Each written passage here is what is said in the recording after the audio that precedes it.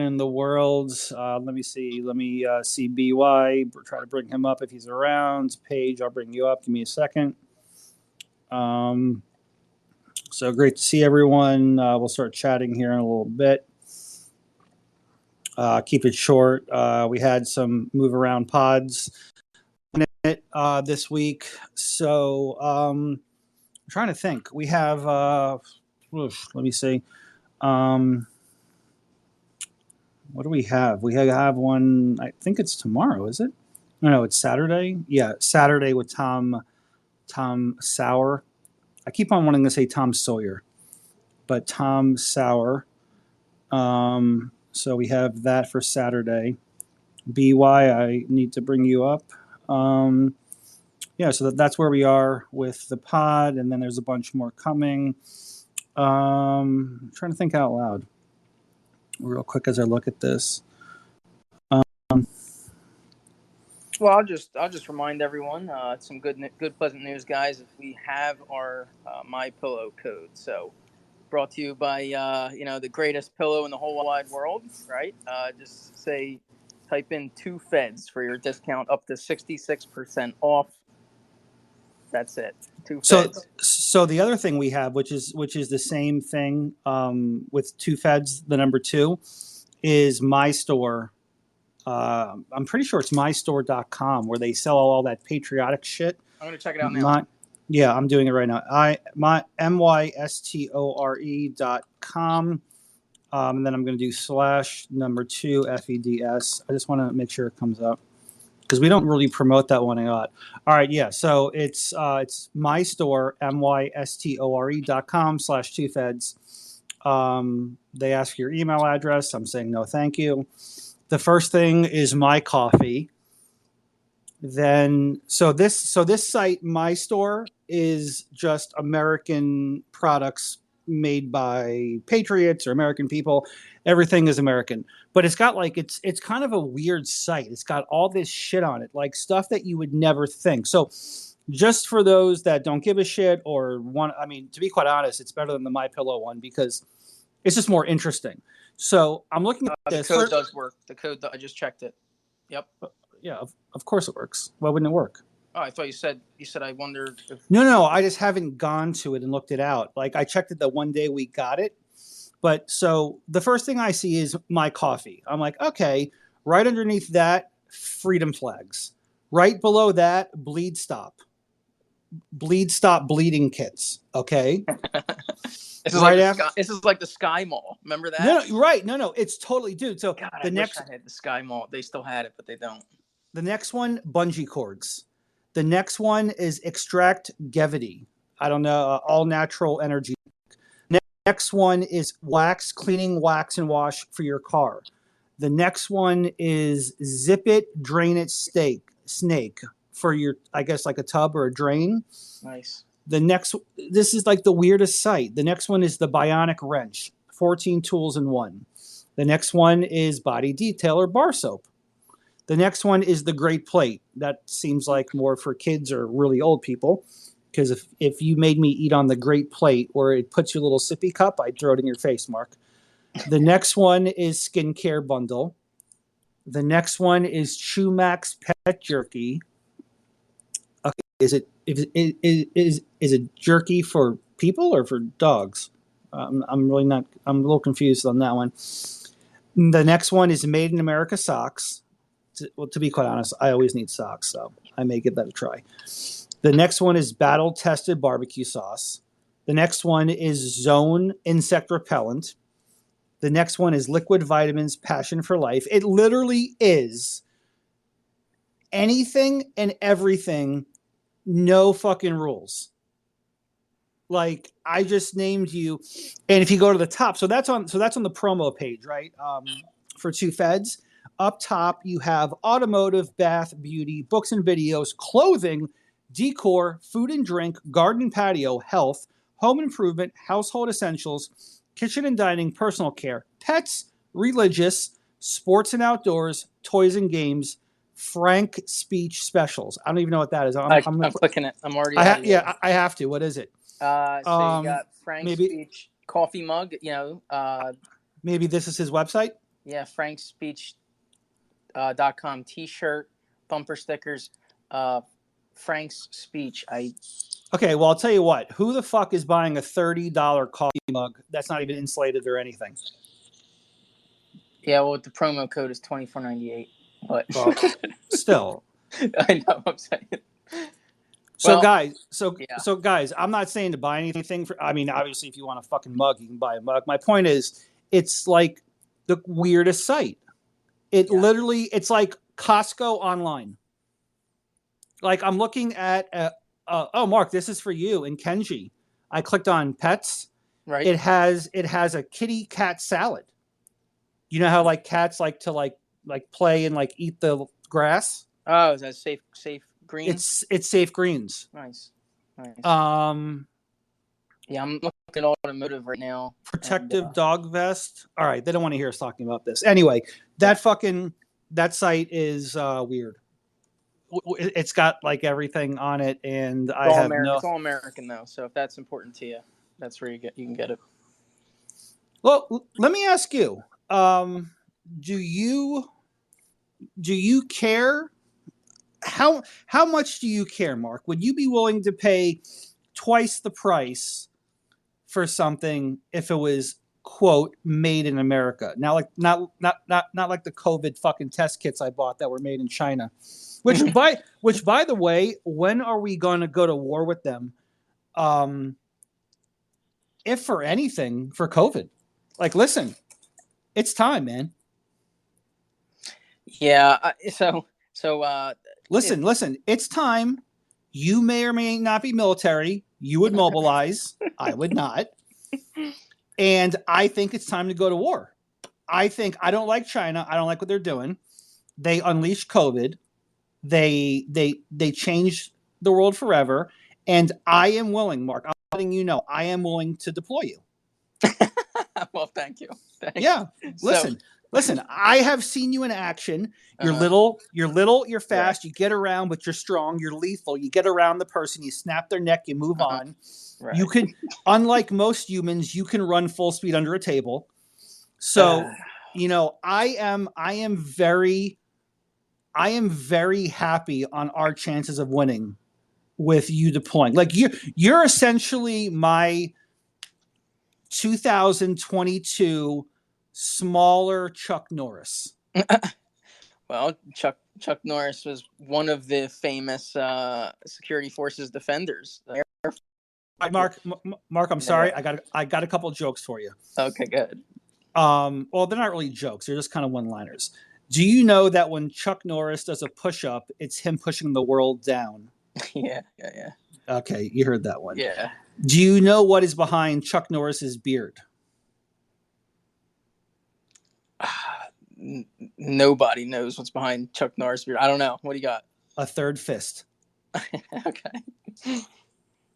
Wow. Yeah, there's so many Chuck Norris things out there. Anyway, I would be totally content knowing that you could take on the Million Man Army.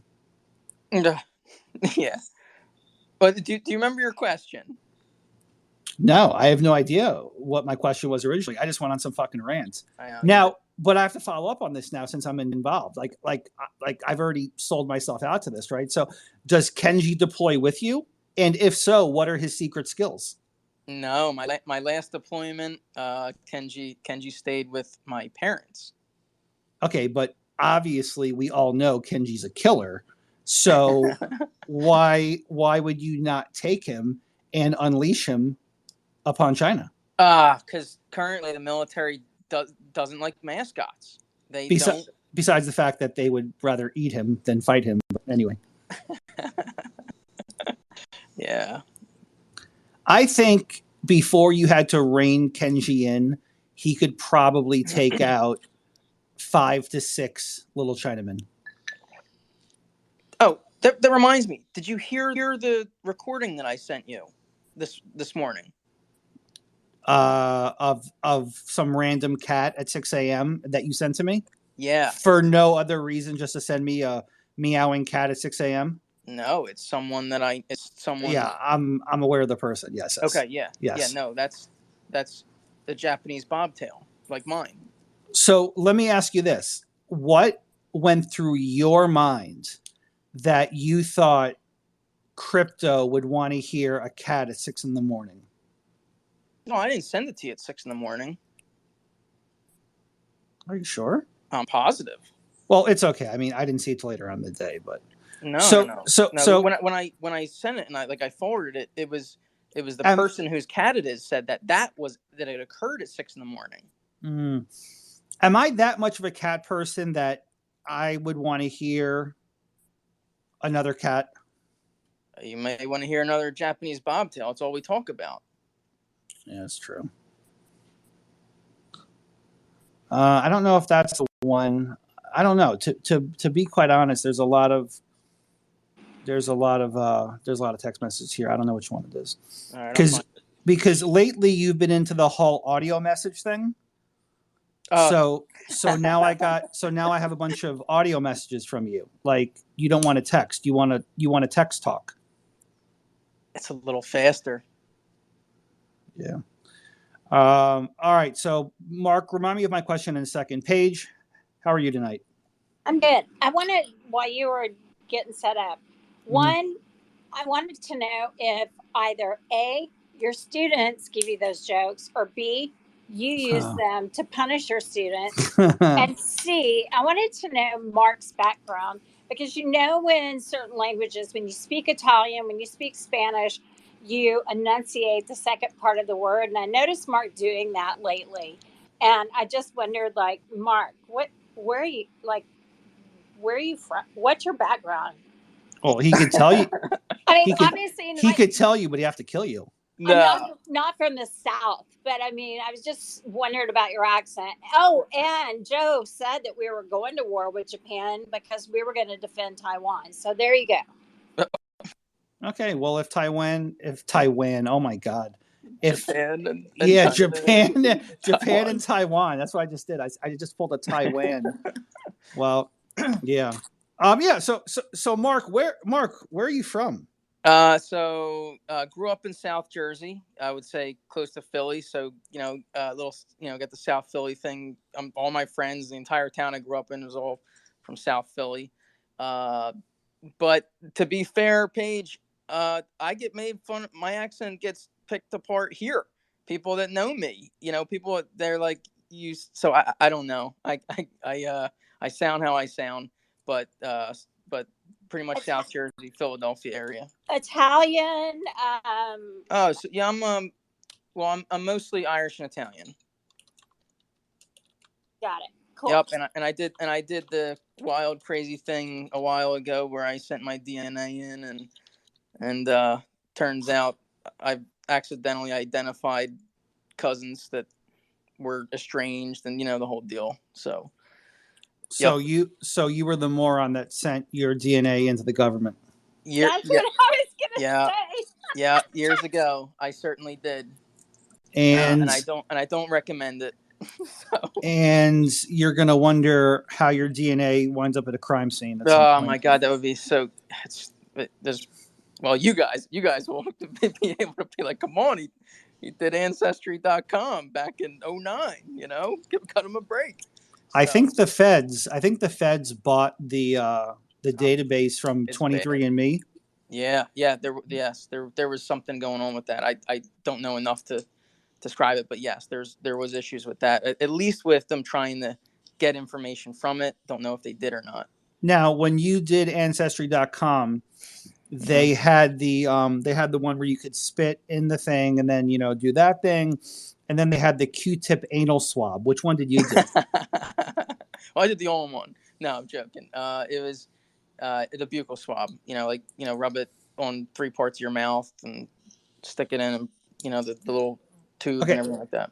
Right. So before I go to SD, let me ask you this: did you see today on Twitter at some point? It was up there. It's a little baby. It's not a real baby. It's a plastic little baby. Yeah. And essentially the baby. Okay, so the baby has this butt plug connected to it. I didn't look. I didn't really check. I was like, this is fucking weird, and moved on with my day. However, now I'm kind of regretting it. I think I should have looked closer. I don't know if the baby has a butt plug in the penis area but whatever it is, but anyway, this is for a trans woman to quote from what I'm remembering this morning, to experience, and if anyone can find it, please let me know. To experience the pleasure of having your own child, birthing a child, you stick the butt plug in your rectum, and the baby is attached to it. Did you happen to see that today? Yeah, I saw it. It's so funny how different things catch different people's eyes. I saw that very quickly, very early on, and Well, yeah, I mean it had a butt plug. We yeah, know. yeah, but I mean, we like, know. yeah, no, come on, no, I mean, What? I caught it early on, and I said, and I was like, do I want to do anything with this tweet? And I was like, nah, I'm good. I literally, I'm like, I'm not even shocked, and I just scrolled past it, and then I watch, I'm in the minority. You were Here it shocked. is. Everyone's shocked. Everyone's shocked about this thing, and I didn't think it was anything. I said, I'm not surprised in the least.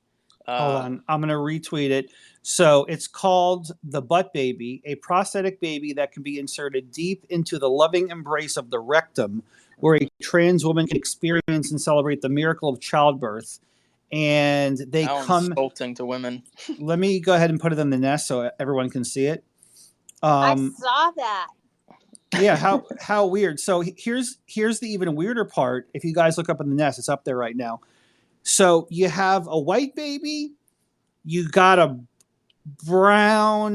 dark brown baby, and then you got a straight fucking charcoal, I cooked the chicken too long baby. Like, that's not black. That's like midnight dark black. There's like two people in the world that could qualify for that color. That's the black baby they chose. Mark, I need you to. Yeah, sorry. I I was DMing Paige, but yeah, They picked If a listen, if I'm going to be, I think deeper. And listen, I can't be on a butt baby conversation with you, fucking doing other things here. All right, I can't be lost on this. So okay. Here's my question. Yeah. How does, and I'm on it right now, I'm looking at it. It's on my computer screen. How does the baby get inserted into the rectum? What part? Not the fucking head. Is it the feet? Is it something that connects to the baby?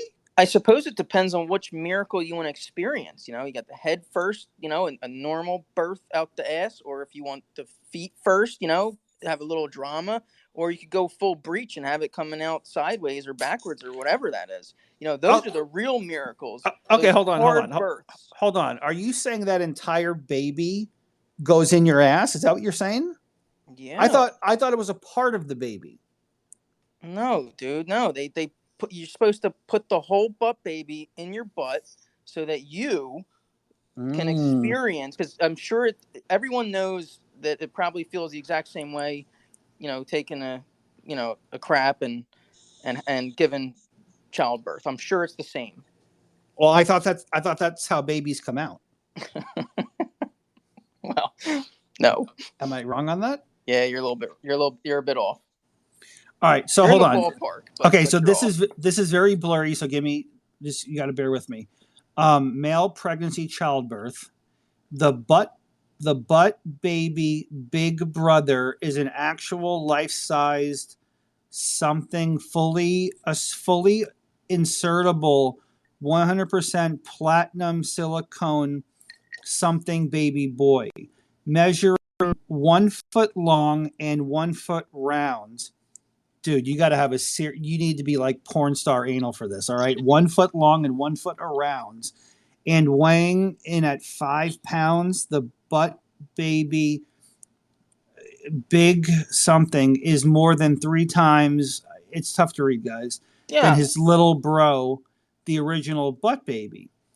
So that's that. That for every person that experiences the great pleasure of a butt baby birth, there's going to be more people going to the hospital not being able to get the butt baby out of them. Well, maybe, but isn't that where you go to have your baby in modern medicine? You go to the hospital, and then you're going to have to get all that care and have that. I think it makes perfect sense. So you're gonna get, So you're gonna spend all this time in labor getting it inserted. So you put it up, it gets stuck. But you got to think then it's going to take work. It might take hours to get fully 1 foot dilated in diameter, and then, or circumference to be accurate, and then to get then you get it stuck, and you got to call the ambulance, and they got to take you to the emergency room, and they say, "What is going on?" And you said, "I'm having a baby." What are you looking at me like I'm crazy? I'm trans woman. I'm having a baby, and I need you to help take out my butt baby. It makes perfect sense. Huh. You know what? This is a little out of my realm at this point. SD, can you SD tell us about your butt baby experience? So about my butt baby experience. Right here, I got the limited edition Bushman Atari. Did you see that Bushman? I saw that. I was going to bring that up and say, oh, that's so funny. Well, I missed it. What is it? Yeah. So if you go up to the tweet, it says it comes in white, brown, and Bushman of the Kalahari. Let me bring Carol. Hold on. Carol can come up too and chat with SD because Carol's nurse. She's a nurse. She's probably been around a few babies and deliveries. SD. So, okay, so you got the Bushman, and how did it work out for you? So as Mark said, I personally haven't experienced it. I ordered for Mark, and from his perspective, that's why he gave such a detailed description of what you say when you go to the hospital. Yeah, I'm having a baby. I'm having a butt baby. But oh God! I put my hand up. I'm just wondering, after Mark sent his DNA into if that's where Markistan was founded. That's a good point. So I think SD, you make a good point for Markistan. There is be wise in the government. Be wise. Let me ask you: can you confirm or deny that there are Markistan FBI clones that could be hanging around, kind of like little Mark sleeper cells? I have seen a fair number sleeping. Oh my God. Interesting. Okay. We'll go back to Paige and Carol, and then we'll chat a little bit about Trump in the 11th Circuit. Paige, go ahead. It's all yours. How would you try the dude that ran over the 18-year-old? What would you go after him with? Well, okay, so I'm going to go off what I know. So anyone who wants to inform me further, let me know, because I haven't read any articles. I haven't had time. And apparently I'm not allowed to change my legal analysis as new facts come in. That's apparently a big no-no. Yeah, some people hate it when you do that. On some of the people out there with, in Twittersville, it's like, how dare you change your opinion? I'm like, well, I learned more facts. What do you want from me? Okay, my understanding is that this guy ran this 41-year-old man or 40-year-old man ran over this younger kid because of his conservative beliefs. Okay, I don't know how he ran him over. If someone wants to let me know, that'd be great. But he ran him over and he died. Is that my understanding? And it was vehicular homicide. Am I correct there? He was following the kid, and the kid called his mom, said, "Mom, somebody's following me." And then he called him again and said, "Mom, do you know who this person is?" She said, "Yes, and I'm on my way." And the guy ran over the kid with his car, killed him, and then went back and turned himself into the police and said it was because he believed that he was a radical right-wing person. And it was beautiful 18-year-old. Right. So, okay. So basing that off what you said, because I know nothing more than that, it sounds like first-degree murder. I mean, I don't know however you can slice it up or dice it up, or it seems like this guy, so it's a little weird to me that the mother would know this guy. So that's a little bit of a backdrop. I thought it was kind of like a random road rage thing. And I don't know how he if he knew the kid, if he spoke with him, and he was like, "Yeah, man, Trump rules," and he's like, "Oh, I'm going to kill you." Right? So, but the headlines said that this guy ran him over because he was a conservative, right? So, interesting thing about it is, and I don't practice. I want to say, is that California? Is that where it happened? Anyone in California? I don't know where it was. But anyway, regardless.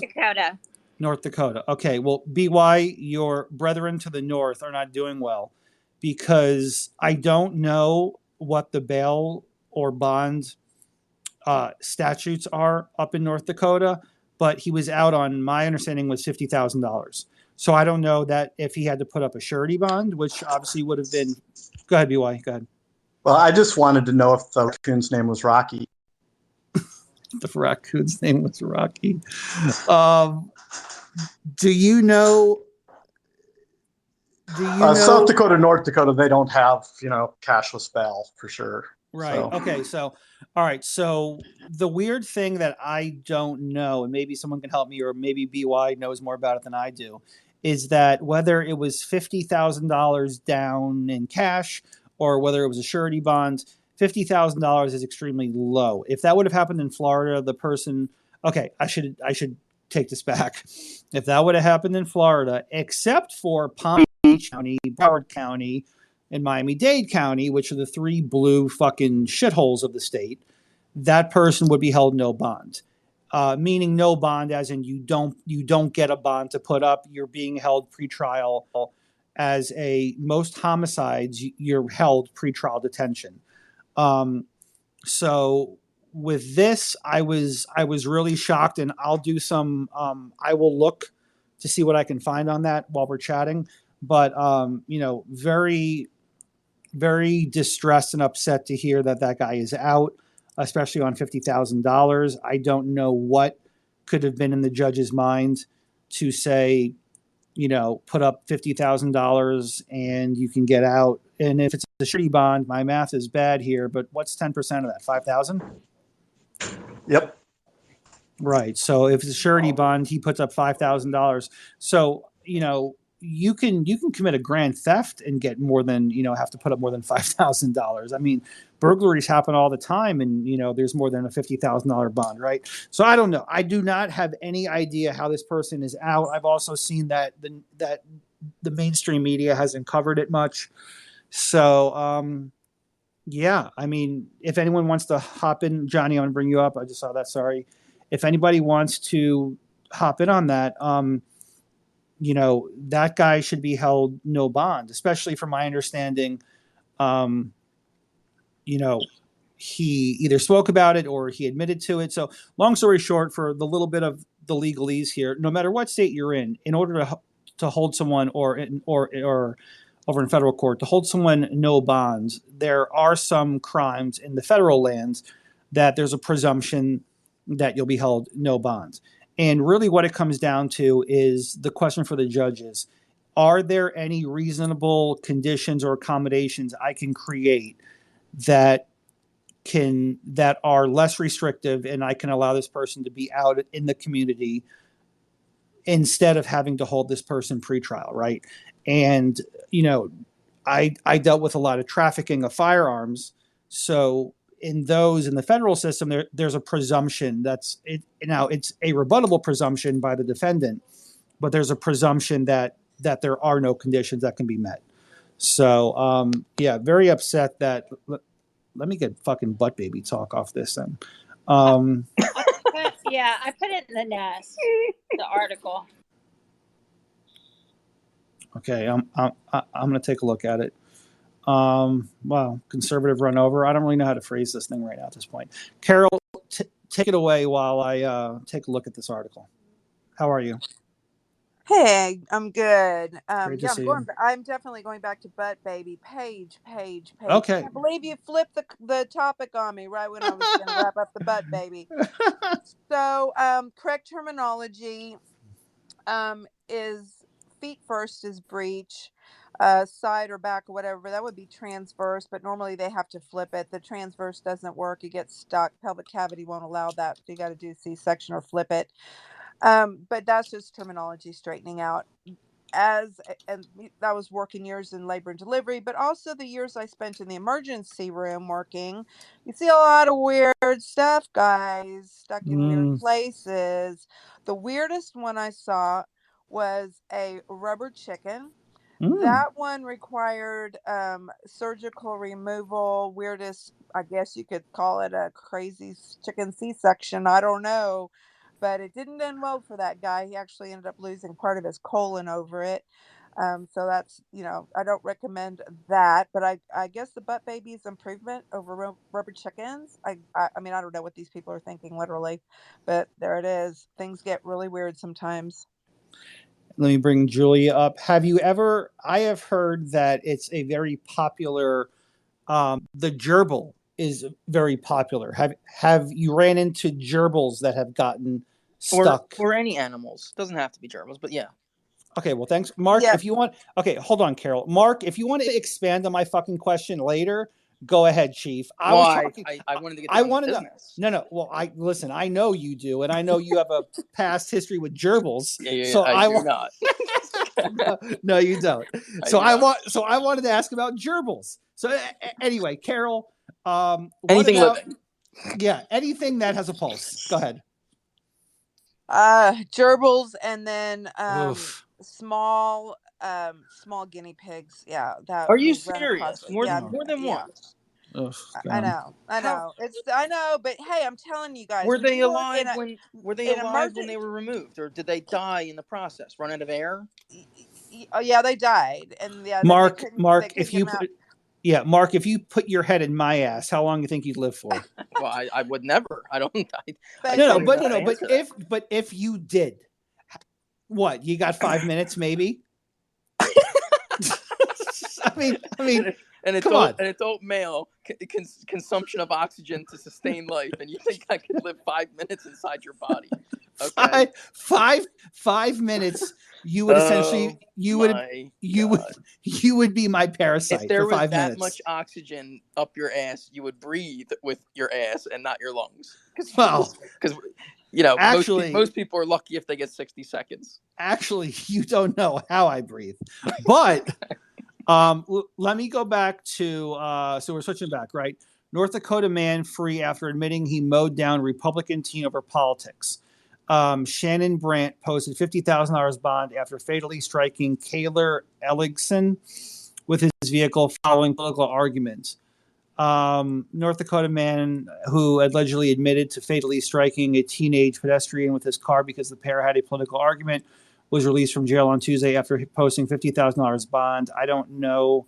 Maybe there's no crime in North Dakota because there's like 5 people. Maybe you can help me out, BY. I got a theory on this. They've never had a murder before, but only over meth and only within a 4-block radius in Bismarck. Fair enough. So, by the way, Julia, great to see you tonight. So it says $50,000 bond. I can't get over that because you get a higher bond for burglary or home invasion.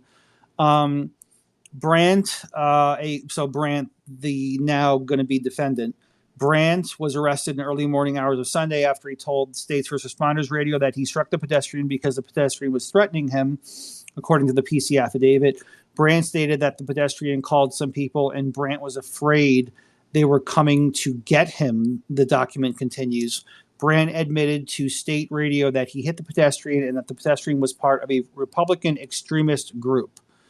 North Dakota Highway Patrol on Sunday reported that there was a street dance on Jones Street near some roads when Brandt struck Ellingson and then fled the scene. Ellingson was rushed to a local hospital but could not be saved. Brandt and Ellingson's families both showed up at the scene shortly after police arrived, court records show.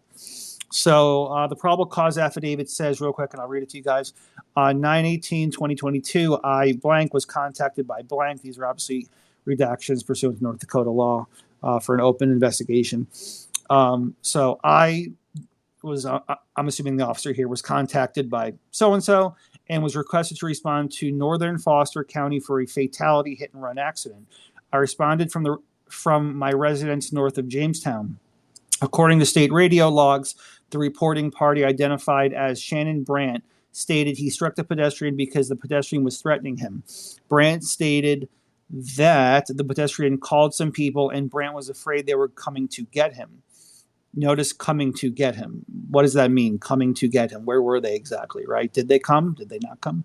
Brandt admitted to state radio. What does that even mean, state radio?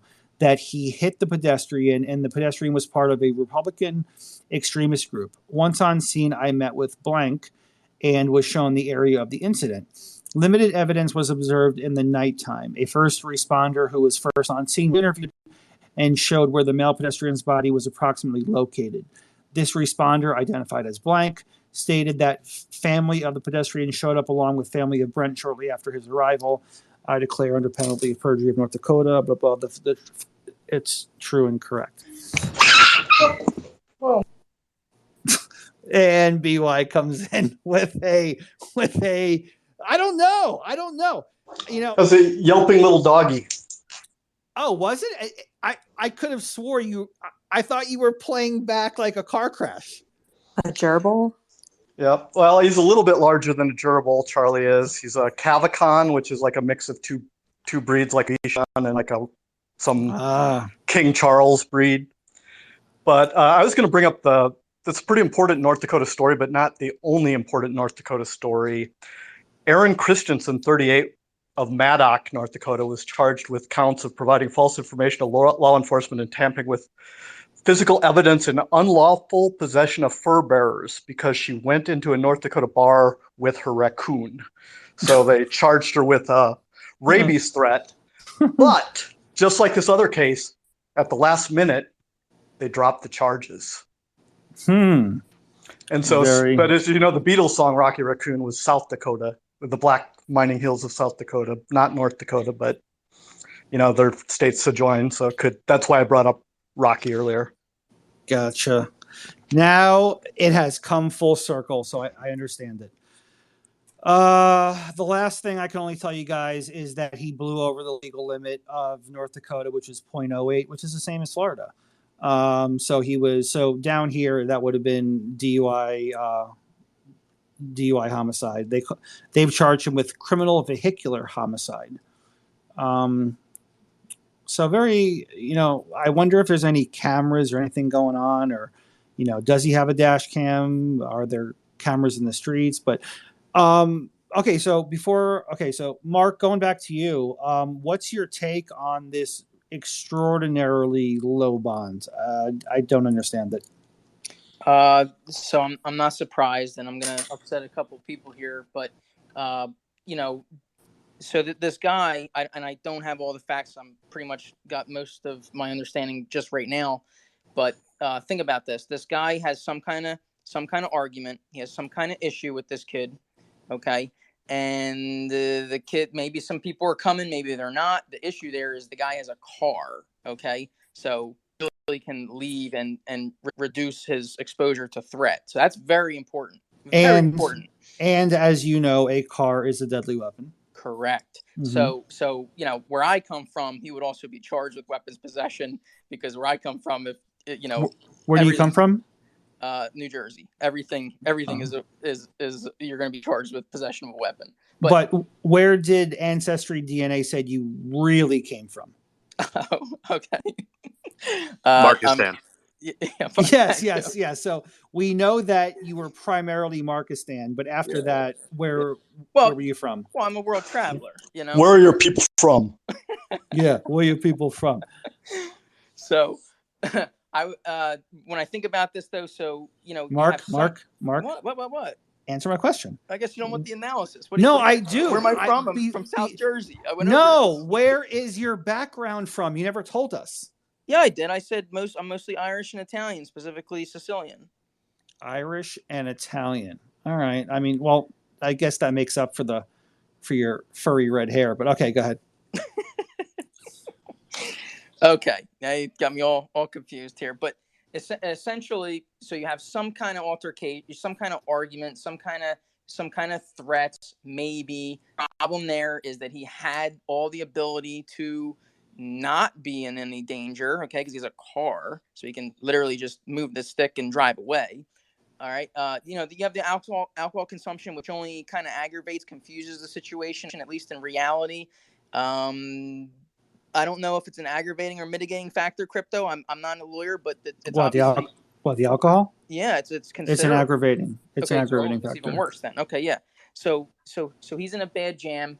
But if he called, he reported it, because you have to understand. I don't know if he said or if there's any evidence that he had intent to kill him. I don't know that. Maybe he didn't know. Well, we know he ran him over, and we know he ran him over. Of course, we know that. But the question is, which I don't know, but the officers or the district attorney or whoever's charging him, right, or whoever's looking at this, they have to decide, to what level is he doing? Did he intentionally commit a homicide? Right, that's a big difference between, I hit him with my car. I fully intended to hit him, but I didn't intend to kill him. Now, intent that doesn't matter. Well, it does matter when they're picking these bails. Sure does. No, absolutely not. You think going there, any lawyer with two eyes and a mouth is going to go up there and say, yeah, we know the guy's dead, but he didn't really plan to kill him that night. Well, no, I don't think that would be necessarily the biggest bail hearing argument. It probably would have to do with his connections to the community, his ability to flee. The guy's dead. The guy's dead. You can make that argument at the trial, but the bottom line is, from what I read here, this wasn't, and I'm reading the next page of this probable cause affidavit. This isn't one of these, the guy jumped out, didn't see him. No. There was an altercation. It obviously lasted. At some point, there was an argument. He thought more people were going to come. This took longer than 30 seconds. This was, I don't know. I'd have to guess, but this could be a 5-minute thing. Sure. So my question, like yours, is whether unless people tell us their intent, right? You have to judge intent from people's actions. Right. So this guy ran him over. Now, how did he run him over? That tells us a lot that we don't know. Did he say it sounds to me he was scared of a group possibly and mowed this kid over. Was he going in reverse to get away and didn't see him? Right. Well, that would be very important, and that's very missing. Different. And that's missing from this probable cause affidavit. It also is telling of his intent that he left the scene. Now, some may say, well, maybe he didn't know, but he calls, I guess what they're calling the state radio is 911. Right. Brandt calls the state radio, which is 911, and tells them he ran someone over. So what's your take from there? Because it's not like, I didn't know. It's, no, I ran this kid over. I also fled the scene, and by the way, we had a political argument. Yeah, right, exactly. The things. So, in my experience, and you'd probably agree with this, is people utter a lot of things when they're describing a situation. Sometimes it has a whole lot of things that are not relevant. Sometimes it has things that are extremely relevant. Sometimes it's all over the place, right? And maybe, perhaps, that argument has little or nothing or everything to do with the situation. I don't know that yet. Okay, but what I do know is when people utter things on a recorded line, they're forever. And then further, the media can report that. And it doesn't necessarily mean he killed him for his beliefs. Maybe, I don't know. I wasn't there. Okay, but it could mean he killed him in a fight of some kind, right or wrong. Maybe he murdered him. Okay, but it doesn't have to necessarily be because of the guy's beliefs. That could have just been a conversation, a problematic conversation, an escalation that happened. I'll give you an example. Eric Gardner was killed for selling loose cigarettes. Well, he wasn't. Right. He died as a consequence of resisting arrest. So perhaps that's why this bail is different than what is being reported. It's very likely, I think. Okay, well, let me read you some more of the probable cause affidavit real quick. It says, they responded to Brandt's house in blah, blah, blah, in his home, in his house in whatever. There, Brandt was interviewed outside his residence and admitted to consuming alcohol prior to the incident. Right. Brandt admitted to striking the pedestrian with his car because he had a political argument with the pedestrian and he believed the pedestrian was calling people to come get him.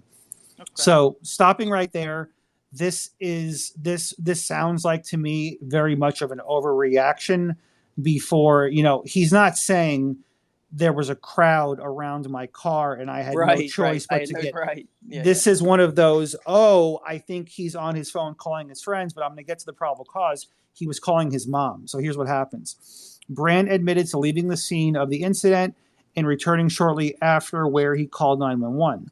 Brandt did not remain on the scene until law enforcement arrived and ultimately returned to his residence. Brandt was placed under arrest for DUI and transported to the county jail.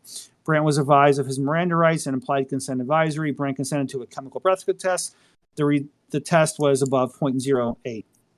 The pedestrian was identified as at the Carrington Hospital as whoever this kid's name is. His mom then shows up, and then she says there, she stated her son asked, someone asked if they knew Brandt, to which she stated the parents did, but did not believe her son did. The mother stated she told her son she was on the way to get him from McHenry. A short time later, her son called again and stated that he or they were chasing him, and after this, she could not reach her son. So it sounds like, again, I'm reading from the probable cause affidavit. It kind of sounds like, so let me at least get this thought out. It sounds like he ran him over. It sounds like he took dead aim and this kid ran him over. He calls his mom and he says, he's chasing me. Here's my question. When does the political argument come in? The guy's in the car, the kid's in the street. It doesn't seem like they're too close to each other, because at least to have a political conversation or any conversation, you would think you'd be on the side of the car, right? But to run the kid over, you'd probably have to be in front of the car. So when did this? It's not saying in the PC affidavit as of, and that's all I have on Fox News. When the hell did this conversation about politics come up? Well, I hate to be crazy, but that's if it even did come up. I don't know what was said at the scene or what was said on the state radio.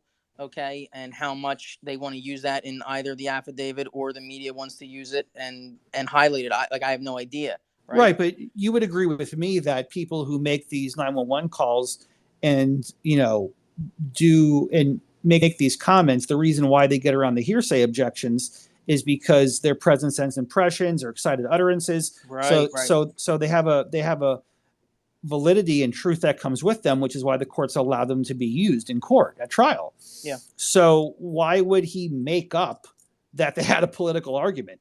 Well, I don't know, but let's say he had a MAGA hat on, okay, or better, let's say he had a red hat on. Well, that would definitely be in the PC if he had a MAGA hat on, but I don't know that. I have no idea.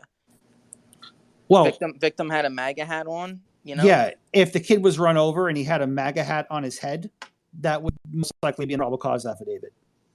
Well, what did it have anything about it? Well, I guess we don't know, right? But no, it just says he was transported and died at the hospital.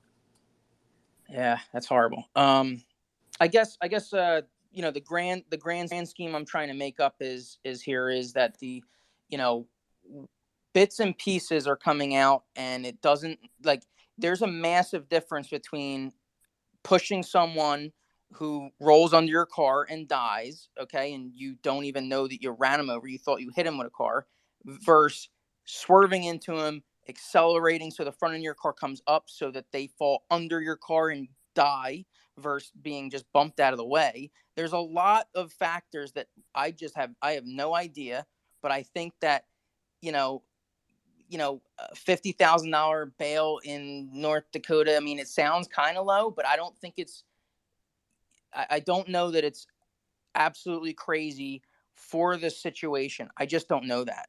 I have no idea. But there's a massive difference between fighting someone and they die, okay, including with your car, and versus intentionally committing a homicide. Those are two different things. I have no idea what we're looking at here. Can I tell you what you're looking at? Yeah, Brent, do me a favor though. We have Brent. Hold on, buddy. Hold on. Do me a favor. We have hands, and I'll come right to you. I promise. Sorry. Thanks, buddy. Sorry. No problem at all. If you can go ahead and mute and toss your hand up, that'd be great. All right, so let me go to SD, then Johnny, then Coleman. SD, go ahead, buddy. There's a ton of different. I mean, even in my state, there's a ton of different aggravating things there. I think everyone was once a kid, and if you see something on a car, you probably yell at it or something like that. I mean, kid was 18 in a street, he probably saw it for a sticker, or my guess is something along those lines. And given he didn't like that the kid probably said something. That's what it seems like. Especially alcohol triggers a lot of emotions. It's a downer. So are you typing? Well, no, I'm not doing anything. That noise is not for me. It could have very well, I guess I could say trigger him in a sense. But there's aggravated assault, law DUI, tons of things that are going to be thrown at least what I think will be thrown at this guy. Like Mark said, there's tons of things that can be used. Your people are mumbling or on the phone with 911. Some things are very much so relevant, some aren't. But it seems like this guy, he didn't have anybody be around him or anybody coming from him. It just seemed like he took aim at the kid and ran him over.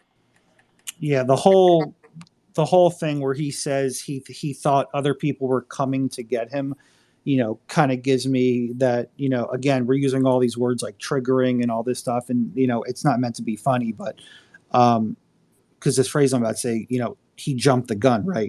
I think that's really what he did. Is he thought, probably because he was drunk, impaired at least. I think he may have perceived a threat that wasn't there, really. Because if any of you have seen Billboard Chris was up at Harvard, I think a couple of days ago when he posted it, and the guy that was approaching Billboard Chris and was essentially being his escort. When I say escort, kind of like his shadow, being an asshole. He wouldn't let Chris talk to other people. He kept trying to get in the way. But the guy was on his phone the entire time. So one of the first clips that Chris posted to Twitter was, hey, I think we're going to get more of this guy's friends to show up. And that's what happened. So, maybe the kid was on his phone and he thought he was talking to his friends, which maybe he was at some point. The other thing is he was also talking to his mom. So there's phone calls there about him calling his mom, right? So, then there's also this kind of street dance party thing going on. And then, looking at the picture right now before I go to Johnny, it hits me here also. I think you have two things that no one wants to talk about because it's just not their narrative. It's not the appetite of the day. You got a white kid who's conservative. If this was if this bumfuck dude from North Dakota ran over a black kid, it'd be all over the news on every channel. You'd have Ben Crump up there. You'd have Jesse Jackson up there. You'd have, what's the big dude with the bobblehead that lost all the weight? Mark? Sharpton. Yeah. You'd have fucking Sharpton up there. Yeah. You'd have everyone up there saying, riots. This is so crazy. You'd have riots in North Dakota, right? But you got a white guy ran over a white kid, and he's a conservative, so no one cares about it. It's not newsworthy, so no one talks about it but us, really. So, all right, Mark and Julia. Yeah, I got one other thought too. Just as sure. From I hate to talk like this, from experience, where I sit there and what kind of sustained conversation and sustained interaction could they have where a vehicle is involved? I would just gamble, and I don't know this. I'm just going to throw some chips on the table and say that the altercation or confrontation, if you will, probably occurred outside of the car, or if it's in hours of darkness, maybe there's no traffic. So I just can't imagine a normal daylight situation where someone who's on foot it has an extended engagement and dialogue with a motorist. I just, I'm wondering if the car came after any kind of incident. Can I explain it and interrupt? I live here. All right. So I what I'm live going to do real quick, near Mark. where it happened. Yeah. Okay, Brent, no problem. We'll go to you. So you can explain that, and hopefully that will give Johnny and Coleman Well, more. I don't live where it happened, but I live in the state that it happened. I know exactly what happened. Okay, there was what we call, and you How in do you the know, state Brent? would call Very quick. How do you know what happened? because it's like an hour and a half from where I reside for a living. So that means that you know more about it. I'm just being honest. Well, here's how it happened. Okay. There was a street fair. It was a Friday or Saturday evening. There's an 18-year-old kid that is discussing outside on the street whether they're eating corn dogs or drinking beer. Clearly, the 41-year-old male was intoxicated. He got an extreme argument about government, left or right or wrong. That male adult, 41-year-old, decided to get in a fucking heated argument. The kid fucking walked down the road. Guy gets in his SUV and fucking is trying to chase him down. This kid is calling his mother saying, "Mom, this guy is going to run me over. I think I'm going to die." She goes, "I will be right there. I will be right there." Well, when she got there, guess what? It was like a dead fucking squirrel on the road, okay? He drove the fucking 18-year-old kid. And yes, they are both white. And yes, that is exactly what transpired.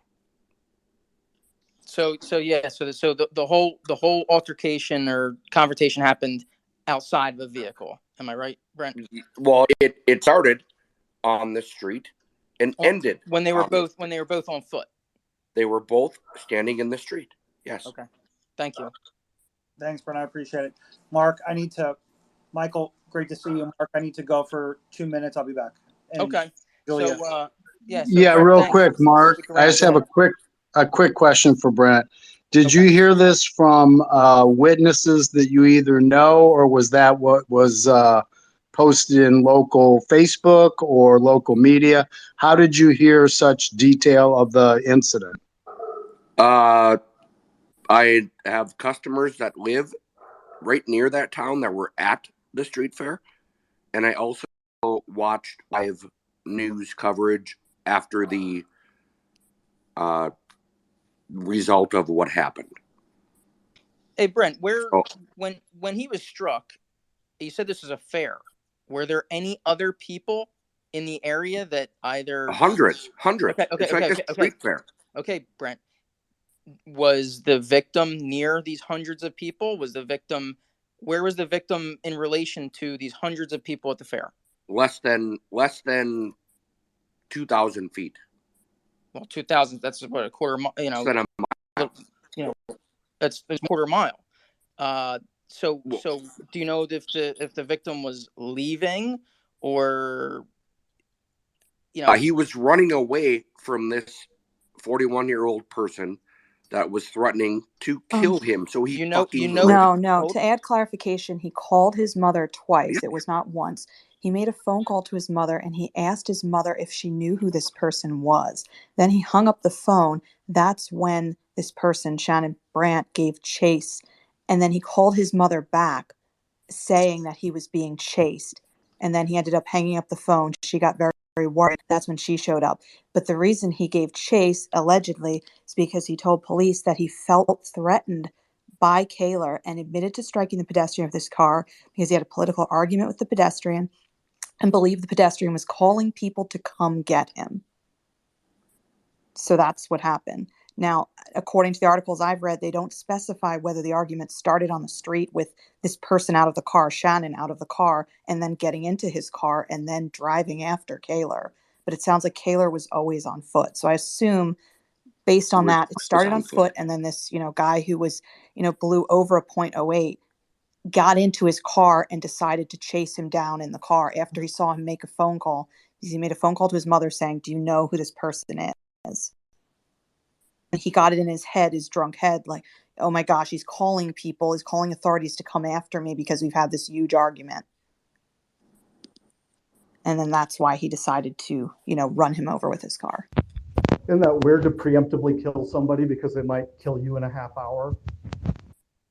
Yes, very odd situation. Yeah. Yeah, let's go Johnny real quick, and then we're gonna get to these other hands. Go ahead, Johnny. Yeah, can you hear me? Yeah, go ahead, Johnny. All right. I do have to believe there was some interaction between this kid and the guy that killed him.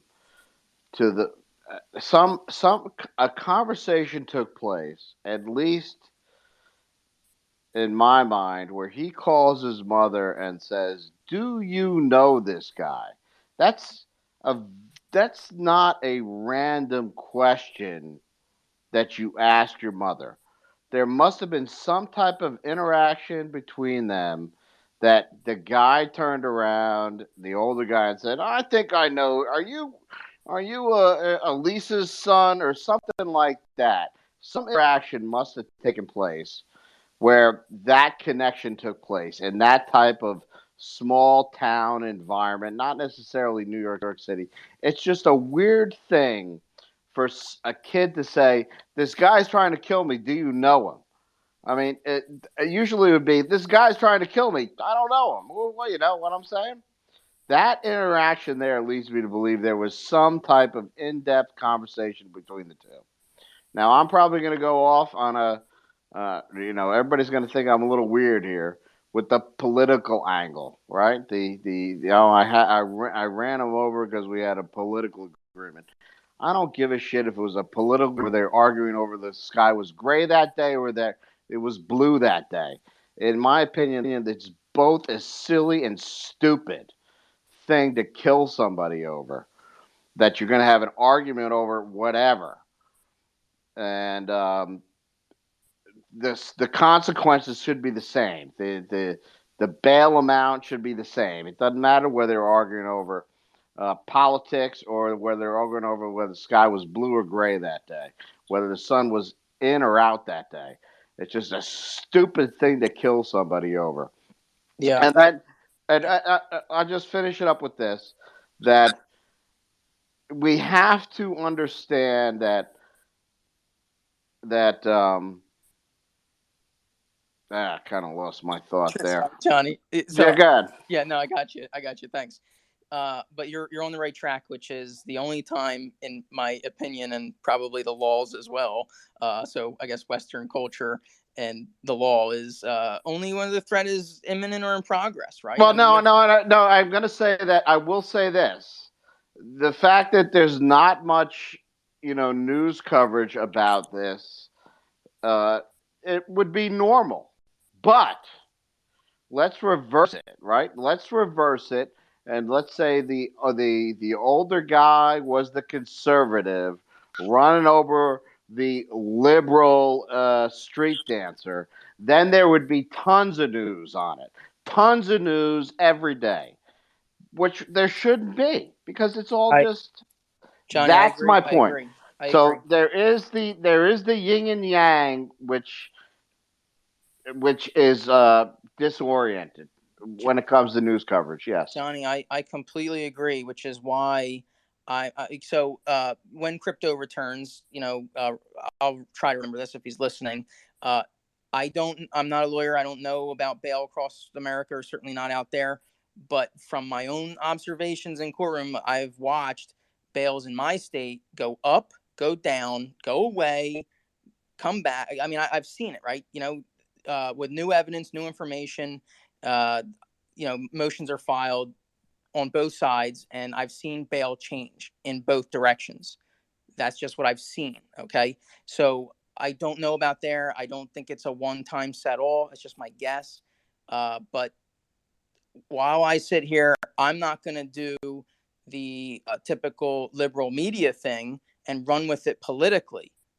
I wasn't there. I don't know. The most we have is this probable cause statement. Brent knows people who came into his store, and that certainly makes him closer geographically and maybe even with people, and he's been exposed to more information, doesn't even mean it's accurate. Sorry, Brent. Okay, I don't know. Maybe it's perfectly accurate, but I don't know. So I won't do exactly what you're describing, Johnny. You're not going to get it out of me. Desiree, go ahead. Hey guys, can you hear me? Yeah, go ahead. Yeah. So what I want to say is like I kind of agree with Johnny. So I think the whole, lack of the news on one side, on the liberal, and I'm on the very right side. I'm on the America. I'm on the very very right side, personally. But like I'm thinking like the lack of the news on the liberal media and also the quite a bit of the news on the right side. I think the lack of the news on the liberal media. I think I'm kind of trying to. I say, I'm kind of defending them, and the reason is because I take the whole liberal, conservative argument out of it. It's because of the race. It's a white guy running over the white guy. The only reason kind of we are talking about it in my mind is because it happened in North Dakota. It doesn't happen too often. However, the weekend is coming up. Look at Chicago. There's probably going to be 50 shootings in Chicago. There's going to be, two black guys are going to get into an argument in Chicago this weekend times, 2 times, do times 10. Probably that's the reality. And they're going to shoot each other. They're going to run, some black guy's going to run over another black guy in a car. It's not, nothing will be in the news. Nothing will be in the news because it's a black guy who shot a black guy. It's a black guy who ran over a black guy. It's a black guy who pretty much ran over his ex-wife in Chicago over the black wife. And it's like, I think this is why the liberal media is not covering it because it happens all the time everywhere. We are talking about it because it happened in North Dakota, and that's why. But that's why I'm thinking it's not really covered on the left is because it's a white on white crime. Oh well. Yeah, thanks, Desiree. Yeah, of course the current media likes their narratives, which is why we're not a fan of the mainstream, generally speaking. Of course, Julia, jump in whenever, but I'm going to go to Coleman. Go ahead. Yeah, hi guys. Yeah, the other day, Molly Hemingway put up a piece from the Federalist. I stuck it up there, but the morning, was it Tuesday morning? I caught on to this because of Charlie Kirk in it, but and they hadn't put up any notices yet. But I don't know, waited. And Molly Hemingway put up the piece from the Federalist, and according to the information that the Federalists got from local news sources, the local newspaper. Okay, that is true. That the kid did call his mom and asked if he knew of Brant, and she said yeah. And then later on, apparently, this guy apparently made comments to the cops to where he thought that the kid was part of Republican extremist group. Okay, and this is one of the things that apparently he had mentioned to the police. So so pretty much that information's all over the place on it.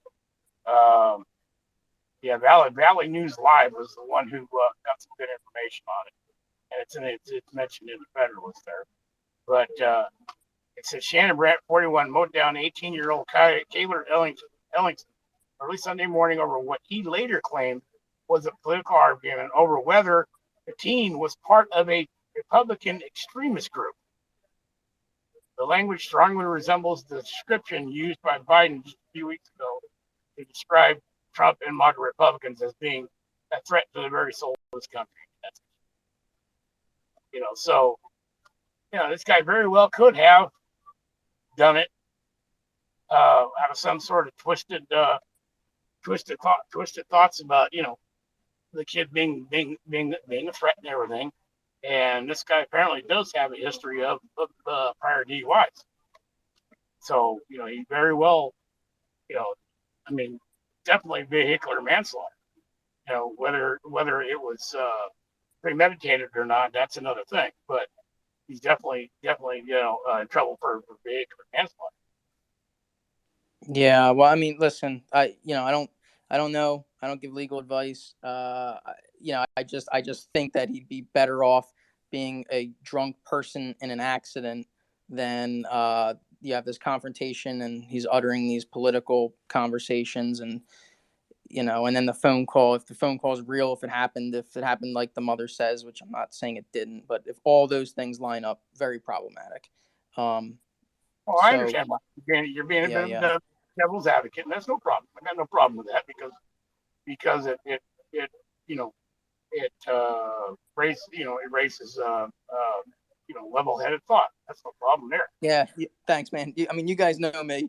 I do it all the time in crypto. I want more. I want more. I want more. I always want more, right?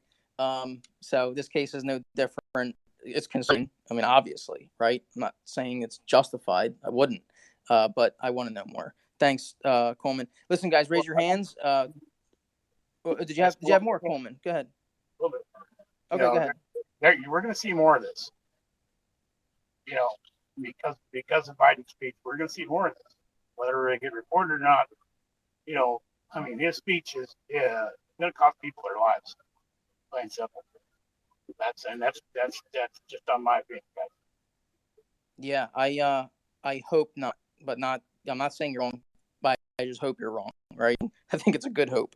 I hope so too. That's the power of influential speech, and hopefully this is just some random drunk excuse for his homicide, and hopefully it's not actually a real motivation. But guy's a POS anyway.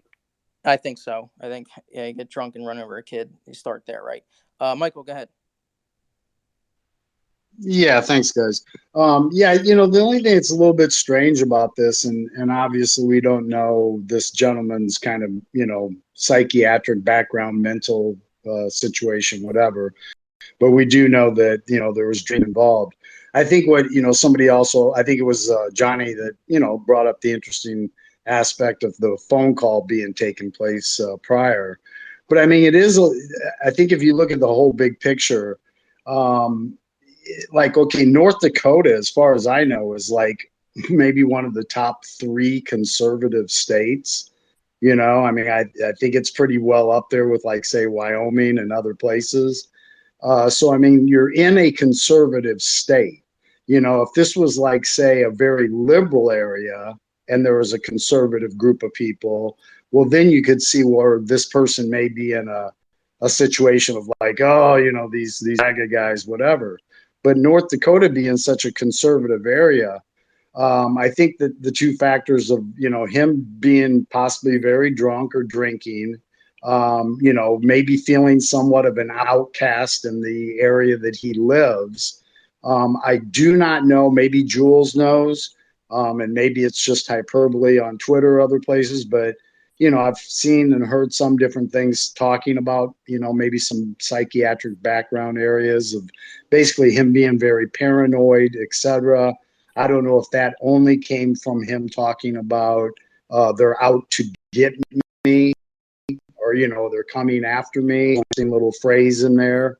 So I think it is a multitude of things, and then I think we have to be very careful with this, Biden speech, which I do believe was extremely inappropriate and possibly, could incite people such as this. But I want to be a little bit careful with, suggesting, of course, that was a major factor in this. But again, I just wanted to throw out there that North Dakota is a pretty conservative area. You got the drinking situation. Maybe this guy is a little bit paranoid, outcast, saw this group of young kids, and, it's a combination of things. Yeah, thanks, Michael. Parson, go ahead. Well, one of the things that shocked me today, and I knew about the phone calls and all that, but one of the things that really shocked me today is people were asking the state attorneys general of North Dakota legitimate, straightforward, honest questions. And you know what he was doing? He was going through and blocking everybody. I'm sorry, And what do you mean? There was a press conference? no, the Attorney General for the state of Dakota, his Twitter account, Oh. he had made a post in regard to this case, and people were asking him straightforward, no use of language. They were asking hard questions, and instead of addressing the question, he blocked them. And these are, Parson, you are horrifically broken up. So let me, check your connection or whatever, and then come back with that because I want to hear more. But I'll just run with it for now, and then I'm going to go to SD real quick, which is if it's everyone knows this, if it's an official account, is he getting press questions? If he's getting inundated with thousands of questions and he can't, I'll give him some deference, but the blocking, that's like settled law. You're not supposed to be blocking people when it's an official government account. So that leaves me, it leaves me wondering what's going on with that. So I do hope you. Okay, we're gonna try you again because I want more on that. Go ahead, Parson. Try again. I muted you because it was horrific. But go ahead.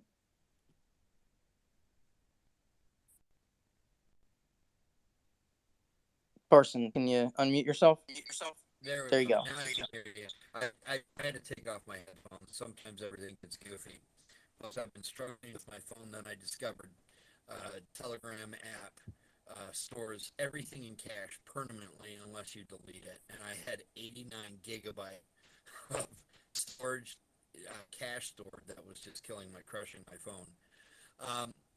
What I was getting at is, it was from his official account, blue check account, and he was just, residents of the state were asking legitimate questions because I don't care if it would have been reversed. Let's say it was a white Republican drove down a white liberal. I would be outraged. This is murder. You can put all the circumstances around it. He's driving a car. If you were a police officer and somebody drives a car at you, do you pull out your gun and shoot? Of course you do. And what do you charge the guy with? If he doesn't kill the officer, you charge him with, if they're charging the officer with a car, they charge him with attempted murder or murder. And so the question of the charges and the bail are 100% legitimate. And then there is the point of messaging. And, courts of law and sometimes sentences are a little more harsher on somebody in judgments because of what's going on in time, right? You can get a judgment, you can get a sentence where the judge looks at previous cases that are similar to that, and it seems like there's a rash, especially in a smaller, I'll grant this is going to happen in smaller communities that don't want to see crime explode, and they will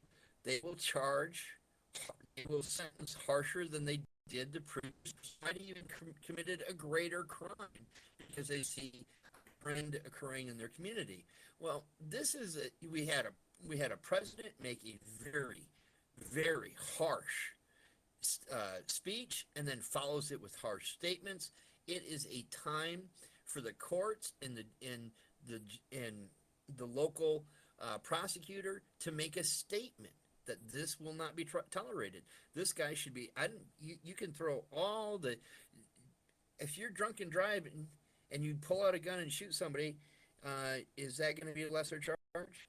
So I'm trying to express my regret and the lack of how this case was treated right from the get. And again, if it was reversed, I would feel the same way. Because if we don't have law, then we're not a republic. And that is the problem. That's the lack of confidence we all have, is we see a two-tiered justice system, and it's political. The justice system has become political.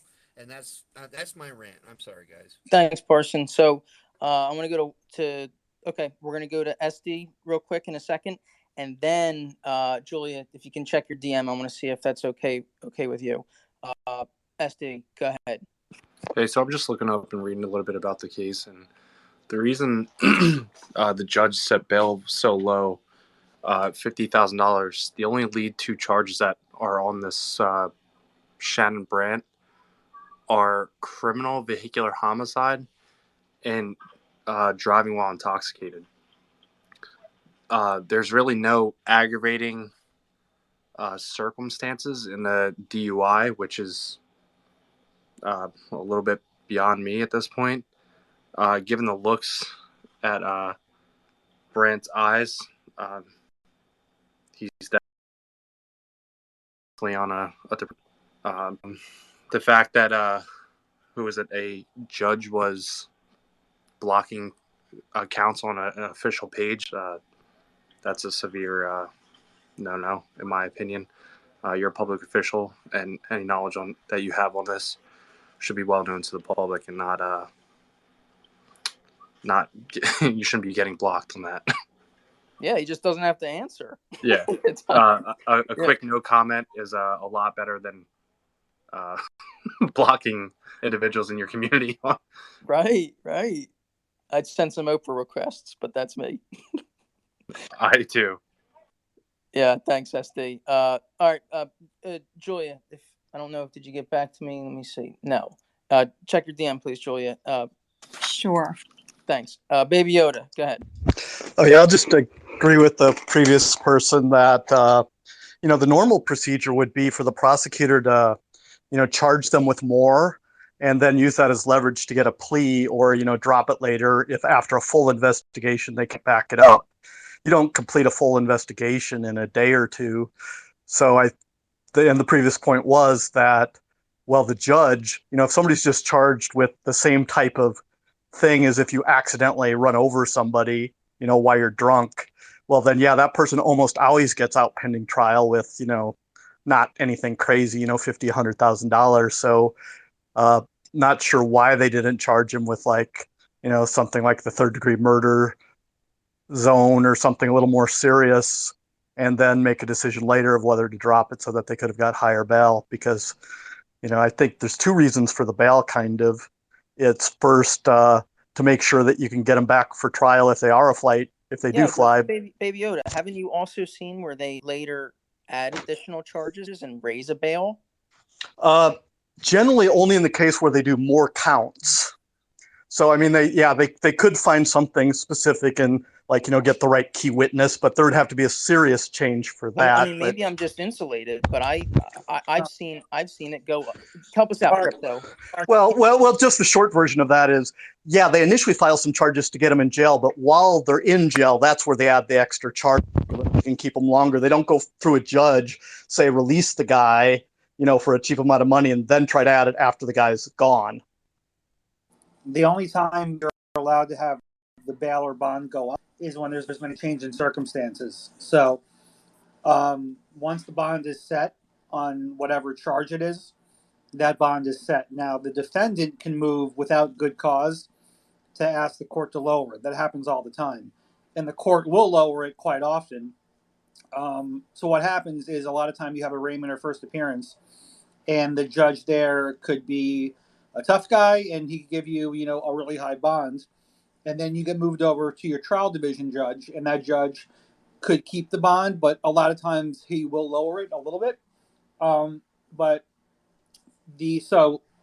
so really to answer your question, Mark, is no, the government or the state cannot release bond just because they want to later on. There needs to be a material change in his pretrial detention status or just his pretrial status. So the state says this. The state goes, yeah, Your Honor, at the time we only hit him with DUI and vehicular homicide, and now, we knew there was some talk of these rumblings and these conversations. Well, it took a little time for us to investigate, and now it's clear as day. This is a horrific murder, and we want to raise bail. I mean, we just gave it all due process, and it took a little time. No. Are you changing the charge? Changing the charge. You can't change Yeah, I'm changing the charge. Forget vehicular. I'm just going, murder in the first degree and, assault with a deadly weapon and blah, blah, blah. This is not a motor vehicle accident, Well, Okay, so the answer to that is if you're changing charges, there needs to be a new arraignment on those charges. I mean, that happens all the time as cases go. Right.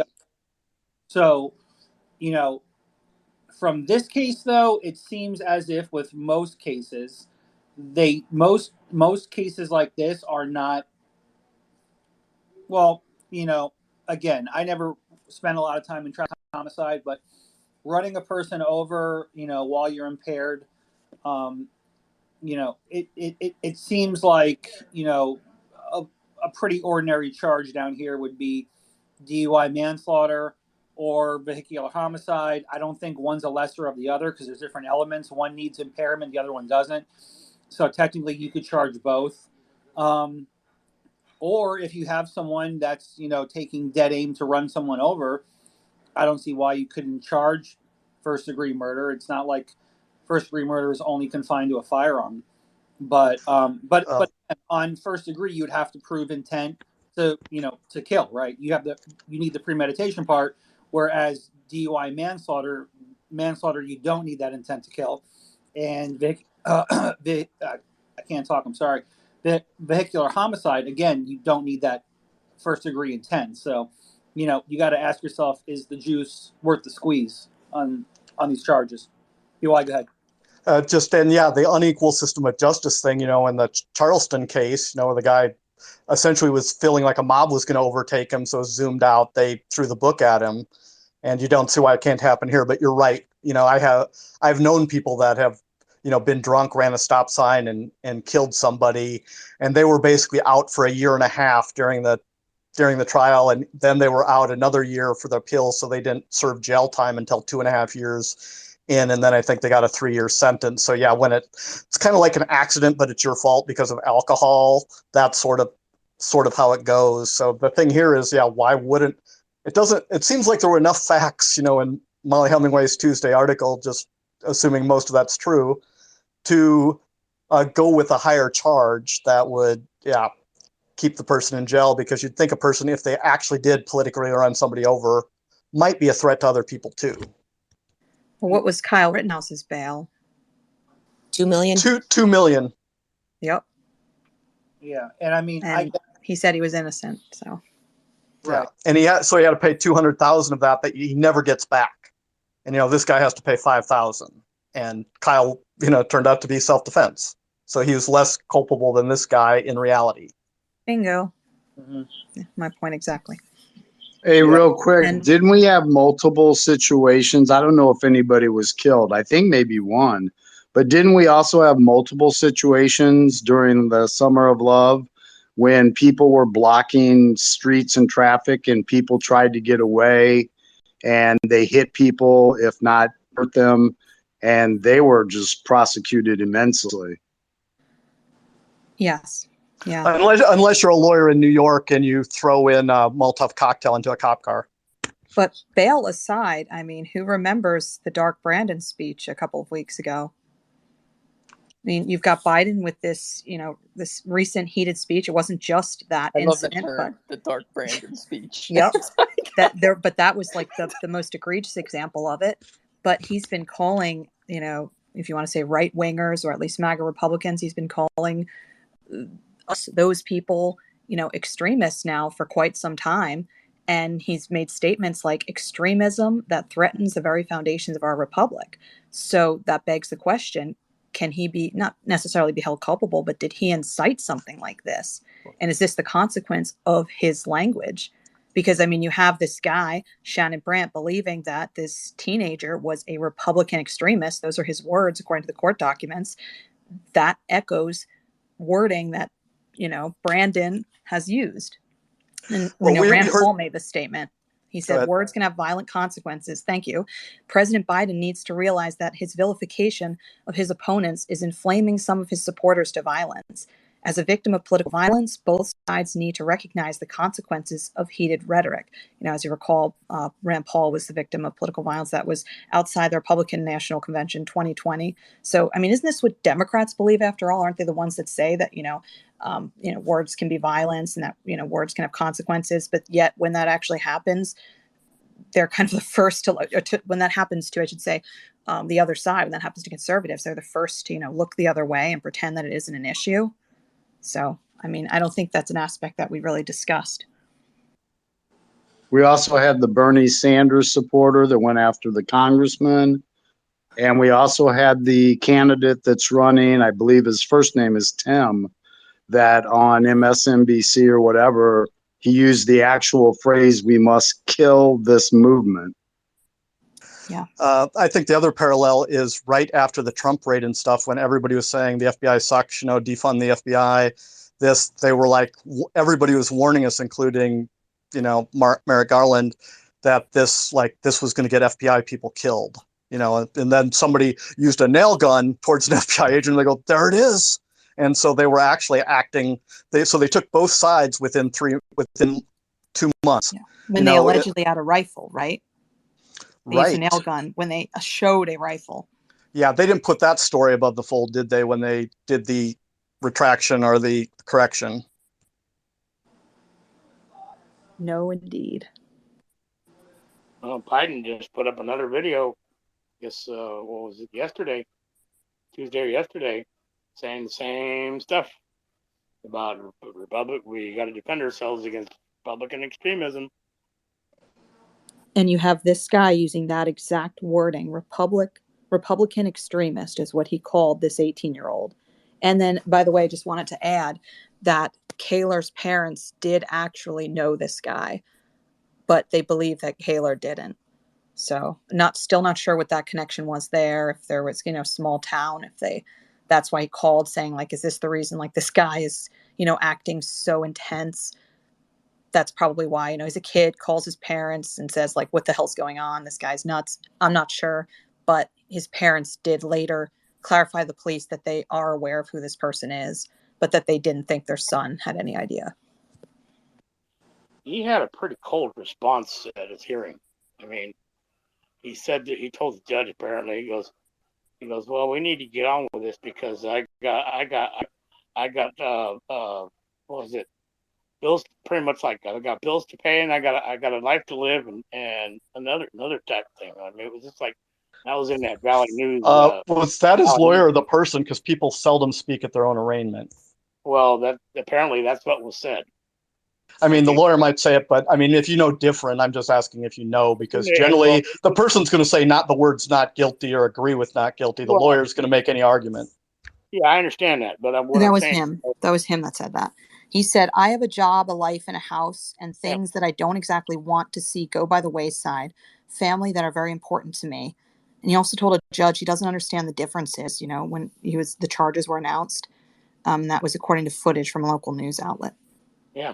Okay, so that says his lawyer failed him, because the judge is like, do you understand? And the guy's like, no, that sounds like his lawyer didn't explain it well enough, or the guy, you know, was just lying to the judge. And he objected to the bail amount, saying, you know, it was too high because he wasn't a flight risk.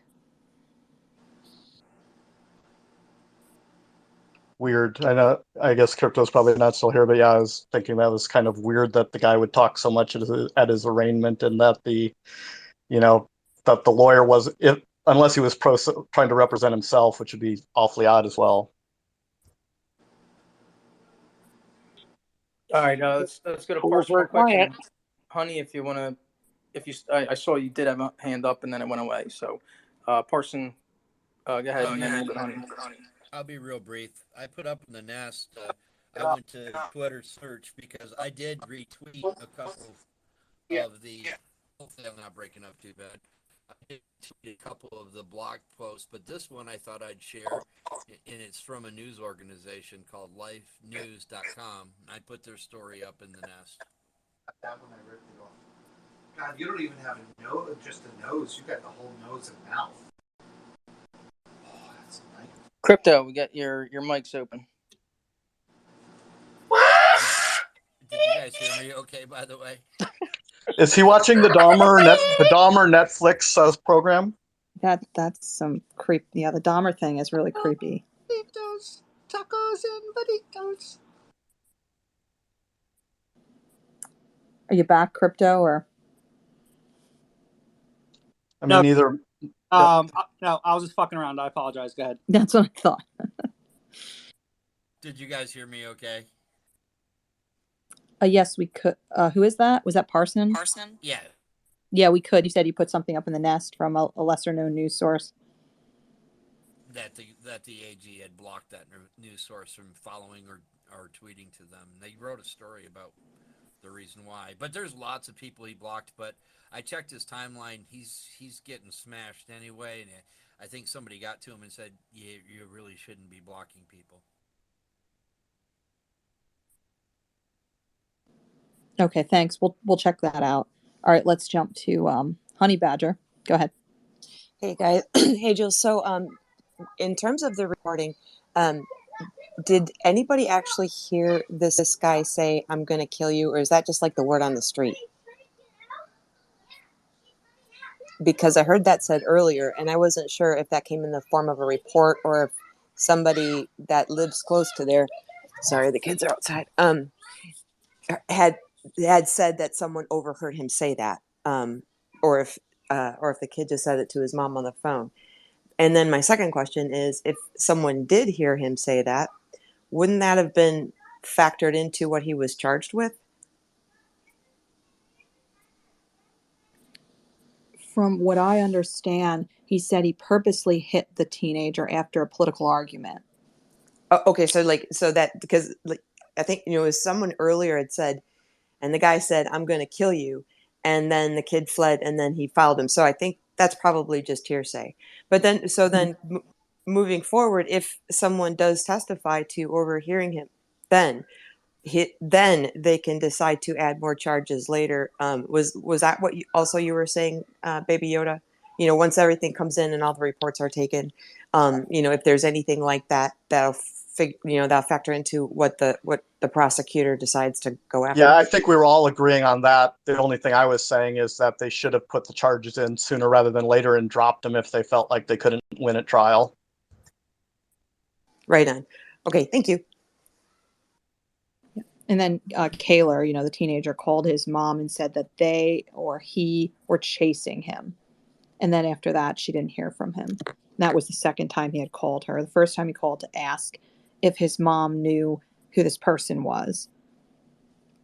So other than that, yeah, I don't think there was an admission of "I'm going to kill him" from Shannon Brandt or "I want to kill him," insofar as what I've read, which is like half a dozen articles. Can you confirm what I think I read, Julia, which was that the state trooper said that he wasn't an extremist? So, so it's kind of like the Dark Brandon. They're calling people extremists that are just because they're just a GOP member. That the state trooper said that Kaler not wasn't? Not a right-wing extremist. Yes. And it's pretty rare for them to go out and make a statement like that early on unless they really, really believe it.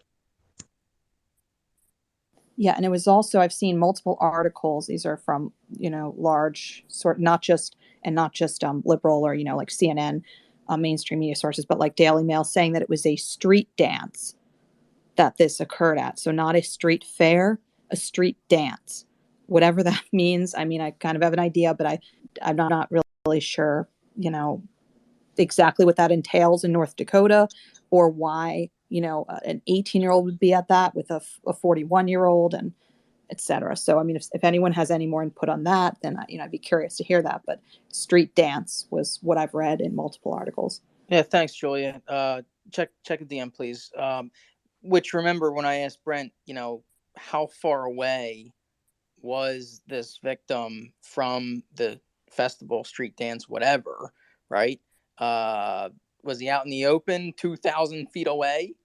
Was other people, you think there'd be some eyewitnesses if this happened around a crowd. I just don't know. So it's just me throwing questions out there. SD, go ahead. Thanks, Mark. This is, more or less directed towards you and Julia. We both know, we both lived in the same town for many years. We have what they call Greek Fest over at a church where this very well could have occurred, but I don't see that happening one at a church. But this street dance seems like to a similar degree.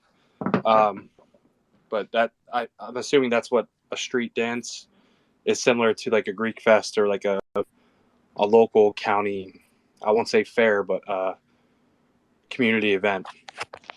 Yeah, maybe even a little carnival or something. I'm trying to look it up, but in general, there's both. Usually what it is you'll have like a multi-block party where they do off things, and they might have a dance in one set. Sometimes they have a dance alone, and the joke is in like rural Nebraska or South Dakota is that if you're actually tall enough to reach into the trough and grab a beer, you're old enough to drink. I'm dead serious. So, Baby Yoda, I want to ask, like, being a Dakotan, or whatever you guys are called, did you participate in one of these? Have you participated in a street dance before? I have done both, and yeah, South Dakotan. Okay, wow. You're tall enough, though. You were only 18 inches. This isn't a Disney ride, Julia, and I usually try to float about breast height. Thanks.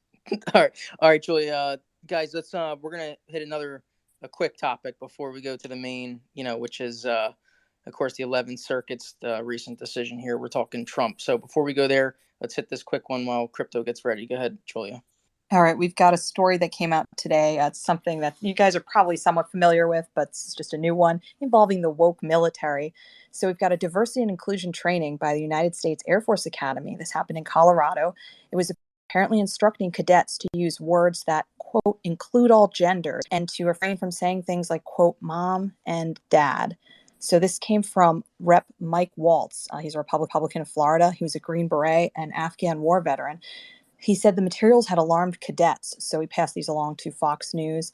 Fox News Digital said they verified the documents, their authenticity. So it was called a slide presentation. This was titled Diversity and Inclusion, What It Is, Why We Care, and What We Can Do.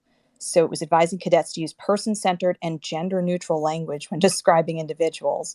And it stated things like, in this direct quote, some families have single parents, grandparents, foster parents, 2 moms, 2 dads, etc. Consider parent or caregiver instead of mom and dad. Use words that include all genders, like folks or y'all, instead of guys, partner versus boyfriend or girlfriend.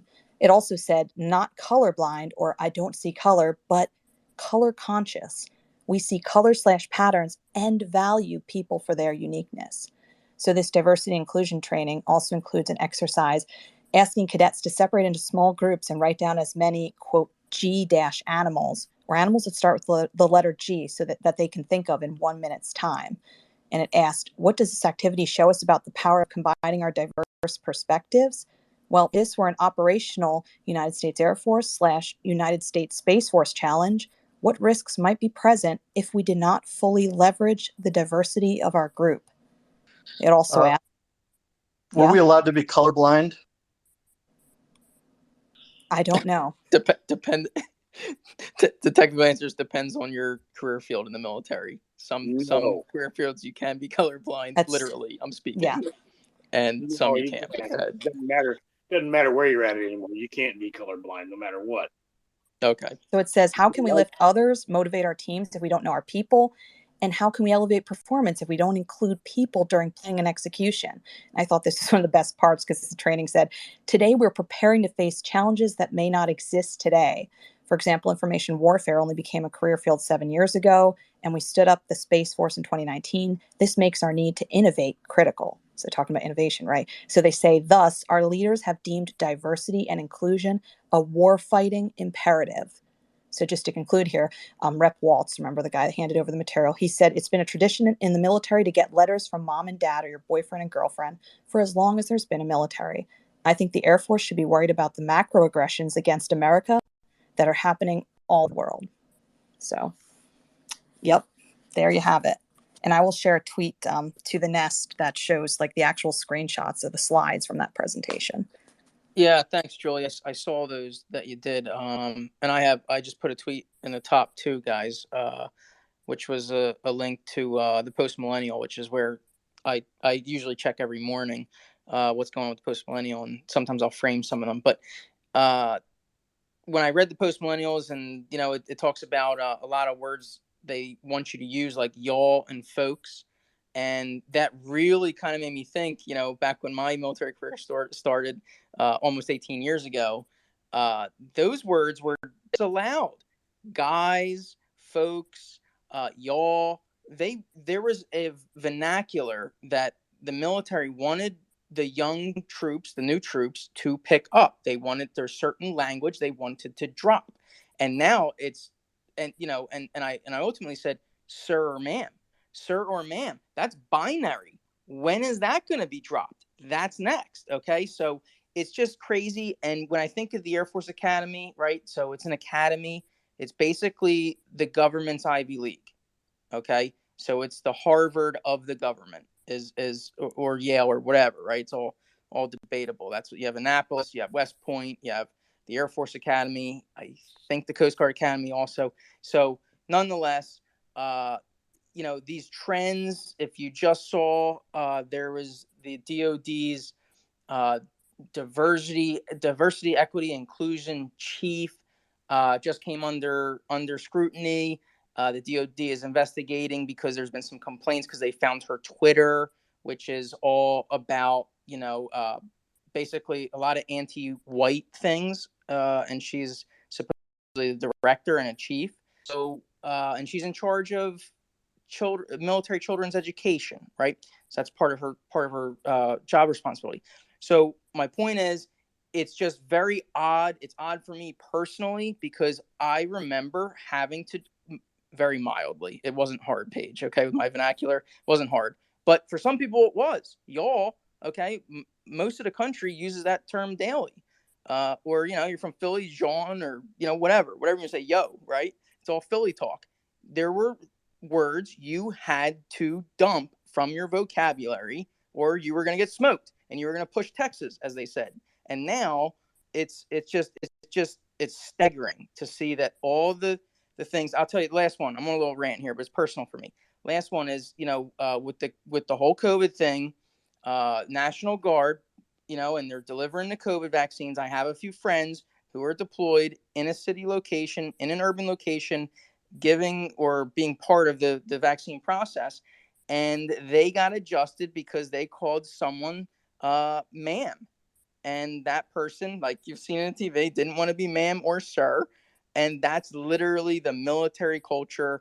And it's just goofy. I'm just wondering, in the branch that literally drops bombs on people and dismembers them and vaporizes them, that's what the Air Force does.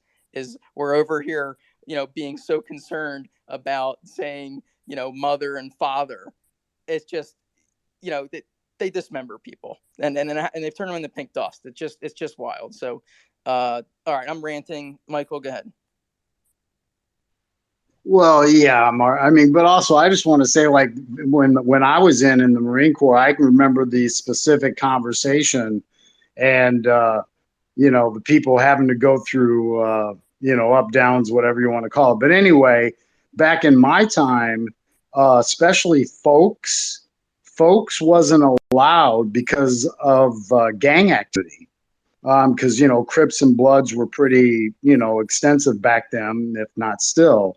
But folks was somewhat of a slang that people would get in trouble for if they were speaking to. So it's a complete 180 now. So it's very strange. But also, I mean, me and you have been through it. I don't know who else, but I just, I made a silly meme today. But silly, really, it's like, I mean, what are they going to do in boot camp? I mean, boot camp is just nothing but extreme vocabulary, or like a vocal degradation, if you will, and it's sir and ma'am and stuff like that. So I mean, I just don't see how you can go through any type of boot camp and break you down so that you become a cohesive group of people, and then as soon as they're out, they get to revert back to whatever their kind of political ideology is, their gender ideology, whatever. It's going to create a lot of other stuff. Yeah, thanks, Michael. I want to jump on that too real quick. Is I recall vividly because I was young, impressionable, and that's the point, right? I remember this. You can't forget this stuff, right, Michael? You can't. And the words. It was everyone was trainees until they became airmen, in your case Marines, and maybe if an instructor was a wild man and he would call you heroes, or more mean things, but you weren't called folks or peoples or anything like that. It just wasn't the case, right? So it's very, very odd to me. But let me go to SD while I still have another thought that I lost. Go ahead, SD.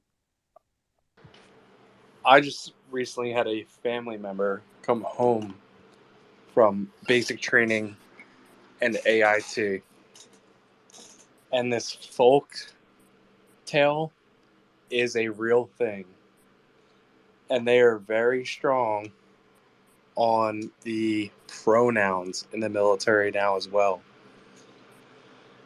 I'm still currently serving, and you're allowed to use your job function for your email header. You're now allowed to put your job function, your pronouns, and what you'd like to be addressed as, no matter your rank or whatever in the military, which I find obnoxious. Yeah, I kind of remember SD. It is baffling, but when they talk about diversity as our strength, and can you imagine if we did? I don't know how we won the Second World War or any conflict, or how we became a world superpower, because we were so racist for so long, right? Don't forget, the United States military is the first institution to desegregate, right? Because we wanted to win. So, it was like, if you want to win, you want the best players on the team. My point is, the United, as I sit here with almost 18 years in, we mended as a unit organically. I've worked with every race and the two sexes that you can imagine. And, we mended because we were there for a common goal, which is to accomplish the mission. And we relied on each other for the mission accomplishment and also our lives. So all that was organic. We didn't need any extra motivation. And it's just very odd to me. It's odd to me to hear it. It's odd for me to experience it. And I'm hanging on towards the end of my career here, but very, very odd. So I'd love to hear the people's opinions. Go ahead, Kurt. Well, don't forget that the president who desegregated the military, he was a bit of a racist himself. Harry Truman. Yeah, maybe, but if you were going to pick a winning team, you probably don't care what it looks like. Go ahead, Kurt. Of course not. Oh, hey, Mark. Julia, BY. Hey, Kurt, go ahead. Hi. I was going to talk about the North Dakota case. Is that okay?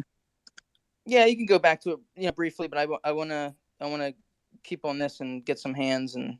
Okay. Well, yeah, about this. Yeah, this is it's ridiculous. I mean, all this woke social engineering in the military or whatever. I mean, the purpose of the military is to kill people and break things. I mean, not all this other gobbledygook that's going on. So it's dangerous. I mean, with the rise of China and Russia, and China and Russia cozying up to each other, I mean, we'll lose our military edge, with all this. Maybe, I don't know. But yeah, it was that case in North Dakota. I mean, that was just terrible. I mean, the kid is dead. I mean, because because of his political beliefs, because he was a MAGA Republican, or it's just horrible. And I what was the guy charged with? I missed that part. Was he?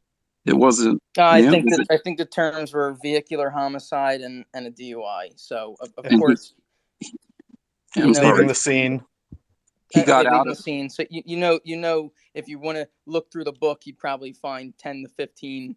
And the more creative you are, the more charges you get. But go ahead, Kurt. He got out of jail on bail, right? I believe 50,000, but that's just me gaining all my information from here. It's just ridiculous. You shouldn't have had bail. I mean, it's kind of stupid because it's in North Dakota. I mean, this is supposed to be a Republican state. The Republicans control. I mean, it's supposed to be tough on crime. I mean, he shouldn't be out of jail. I mean, it's so stupid. And the whole story is just so sad, I think. And what Julia was saying about, I mean, I do think Biden, with that speech, I mean, he's inspiring hate. I mean, I don't know what else you can say, but I think he is. I mean, with that speech and some of his rhetoric. I mean, I got called subhuman on here last night by a leftist lunatic on here. So, I think I do think Biden is inspiring, crazy leftists to maybe act out. So it's not good. So hopefully something like this doesn't happen again. But sadly, I mean, it might. But I don't know. But Yeah, yeah. I said it before. I said it to Coleman. I hope not. Right? Like we all hope not. yeah. Let's start there. But again, I'll just leave it this. I kind of said it. I don't know what happened. I wasn't there, and I'm not going to freak out yet. Okay, because you guys know me by now. I need more details. So I'm not going to do what the left does and immediately jump to conclusions and say this is murder. I'm not sure. The guy may have just been uttering some stuff. I have no idea. So, but when the facts develop, I'll make a more intelligent, more informed, decision. Michael, go ahead. Well, I think I saw Marvel's hand go up real quick. I was going to go back to this diversity thing. If she, yeah. Let's take it. Let's take it back. I'll wait. I'll wait if she has something to say, of course. Okay. All right. I know Crypto hates it when we switch people. So I'm go ahead, just Marvel. stupefied by everything that's gone on in the last couple of days because I wasn't looking. I mean, it's getting sketchy. Oh, what do you mean? What do you mean it's getting sketchy? Come on, help me out. What's getting sketchy? Please elaborate that. Yes. Good, Marvel. When I decided to actually vote for the first time in my life and I got involved in macroeconomics and trading, that's when I started to pay attention to what was really going on. Which election? This whole Rona thing and everything they're doing. I said they're getting ready to do something to our money. Marvel, hold on. Which election was the first one you voted in? 2016. See, I've always believed that they were both wings on the same bird. How old are you, or just give me a range of? I'm 55. I don't care how old people know I am. Okay, I'm a down to earth. I'm a down to earth normal person. Okay, if so that exists anymore. 2016. You're definitely an adult because you're 55 or whatever you just said now, and it's the first time you vote because you're looking at macroeconomics. And what did you say? Everything's going crazy or something like that? But go ahead. Well, it's like this. I voted thinking, okay, Trump's a businessman, whether he's the best, the worst, or whatever, and then all of this crap comes out. I mean, we've all known they're crooked.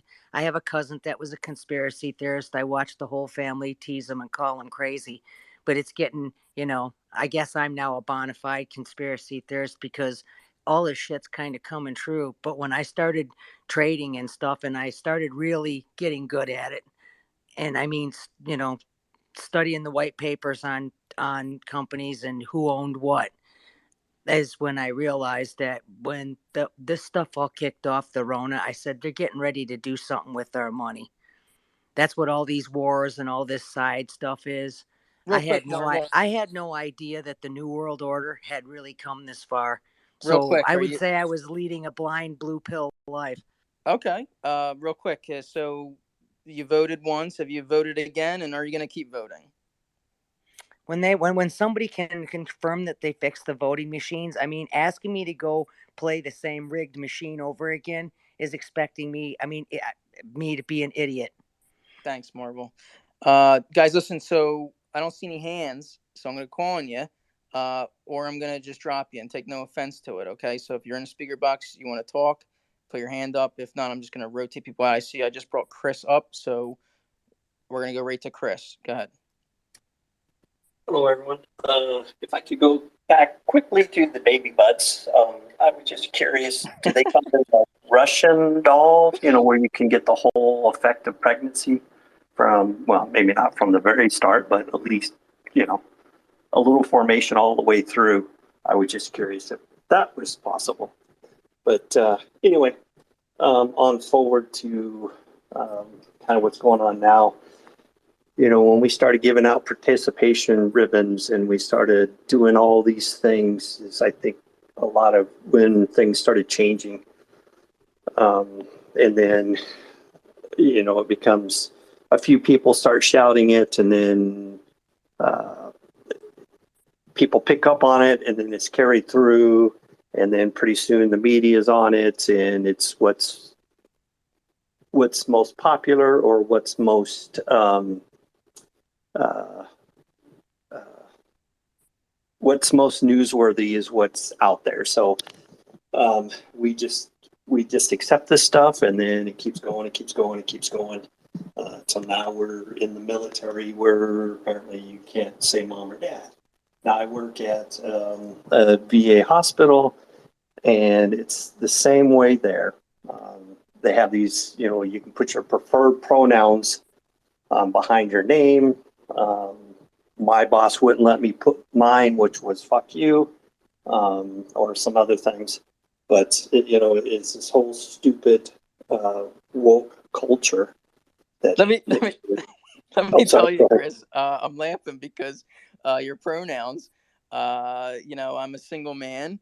On one of the dating apps, my pronouns are zig and zag, and you would be surprised at the girls that open with laughing about zig and zag. So, nice. But, yeah, thanks, Chris. Put your hand back up if you want to stay in the speaker box. If not, we're gonna move on. Real quick, before we go to, I want to go to Dr. America because I think he's Army, and if he's not, he's still Dr. America. So, Michael, and then Dr. America. Yeah, I was actually looking forward to Dr. America too. So I'll just say real quick, I'm still stuck on this whole thing with the diversity inclusion, but most specifically, and this is what I'm hoping, Mark, you can speak a little bit more eloquently than me on it, and Dr. America, with like boot camp and stuff, right? I mean, what I want to hear from maybe you guys is when we look at troop readiness, when we look at a cohesive unit, when they go into combat, we can, I don't want it, but we can have all that kind of stuff in administrative and, these other aspects of military.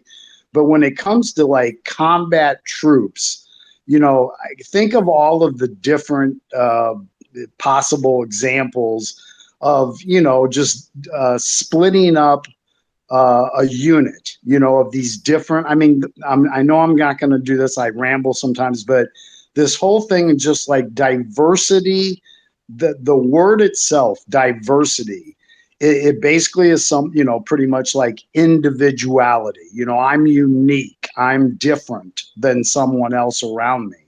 So when it comes to combat aspect, it's going to create such conflict because it only takes one or two people within, say, a tight unit that looks at his fellow combat troops. I'm going to keep saying combat because that's really where I think we're going to see the worst situations is, this person isn't, I don't know if this person will defend me. I don't know and I hate to even say this, but I don't know if I want to defend that person, right? And then it goes back and forth. I don't know if they'll defend me, so I'm not going to go out of my way to defend them. And I'll try to end it with this. Again, I keep going back to boot camp. In boot camp, we are literally brainwashed. That is the purpose, right? They break you down so that it doesn't matter what city you are from. It doesn't matter anything, your religion, your race, it doesn't matter anything. You're there as a unit to die for the person next to you. And they break you down to that level so that then you will accept that responsibility. So again, I know I'm rambling a little bit. I'd like to hear from Dr. America, you, Mark, on how this can really backfire when it really matters. So I don't know if I don't know, Michael, right? Like, I'm just thinking from my experience. I know I said it a lot tonight, but it's all I got is I think about the point in which you get to combat. You've been through basic, you've been through your tech school, your AIT, your jobs training, whatever, depending on your rank. If you're a higher rank, enlisted or officer, you've been there for years. Okay. So years and years. Sometimes maybe you're the youngest kid and you're there 20 years old. Okay. Maybe 18 if you're in the Marines. But the point is, you've been there for a while. You've been through a lot. Now, when you say, okay, well, don't worry. When it really gets real, everyone's going to, all the bullshit walks and, everyone's a rifleman and we're going to get down to business. Okay. The problem is that your leaders, the problem is the guys that got promoted. The problem is the generals have already created this weird dynamic, and your new leaders are the people who've subscribed to this ridiculousness, or the people who have bought into seeing color, and then looking at the people, and somehow you say, well, staff sergeant this guy, or specialist this guy, or colonel this guy, they're a different color, and we should see that. And you know what else is, we need to consider that, and that's our strength. And you got to be joking. What about the content of the character? What about their leadership ability? What about their ability to put rounds down range? What about their ability to lead? What about their ability, any of it? No. We're supposed to see color now. It's problematic because I don't actually think about the end result. I think about the entire process. They're bleeding out the people who actually care about true equality, which it doesn't matter what you look like. It doesn't matter your religion. Are you loyal to the flag? Are you loyal to ranch? Are you loyal to the officers appointed over you? That's the actual concern. So when you start playing this game about, seeing color and we should consider it, that we've seen where that gets us, and it's nowhere good. So I'm rambling. Dr. America, do you want to go? I'd like Yeah, to. Okay, yeah, SV, Mark. you're on deck. So, Dr. Yeah, America, I think you were in the Army. Help us out. yeah, I was Army infantry. So yeah, I did my basic down at Fort Bragg, Fort Benning. I'm sorry. That's the home infantry. At the time I was in, that was like one of the only all male basic training places left, because it was just infantry. That's in Columbus, Georgia. And I kind of came here late, so I'm just going to go off kind of the talking points for the last 5 to 10 minutes I've been listening to you guys. You get your dog tags. It says your name, it has your social on there, it has your blood type, and then it has your religious denomination. And I was a no dom because I didn't have a religious affiliation. I'd go to my dad. My parents were divorced, so I'd go to a Catholic church on one Sunday. I'd go to a Methodist church on another Sunday. I don't know. Anyway, this wokeism is killing us. Back when I was in, we still had the blanket parties. There was a guy in our basic that was pissing his bed every night trying to get kicked out, trying to get a Section 8. You know what I mean? Because he was scared. Drill sergeant grabbed him by the neck, and he cracked some cinder block with his head. To be honest with you, he ended up going to jail for that. I think that was a little excessive, but we still had forced hydration. Just a little bit. Yeah, just a little bit. Yeah, right. If somebody ate a donut at the chow hall that wasn't supposed to, or that's all everyone call it, depending on what time you're in, they call it different things. We would have forced hydration. We have to run up all flights of stairs, fill our canteens up, go down, do side straddle hops. If you don't know what a side straddle hop is, it's a jumping jack. We do that until everybody threw up their food in the area, and then they make us clean it up, which sucked. But anyway, as far as battle goes, after I left Benning, I went to Stewart, which is still in Georgia. And that's right outside of, I don't know if you guys are familiar with Fort Stewart, around Hinesville area. Also close to Hunter Army Air Force Base, or Hunter Army Air Force Base. Or, what the fuck is it? That's where the Ranger School is. Anyway, it's in Augusta. So we were close to Tybee Island. But we did gunnery, and then when we weren't doing gunnery, I don't know if you know what gunnery is. It's 12 tables. So you got 12 different scenarios that you got to go on different ranges, and you're going with tanks, Bradleys, yada yada yada on table 12. You start out Dr. America. What? I just want to tell the people. Remember when I talked about the vernacular? Remember when I talked about the language? Remember when I talked about you have to get rid of certain words and speak a certain way? Dr. America, real quick, how long did you serve?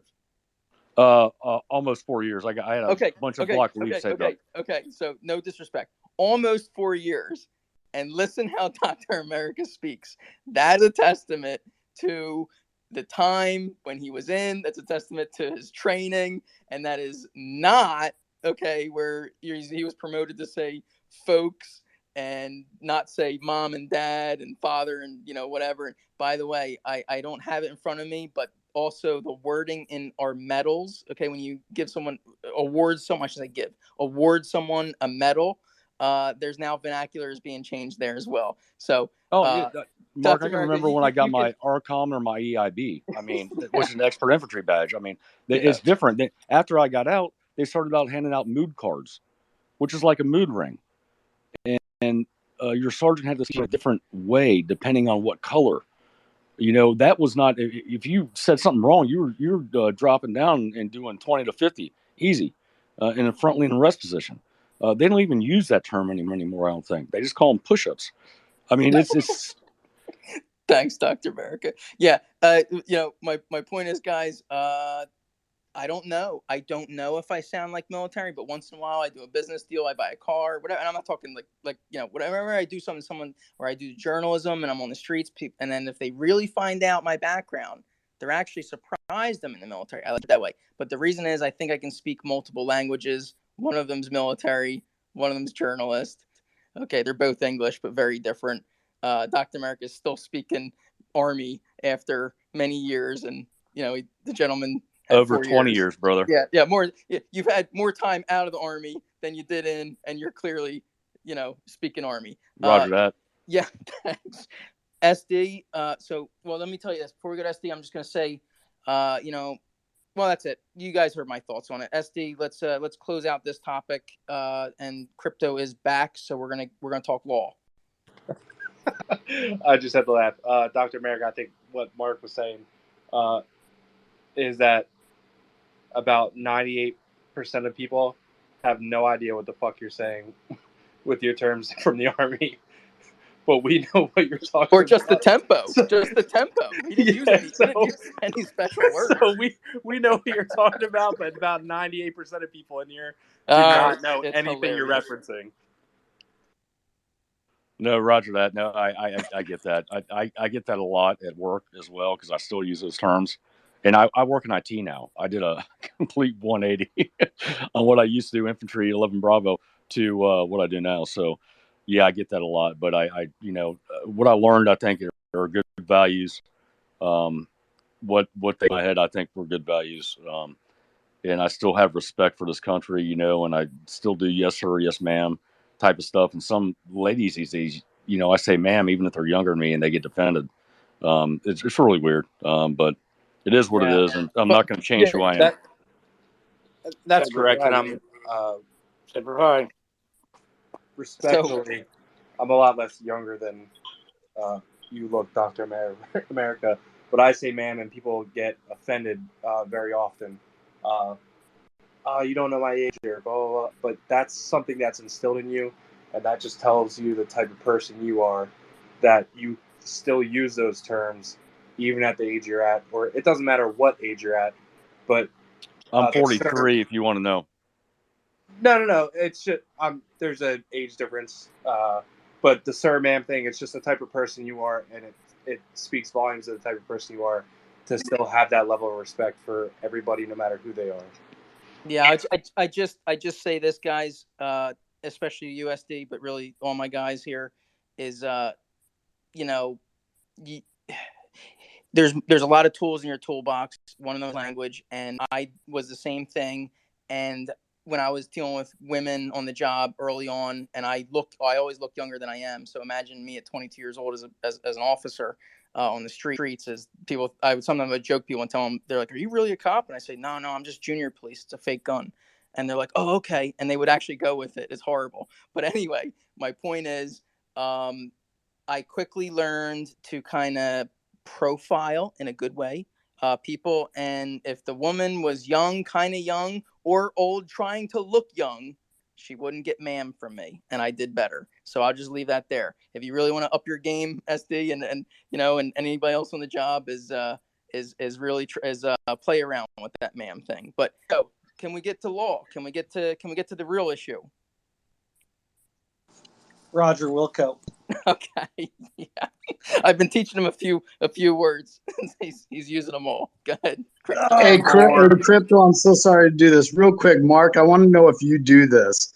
I was in communications. I'm sorry to interrupt. But how do I put this? Okay, so it's been 20 something years, whatever. And in communications within the military, and it's pretty standard across, like we don't use the term repeat. So if someone says something that I didn't quite understand to this day, just to show you, talk about vocabulary and whatever, to this day, the term that I use is say again. You got it. Exactly. Say again. And trust me, in my line of work, I've never actually even met an artilleryman, a mortarman, or anything to do with things that go up and then come back down. I have nothing to do with that. Well, I should say planes. I guess they do go up and come back down, but I'm talking munitions. Yeah, say again. And I'm like, dude, I don't even know what a mortarman. I wouldn't know anything about that. But yes, yeah, say again. So Crypto, help us, save us from the military, please. That's an 11 Charlie, by the way, Mark. I don't even know what that is. That's It's 11 Charlie. They do the mortar. Sorry. So Crypto does that to me. He's like, let me read you some military things. What does this mean? I said, this is like Chinese and Japanese. It's two different language. I don't know. But go ahead, Crypto. You needed to teach him how to speak phonetically, bro. He knows it. He knows it. He knows it. He had agents. Go ahead, Crypto. Say again. I will not. Go ahead. Proceed. Charlie Mike, Crypto, Charlie Mike. All right. Well, let's see what happened with Trump. So Judge Cannon gives out a ruling appointing a special master saying that X, Y, and Z is wrong with DOJ and what they did and why they did it, right? So that's where we are. And then the 11th Circuit with two Trump appointees bitch slaps the trial court and says, no, DOJ can continue on, which I find it hard to believe at this point that everyone who's been around those papers before any of this has ever started, that they haven't already seen the papers and taken, pictures or whatever. I just find it hard to believe that in the week or so after, or it could have been more than a week, that DOJ and the FBI had this stuff from Mar-a-Lago, that, they were obviously going through it. And I don't think it was a lot of stuff. And even if it was, if you have a week or two and that's all you're doing, you can pretty much get through everything. So what does Trump do, right? Because, Mike Lindell may be in the same situation pretty soon. And if that happens, it's definitely unfortunate. So Trump has two battles going on right now, right? The New York Attorney General, who's a fucking wackadoo, for 4 years, probably sniffing everything, including Trump, can't come up with any criminal charges, but instead sues him civilly for like $250 million, right? That's been literally her whole fucking career as the AG in New York. But then here with the Mar-a-Lago raid, I find it hard to believe, as I said prior, that the DOJ and FBI haven't gone through these documents in full. So what happens is Trump files his lawsuit. We're in pre-indictment stage, right? So we don't have a criminal case. So it's got to be filed because there's no criminal case. And Judge Cannon essentially calls out the DOJ and FBI for, not using their taint team and their filter team and just, having this really vague affidavit and a lot of things going on, right? So instead of Judge Cannon just keeping the case, she appoints a special master, or her preliminary intent. A special master is appointed. DOJ and Trump agree on Judge Reary, who today authored an opinion that he's now bringing on a magistrate, because magistrates deal with all this discovery and bullshit stuff that the district judges never have to deal with because they're district judges. And he's bringing on this other judge at $500 and a bunch of staff. So that was in his order today. So what happened is DOJ appealed Judge Cannon with her stay for the DOJ and FBI to go through the documents. And the 11th Circuit tossed it, right? They said, no, the stay's lifted. DOJ and FBI can continue on going through the documents, right? So two things from the legal side. One, it was an emergency motion up to the 11th Circuit. So I know some people have commented, well, the full 11th Circuit should hear it. That would be called en banc. Because when you go up to the circuit court, 3 judges will hear your case. When you want all the judges, which is 9, 11, 15, and then whatever it may be, that's when you ask for a motion for rehearing en banc. And but the problem is you can't appeal an emergency application en banc, right? So now the next step for Trump, which the Supreme Court's not going to hear it, is to take this case up to the Supreme Court. And then they would have to essentially brief the Supreme Court, argue it. And so, we spoke about it last time. I think this just further clarifies it. I am calling it now. I think Trump needs to pump the brakes. He's putting a lot of money out here. He's putting a lot of time out here. And for what reason? FBI and DOJ have already seen them. They're continuing to see them now since the 11th Circuit. He lost the 11th Circuit appeal. He's put absolutely no evidence on the record when being asked by the trial court and the appellate court of any declassification. And then he goes on Sean Hannity, I guess yesterday was it, or the night before? I don't know. I don't watch that guy. But he goes on Sean Hannity spouting his stuff. And I'm sitting here like, and if you're up Trump's ass, a little bit, this may hurt your feelings, but I don't really care. But I mean, listen, I'm on his side, but he needs to get better lawyers. He should probably look for lawyers on credentials and not their looks. That's where I would start probably. And then second is, you can't go on TV babbling such nonsense, and then your court affidavits and your pleadings are just devoid of any ultimate material facts that would support your side.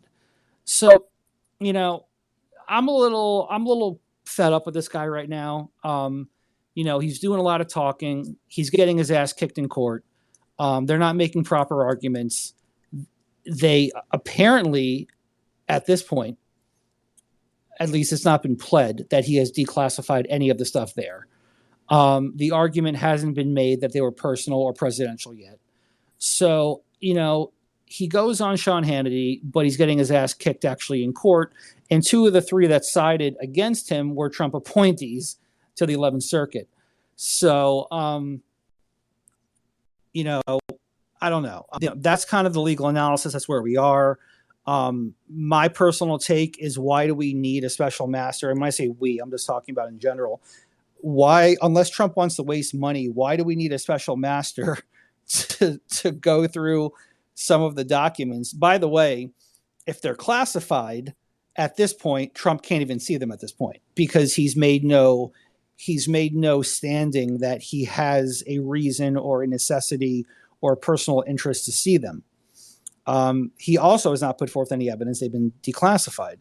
So I guess my question, if Trump was in here, which would be funny if he had on someone's account, would be, what are, the DOJ and the FBI continue to proceed now, which was the point of the special master, was to stop them. Now you have a special master that was going to go through with both sides and people with top secret clearance to go through these documents, which now he doesn't really need to do, because the FBI and DOJ are going to go through them anyway without Trump. So he's really in a tough spot. And, I don't think at this point it's a battle worth a little bit. I don't know what the end game is here, guys. I don't know what his end game is on these documents. I just don't know. He's also never been charged with a crime, right? So that changes everything if he's charged with a crime. Yeah, it changes everything. But what's that got to do with the civil case?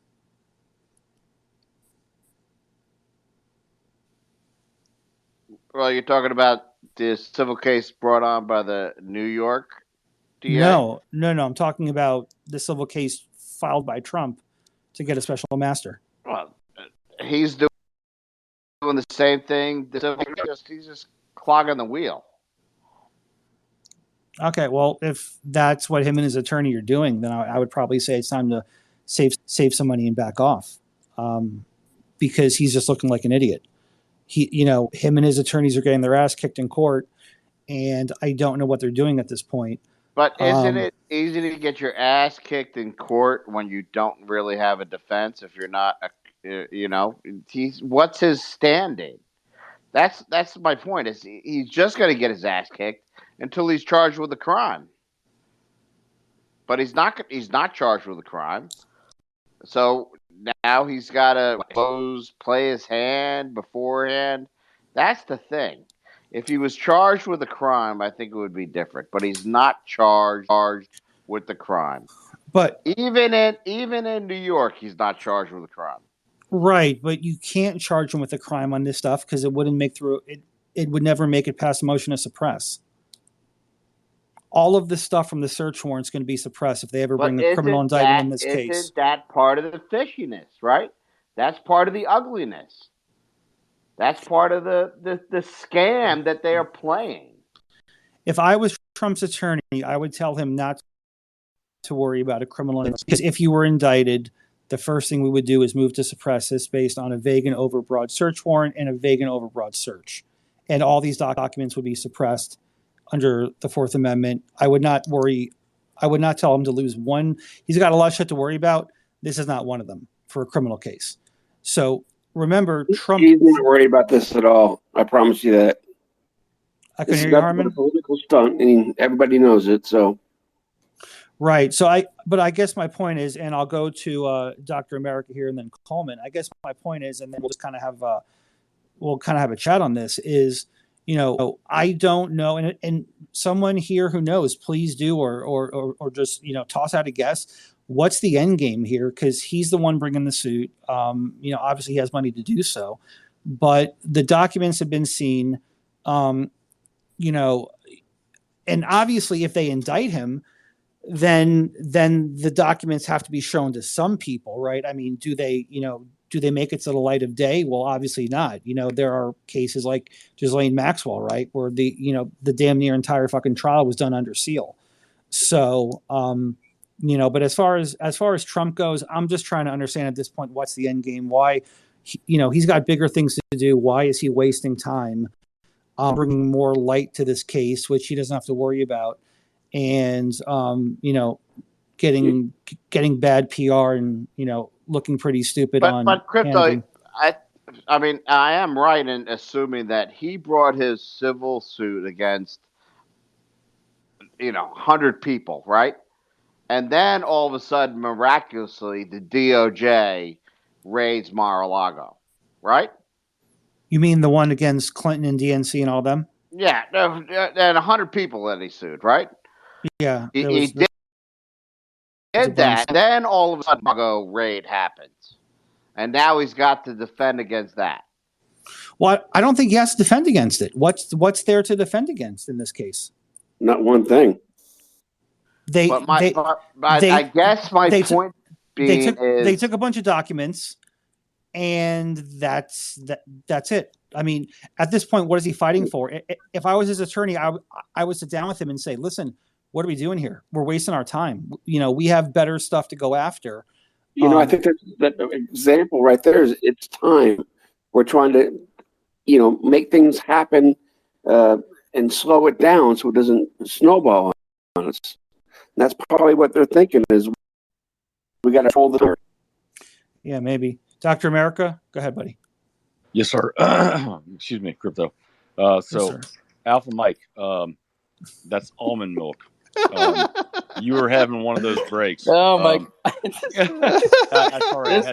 This guy has abandoned all language but Armin. Dr. America. No, so at first, Crypto, I didn't know if you were going down to Letitia. I think her name's Letitia James in New York, I was talking about. Yeah, I'm sorry. I was talking about the one. Yeah, Mar-a-Lago raid. Yeah, with correct. the raid, the one up in The one up in New York, I haven't really looked into yet. It's It But go very ahead. easily gets confused because everybody's at the Trump. No, because well, he mentioned both, so I didn't know exactly what the title, Right. and I wanted to speak on the right topic. So from what I understand, and I don't know if it's true or not, but all the folders the FBI took out and had pictures of all the files, they were empty. So Right. I mean, could Trump's game actually? And I don't know if there's a difference between civil and criminal. You're a lawyer, I'm not, so I'm not going to speak to that. I'm an IT guy and an infantryman, so there's two things I'm good at, and being a lawyer is not. Mark can tell you we used to have, we call them bears, people that would think what they knew about the law. But could it be that he's trying to get to the discovery phase so that everything has to be opened? I mean, because you got to remember, this guy's a chess player. He's not stupid. He's not a stupid man. I mean, he didn't get where he's at by being a dumb individual, correct? Great point. So I'm assuming he's looking for an end game. So I mean, could he by doing this civil lawsuit bring anything? The court would have to. I mean, it's so stacked. It's kind of, and I'm sure you would agree with this, that it's weird. But could he possibly gain any new information or bring anything to light to the public that has not already been seen by going to discovery? Right. So the quick answer would be, this is my opinion on this. The answer would be no for two reasons. First is the documents they took from his house, so he knows what they are. So if he wanted to make a list and tell everyone, he could. Would he get in trouble? Yes. The other thing is when you get into discovery phase, that doesn't automatically open up classified, secret, and top secret documents to the public. That's going to be held under seal. It's going to be held for the parties only. And the everyday John and Jane Doe like us, we're never going to see those documents. So, discovery opens things up for the parties, but it doesn't make classified or top secret documents now available to the public. You have a right to a fair, open, and speedy trial for you as the party, but you do have a fair public trial aspect of it. But that doesn't mean, look at Ghislaine Maxwell. We never saw the fucking book. Tell that to the J6 defendants. Sure, right. And I mean, look at Ghislaine Maxwell. I mean, the court and the FBI book of names, and we never saw it. No one's ever going to see it. She was convicted for conspiracy and trafficking, human trafficking and minors, and not one single client that I'm aware of was prosecuted after her. There's a fucking book with names up there, and it's just been sealed. It's either in the court registry, it's in the court locker, the FBI. Last I read, and someone can correct me, last I read is it was taken in by the court and sealed. And that was kind of the end of it. So being a lawyer, once something's sealed, I mean, could it ever be made public? Sure. Is there a chance of that? Yeah, absolutely. Would that take like an act of Congress, or what would that take? No, it would just take a motion to unseal, but you have to have a basis of why you would need to do something like that. And so could you do that from the Freedom of Information Act, possibly? No, if you did a Freedom of Information Act on pending litigation, you would be denied everything because of pending litigation. Second off, when litigation closed, they would send you 5,000 pages of blocked out papers. So you're not going to get classified, secret, or top secret information from the court. They're just going to block it out. So you're saying everything's going to be redacted like the search warrant on Trump's Mar-a-Lago? Well, the answer is right now we have gotten everything that we've gotten from the court. Bruce Reinhardt did his redactions, and we have as much as we have that we're going to have right now. Now, if things open up, I don't see it getting any more information coming our way. But so, again, when it comes to the end game on this, like Elon Musk, right? Let's use examples. A lot of times discovery, almost every time, Harmon, I'm going to meet you because I'm getting some feedback. A lot of times you're going to want to use the discovery process as a tool to gain information, right? Elon Musk is hoping to gain information from Jack Dorsey, from Twitter, from people, right? In this case that Trump has brought, Trump already knows what's been taken. And everyone else who's a lawyer or otherwise knows that the discovery process in this case is not going to make these documents available to the public, just because of the nature of them for national security, whatever DOJ wants to call it, right? So I am not understanding the end game in this. My understanding was that he wanted access to the documents. He wanted the documents back. I don't know where he's going. I read the complaint when it was filed a long time ago.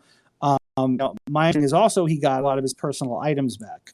I think this is a fight that he's got enough ongoing issues and enough litigation. I don't think this is one where he needs to fight it. I think he was upset, rightfully so, that the FBI raided his house, and he then filed the civil lawsuit hoping to expose the search warrant and Reinhardt and things like that, which he did.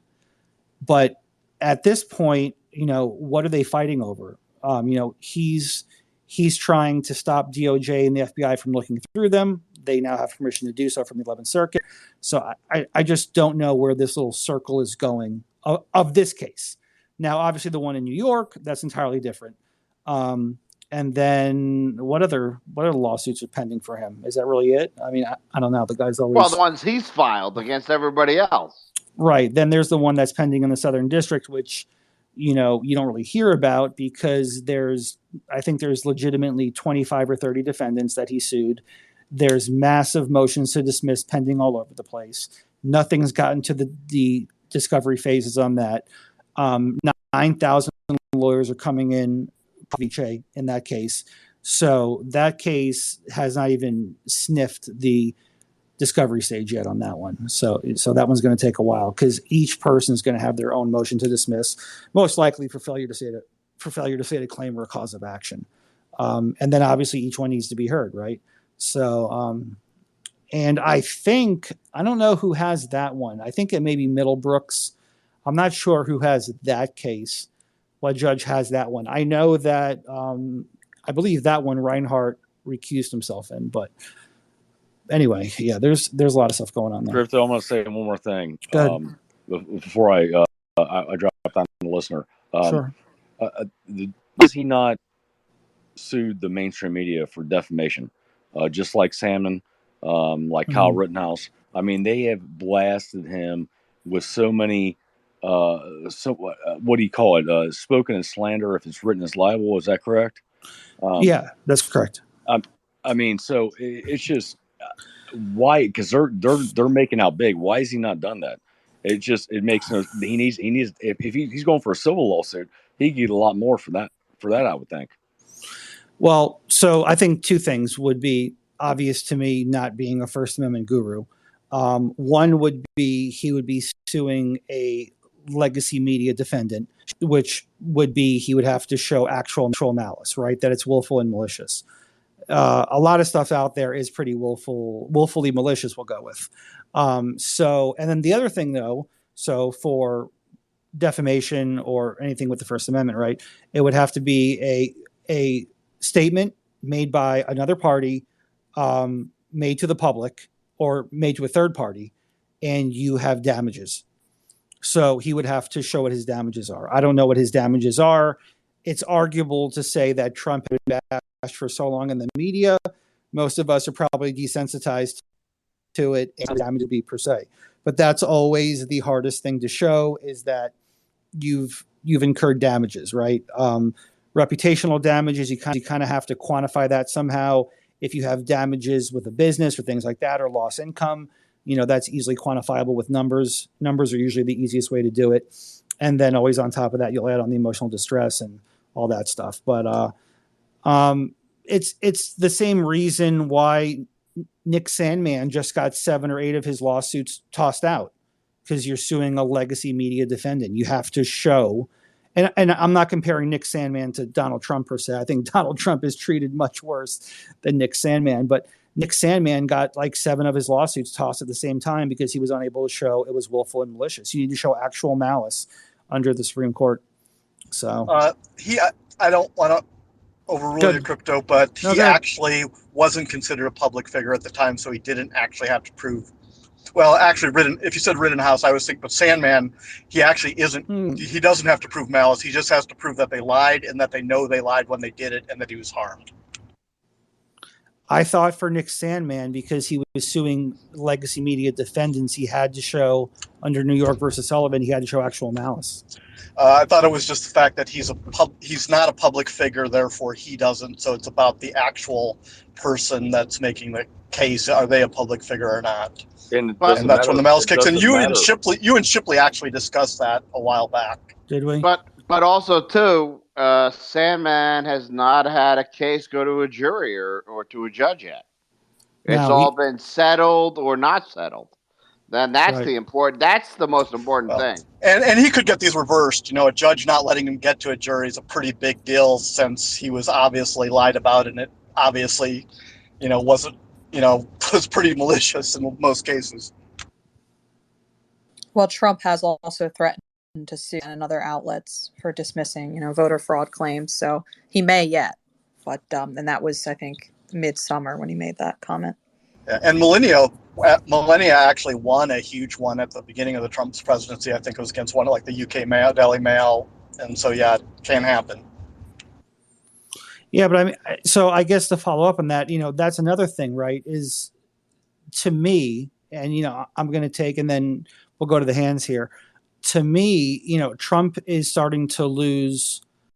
Trying to think of the right word. Not dignity, not respectability. I'm trying to think of the right word. He's starting to lose credibility. Thank you. That's the word, Michael. Thank you. He's starting to lose credibility.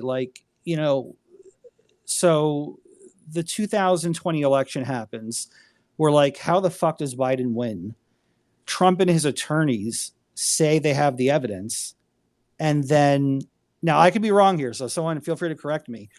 There were all these lawsuits, and then all of them got nowhere. I know we've had some stuff happening with the states in Wisconsin and Arizona.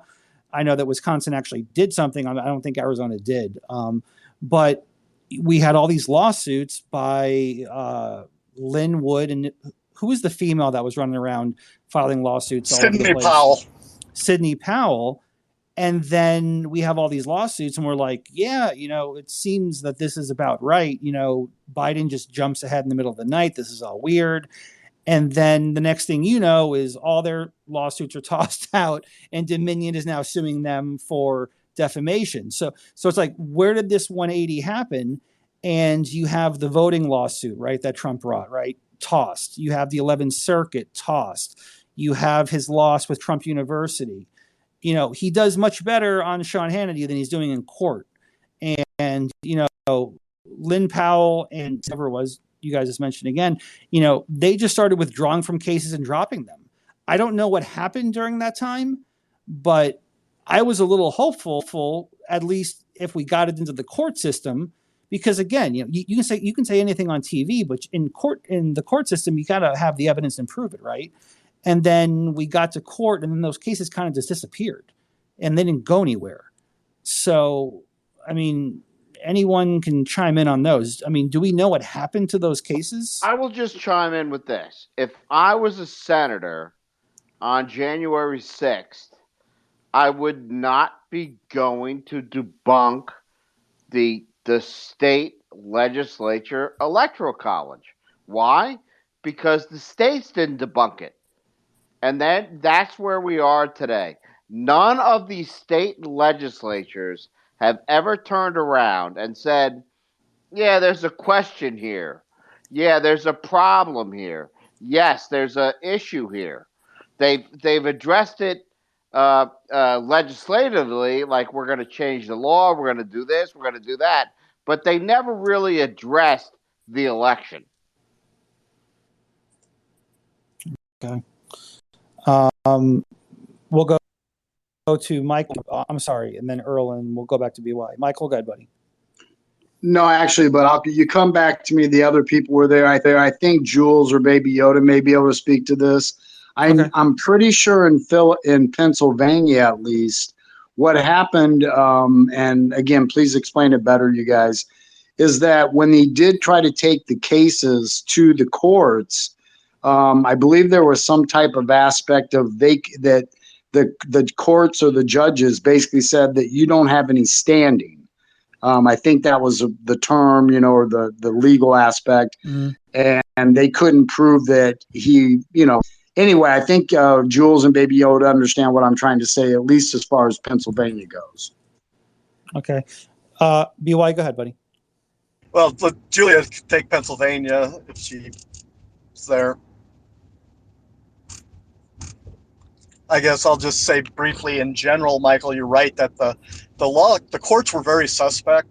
My take is this, that they dismissed some of the cases because they said, you haven't been damaged yet. You have to wait to sue until you actually, something goes wrong and you've been damaged. This was when they were trying to stop bad things like, how votes are going to be counted before the election. That election cases were dismissed like it's too late to sue. This point is now moot. And it was just crazy that happened on both ways. But the way I would frame the overall thing with the voting is this. You can have sort of proof that fraud was highly likely. There's a thing called Benford's Law, which is a forensic technique. And so it'll statistically show you that, yeah, fraud's occurring. But you would then need law enforcement to actually do the legwork and, prove it at the detail level that a jury would need to convict somebody. And almost all these cases, whether it's Bill Barr or something, law enforcement never followed up. So, actually they kind of did in Wisconsin. So you had some things in Arizona, those two guys filmed footage of people essentially doing ballot stuffing type of maneuvers, and they turned the evidence over to a county sheriff, and then they basically, investigated it, got that real evidence, and then the attorney general only investigated that election fraud, and there was a podcast on this, only investigated it when the people that had the evidence threatened to go public with it because, initially law enforcement says, could you kind of keep this quiet while we're investigating? So, yeah, there's kind of the two things there. The courts were playing games like, oh, it's too early to sue, and then it's too late to sue. And then, yeah, the whole, you can have things like, okay, statistically we know money's missing, but who stole it? That's kind of how the vote thing was, and law enforcement never followed up. And also, too, no state legislature has ever turned around and sat there and said, our election is in question. That is the biggest point. No state has ever turned around and sit there and said, there might be a huge problem in our election. Whether it was Arizona, Pennsylvania, Georgia, no state legislature has done that. And that's what you got to do if you want to, if you really want to change it. They're the ones. You're talking if they do decertify, then kind of some legitimacy to a court looking closer at it. I'm not even saying they have to decertify it. They just have to sit there and say, well, there's how else would they do it? How else would they do it in a public act? Well, you could sit there and say, there's a huge problem here. There's a question here. Let's investigate it. No legislature has even done that. Everybody thinks that when a lawsuit happens or a videotape turns around, it's this big deal. But the legislature has got to get involved because ultimately it falls on them. Well, didn't Arizona actually order a forensic audit, and have, it done for multiple days? Arizona is the biggest one of them all, but they never turned around and sat there and said, big question with our election, X, Y, and Z. So they never said that. I could be totally wrong. Didn't Wisconsin do something? I thought Wisconsin decertified. Julian, yeah, I wasn't sure if they got to decertification. They may have, but they definitely got to the point where the special counsel there was doing an investigation that essentially proved things like the kind of the cell phone data stuff. Isn't that symbolic though? There's no 10 states decertify and we get a different president, right? It's not a thing, right? Well, no, it's not going to happen. That will never happen. Well, you're just talking about odds, though, Mark. Yeah, it's unlikely to happen, but there have been elections reversed because fraud was discovered. Well, if there's fraud discovered after they were certified, and after they're certified, and then the guy has to withdraw. Exactly. Well, it would be up to the court. So when that happened with the Senate race that was The court basically can't a court that remove ordered it. anybody after they've been elected to office. They had to order a re-election because the election wasn't fair. Is Julia here or no? No. Oh, yeah, I am. Oh, hey, Julia, what happened in Wisconsin? Didn't they decertify up there or no? I don't think it was the entire state that decertified. I think it may have been up to, if I recall correctly, it might have been like 3 counties. Okay. Julia, But I would have to check on that. Dumb question. When you decertify, okay, that doesn't change the electorates were already cast, right? I mean, that's what Correct. Yeah, there's January no 6th is process about. for decertification. Right. So we can decertify 50 states, and we're not going to get any difference. The because Congress in each state would have to come up with a way forward. Yeah, I just don't know. I just don't know where the conversation is. I mean, in my mind, it's. Am I It's wrong? unsettled law. That's what it is. It could be problematic. Yeah. Definitely. So, well, but and what's very also, interesting. Jules. No, it's not Also, unsettled law. It's not even. It's not absolutely even part of the fucking crime. unsettled law. Johnny, you just interrupt everybody. Oh, bullshit. But who remembers Bill Barr, right? And how he was supposed to be, or he told everyone that they were investigating. And he told President Trump that, and he told all of us that they were investigating, and that they eventually determined there was no election fraud. Well, it came out recently that he didn't investigate at all. That's thanks to FOIA requests. And I think Jeffrey Clark went on Bannon, this was a few days ago, and he said that information had come back. They had put in 12 FOIA requests to U.S. attorney districts in multiple states. These were key battleground states. And, Barr had issued a memo. This was on like the 9th. So it was right after the election, the 9th of November, saying there should be investigations of the election. But thanks to these FOIA requests, it came back with no documents. It was a null set. This is according to Jeffrey Clark, whom we know, Crypto. I know you know him, I think. So no investigations had been done as a result of that memo that Barr put out. So only 1 out of those 12, which he mentioned, has not come back. That was for the Eastern District of Pennsylvania. So Barr lied to the American public, lied to Trump. They didn't actually investigate. And from what I understand, I remember looking through, sifting through a lot of those, is something like 60 lawsuits, might have been like 52 that Trump had put out there and his team had put out there. It was, a lot of them were lost on technicalities. It wasn't that they put forth evidence and the evidence was like, this isn't good enough, or, you don't have a case here. How can they prove election fraud when they're not even allowed in the first place to access things like, the ballots, or access, the Dominion servers or the machines? It's almost impossible. So yeah, very, very, very difficult situation. And, for that reason, I can't look at it and say like, oh, he lost all these lawsuits. There absolutely was no election fraud. He didn't even get the chance to really prove it in the first place, or even really investigate. Yeah, that's definitely interesting. I mean, I don't think they went to discovery, not a single one of them. Right? And it wasn't Trump that was supposed to have to do it. There was a super PAC fund that had over $20 million well before the election that was supposed to be, to make sure those Dems don't cheat in for a legal fund. And now that's being investigated for malfeasance there. And it's not like Trump controlled that money. That's more like a Ronna Romney. Yes, correct. Yeah. I actually had friends write into that fund. I think it was Stop the Steal or something similar. They donated so that, investigations would happen. And that never happened. It just got sent right into the coffers of the GOP. Again, you got rhinos running these things and lying to the base. And they wrote in and said, you didn't use this money for the intended purpose. I want my donations back. And they actually got checks back. Multiple friends of mine got their checks back because they were never used to, quote, stop the steal. So, yeah, I thought that was interesting too. So I guess a question for Julia, because I don't know the answer to it, is you simply have to make a prima facie case that that what you're saying in your complaint is true, right? So to get to the discovery stage, it's really not that hard. So I guess my question is, how did the lawsuits, if how did they get tossed if he was able? See, the problem is, it's almost like a catch-22, because even though you can put stuff in a lawsuit, you need to have some substantial basis to put it in, right? So if you're going to say that the machines acted improperly, you need something to put in there than just a mere vague conclusory allegation, right?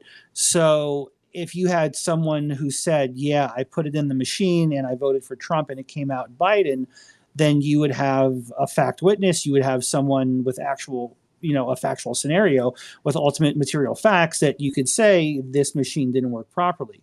So I guess my question is, in his pleadings, I would assume then if they all got tossed at the MTD stage, because again, it's not hard. The courts just say that these are just mere conclusory, vague allegations, and because at the pleading stage, you have to accept it as true, right? You have to accept everything in the complaint is true, even if it's total bullshit. But you got to accept it as true. So, how bad were his complaints that they couldn't even get past an MTD stage? Because then if he got into discovery, that's when Dominion and everyone else would have to turn over their stuff, assuming they didn't alter it, right? I mean, that's more of a BY question of, what can they alter? Can you see native formats, all that stuff? I don't know. I'm not a forensic guy. But, I guess my question is, did you see the complaints? Did you happen to see them? Or I remember looking through them. Yeah, I'm trying to find that list, probably from patriots.win. I looked at them multiple times, but this was like over a year ago. So I'm looking at the Wikipedia page right now. Right away, I can see that almost all the lawsuits were dropped or dismissed. 5 of them were ruled, so there's a total of 56. 5 were ruled against, 2 were ruled for, 33 were dismissed, 14 were dropped, and 2 have an ongoing trial. And so they kind of have like a little summary here. Trump campaign filed the most post-election lawsuits related to the 2020 U.S. presidential election in swing states of Arizona, Georgia, Michigan, Nevada, Pennsylvania, and Wisconsin. It was a strategic decision to file lawsuits in these that were too close to call during the night of the election day and remained uncalled for a few days. Yeah, so if I can delve into this pretty quickly and see, but I remember a lot of them were like technicalities, but also a good number of them probably weren't necessarily related to like the Dominion machines. Might have been related to like changes in election laws and things like that. Right. That was more the bad mouthing of the machines. And the bad mouthing was that they were vulnerable to attack and that people wanted to inspect them after the fact and weren't allowed to. It wasn't that they actually cheated. There's been actually no credible indication that even though the machines can be set up for third world dictatorships to count things wrong, because none of the machines have ever been inspected, that's not proving. But because Sidney Powell said things like that publicly, that's why she's in a defamation lawsuit, and she just got out of one kind of, with her kind of First Amendment opinion thing. But yeah, I think most of Trump's things were more about ballots and procedures. So I'm not an election lawyer, but we don't have a process to able to ascertain and to look at the voting systems to make sure it was done accurately afterwards. I mean, I know we have 150 million votes being cast, but we don't have a mechanism to look that over. There are some, states have procedures and there's some federal procedures by cities and others, but most of the states didn't actually follow them. For instance, in Arizona, they actually had a bipartisan group of like legislatures and county officials of both parties get together to kind of have the machine do test runs and put ballots through it and show that it had the false negatives, false positives, everything right. And then they kind of certified it. But like always happens there, later on they did a firmware upgrade before the election, and that completely invalidates it. Like when I certify something, it's only certified for that code build. So if I, if I have a FIPS 199, which is an encryption standard, and I change anything, I have to recertify it, and it takes like $1 in 6 months in a waiting list. So they've got a page just for like Arizona post-election lawsuits related to the 2020 U.S. presidential election. They've got the original Sharpie lawsuit that so the outcome was dropped. It was voluntarily dismissed in the comments. The second suit brought by Aguilera alleging her vote was not counted, asking for opportunity to cast a new ballot. The outcome was dismissed. So it was dismissed with prejudice. Repackaged Sharpie lawsuit. Plaintiffs allege local poll workers induced voter ballots from the tabulation machine when a vote was flagged as unreadable, causing affected votes on those ballots to be disqualified. That was dropped, so it was voluntarily dismissed. Suit sought to force a hand count of votes separated by precinct instead of counting them by voting center. That was dismissed with prejudice. Dismissed, upheld by Arizona Supreme Court. Petition to the Supreme Court of the United States for writ of certiorari was filed and denied. They don't say what this was. Ward versus Jackson. So that was dismissed. Then there was a lawsuit seeking decertification of Arizona results, litigated by Sidney Powell. The judge ruled that the plaintiffs lacked legal standing. Their fraud allegations were vague and implausible, and their evidence was unreliable or irrelevant. The Ninth Circuit appeal dismissed. Then there was an election contest lawsuit that was voluntarily dismissed. That was dropped. And that was all the Arizona ones. Thanks, Julia. Yeah, I mean, it seems like the winner in those cases was the lawyer. I mean, it seems like she was the winner by getting paid to bring these. But yeah, I mean, you mentioned the vague and overbroad allegations, which kind of crossed my mind. And then I don't understand standing, though. And again, I don't know who brought the lawsuit. I'm assuming it was Trump. If it was Trump, he would certainly have standing in the election results. I'm assuming it was someone else that brought it. Well, there were cases where she got on board from Arizona with you to kind of to have the standing, and they that happened in Texas as well, where they didn't do that, and then when the court dismissed it with prejudice, it was they couldn't go back and do it.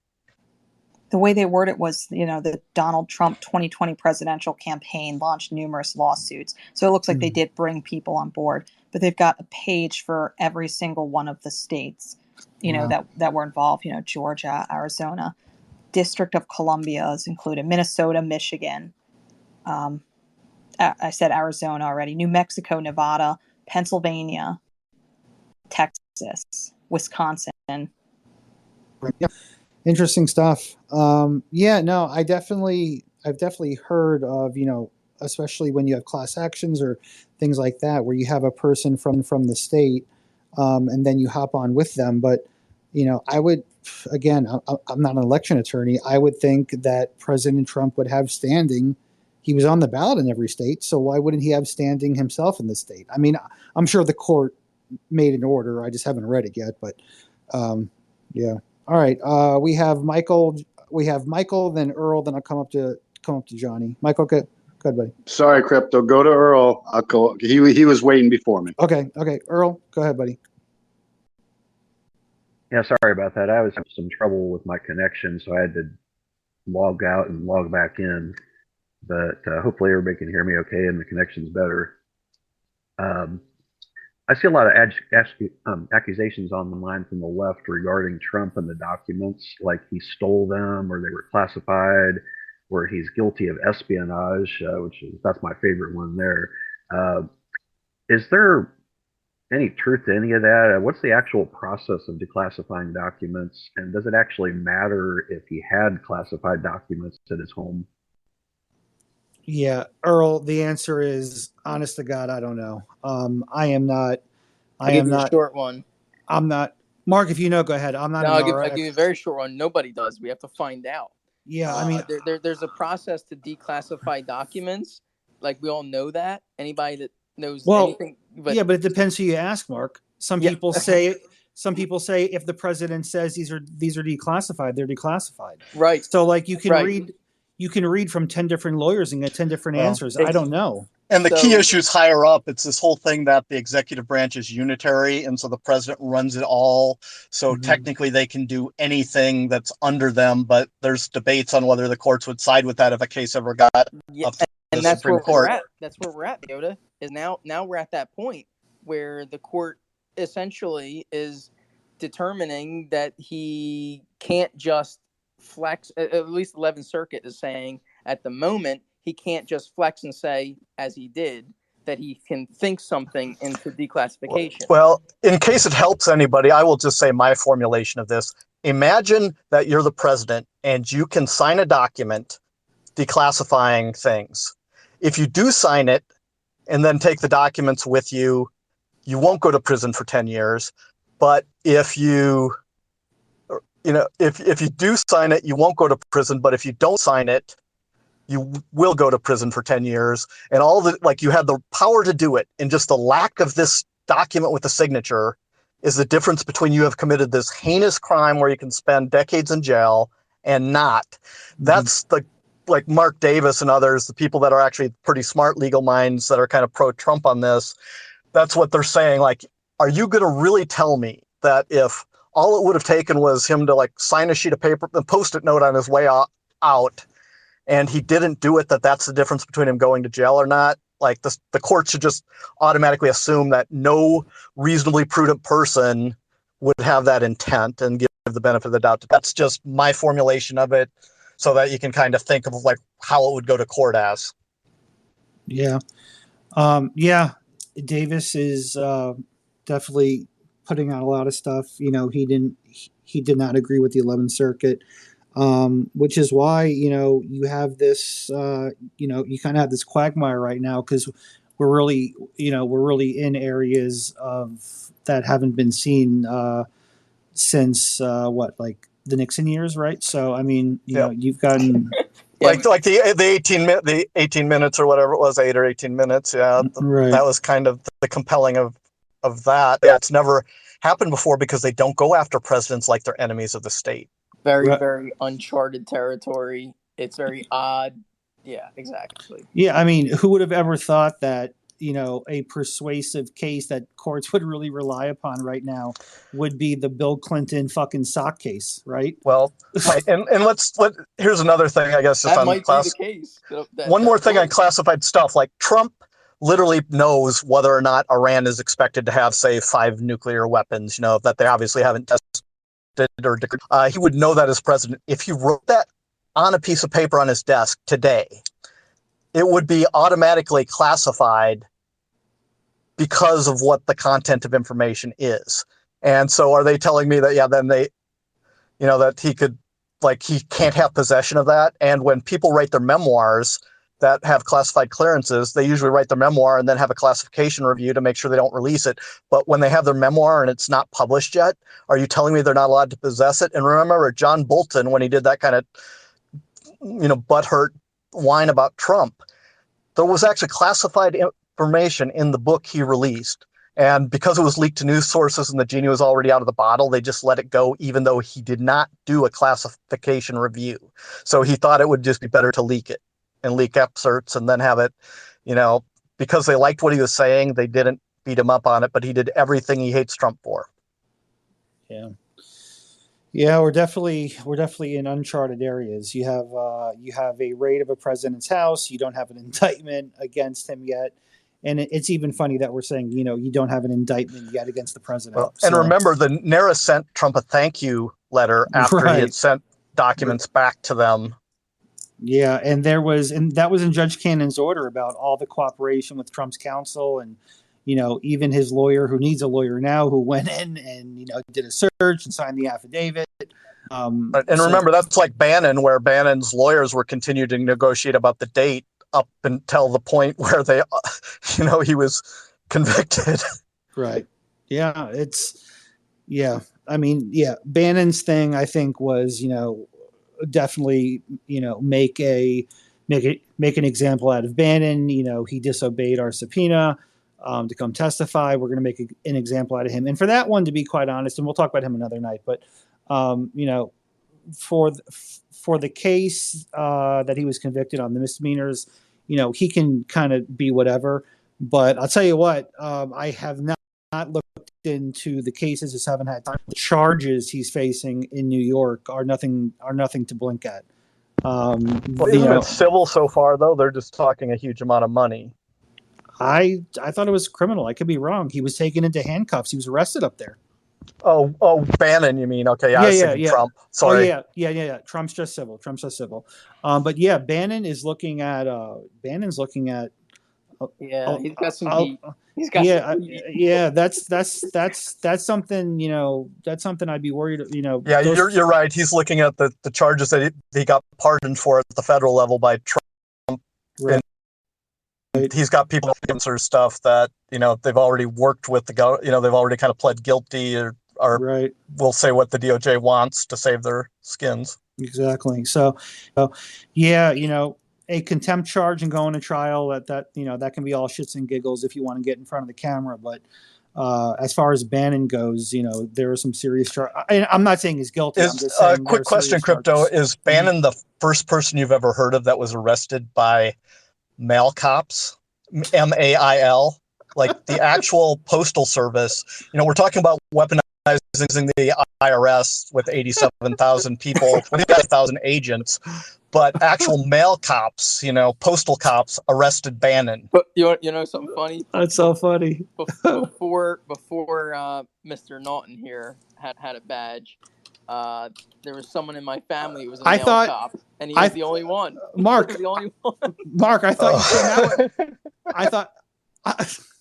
Good. What, he was the only male MAIL top of the state? Yeah, I was going to say, what are Mark, you he's saying? not, the only male, the only non-female cop. I had a U.S. male, a Fed in my family. Nice guy. He's a good dude. I never actually quote unquote talk some cop talk with him, about some big busts. This package is 1 ounce overweight. You're going down, sucker. I've never had those combos, but I guess if you want to go technical, if you want to go badge, if you want to go authority, he's the other prior law enforcement officer in my family. I thought, Mark, when you were born, you came out with a badge. Oh, absolutely not. No. It's it was funny looking birthmark. But go ahead. Yeah, I thought. Yeah, I mean, listen, I can only go off rumors. I heard something about it. I heard something about a badge and a gerbil. What do I know? Oh yeah. No postage stamp, you're going down. What's that, SD? No postage stamp, you're going down. Oh yeah. He's no joke. He's a good dude, but yeah, he's That's hilarious. Michael, we're on to you, buddy. Go ahead, man. Yeah, so before I maybe go to a second question, Crypto, what I was wondering is, did I understand you when you said, in reference basically to the Mar-a-Lago raid, but the possible, repercussions of what comes from this, that you don't see any type of criminal concern? Basically that you said you didn't think that Trump... Not from this case, because they have no evidence. Okay. Yeah, well, with that though, so let me, and this is maybe clarification, obviously for me, but maybe others too. So I specifically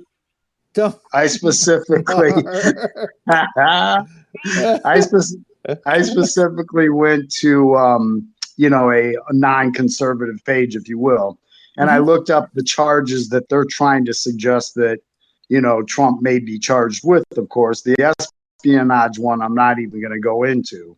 They mentioned three, which is Mark. Oh shut my the God. fuck up. Let the man speak. I'm sorry. Is my mic open? Yes.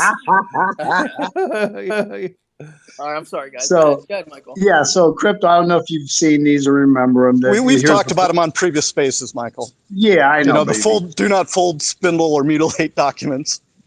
Yeah, well, we've got the 793 to 2071, but then the 1519. Mm-hmm. Yeah. And with that one, they specifically talk about, which it sounds like you guys already know, that any retaliation, contemplation of any such matter or case shall be fined under the title of imprisoned not more than 20 years. So you're just saying that from what you've seen, these possible criminal charges that could potentially have prison time, even if it's only a year, that you just don't see that they have anything to be able to go after that. So I should clarify. It's not that I don't think they can put a case together. It's that the search warrant was done haphazardly. It was written wrong. Yeah. It was conducted wrong. So do those charges have legs? Maybe. The problem is you need evidence to bring before the court. And the first thing that's going to be done if they indict him on this, which I don't think it's going to be, I think if there's going to be any sort of fucking October surprise or September surprise, whatever, you're going to have some crazy J6 fucking conspiracy indictment. On this case, the answer is no, because while those charges may have legs, the evidence is going to be suppressed, meaning you can't use it in court. You can't show it to a jury. So you can't show that someone was going to mutilate a document if the document doesn't exist in court. Why doesn't it exist? It's been suppressed. You can't show that someone had documents that were top secret and didn't have clearance for that if you can't show the documents. The documents will be suppressed. There is no fucking way, with all the search warrants I've done in my life, there is no way, the way that fucking thing was written and the way it was executed, that those documents will make it into an actual trial. They will not make it past the first month. There'll be a motion to suppress. It's probably already drafted, to be quite honest. They probably already have the motion to suppress already drafted. And then obviously if he's indicted on this case, which would be a waste of time, they'll clean it up to make sure it goes with the indictment, the dates, the times, the people. I bet his lawyers, they should have it already pretty much drafted, ready to go. Are they going to indict him? I mean, it's kind of crazy that we're talking about this now, that indicting a president's like normal talk for us now, I guess, right? We get desensitized to everything. Mark, go ahead. I just want to do a quick if and then, right? Long distance, long range shot here. I'm glad it's recorded. If he has some legal trouble, if he gets indicted before the election, then I think which election? The presidential election? Yeah, presidential. Thanks. Okay. So then it's just going to be his numbers they wouldn't be registerable. They'd just be incredible. And of course, that's provided the election is accurate and machines and blah blah blah. My point is, if he catches charges, Mark, not measurable up or down? Not measurable in his favor, right? Like if the machines are rigged or whatever. But I guess which is kind of a hedge. But seriously, what I'm trying to portray is if Trump gets if he catches an indictment, there's no doubt in my mind if it's pre-election, that's massively in his favor. He'll take full advantage of it, and the American people would vote for him. Interesting. So, I mean, I think most people in this room would agree. I mean, we're pretty like-minded. You think that people in the middle, or people that are purple, or whatever the fuck you want to call it, the classic libertarians, those people, you think they're going to see? So obviously, I would assume people more to the right would say, "Wow, this guy's getting fucked over. He's almost a martyr." Whatever, of course, that's a guarantee. Whatever language you want to use. But if I'm in the middle, which at this point I don't know how the fuck you're still sitting in the middle, but anyway, if you're if you're in the middle, why would you vote for someone who's in jail? I think that if you look across, if anybody with any life experience knows when someone, well, that's definitely not Fetterman. Okay. Dude. Okay. When you said life experience, I do not know why, but Fetterman just jumped into my fucking rolled brain. Right off your tongue. He just jumped into my brain. Well, like I said, it's funny because we go back a couple of weeks, and I said, if you're gonna point a gun at somebody, you can't be rolling your first one, right? Like the first time you chase someone down and stick a gun in someone's face, you better be right.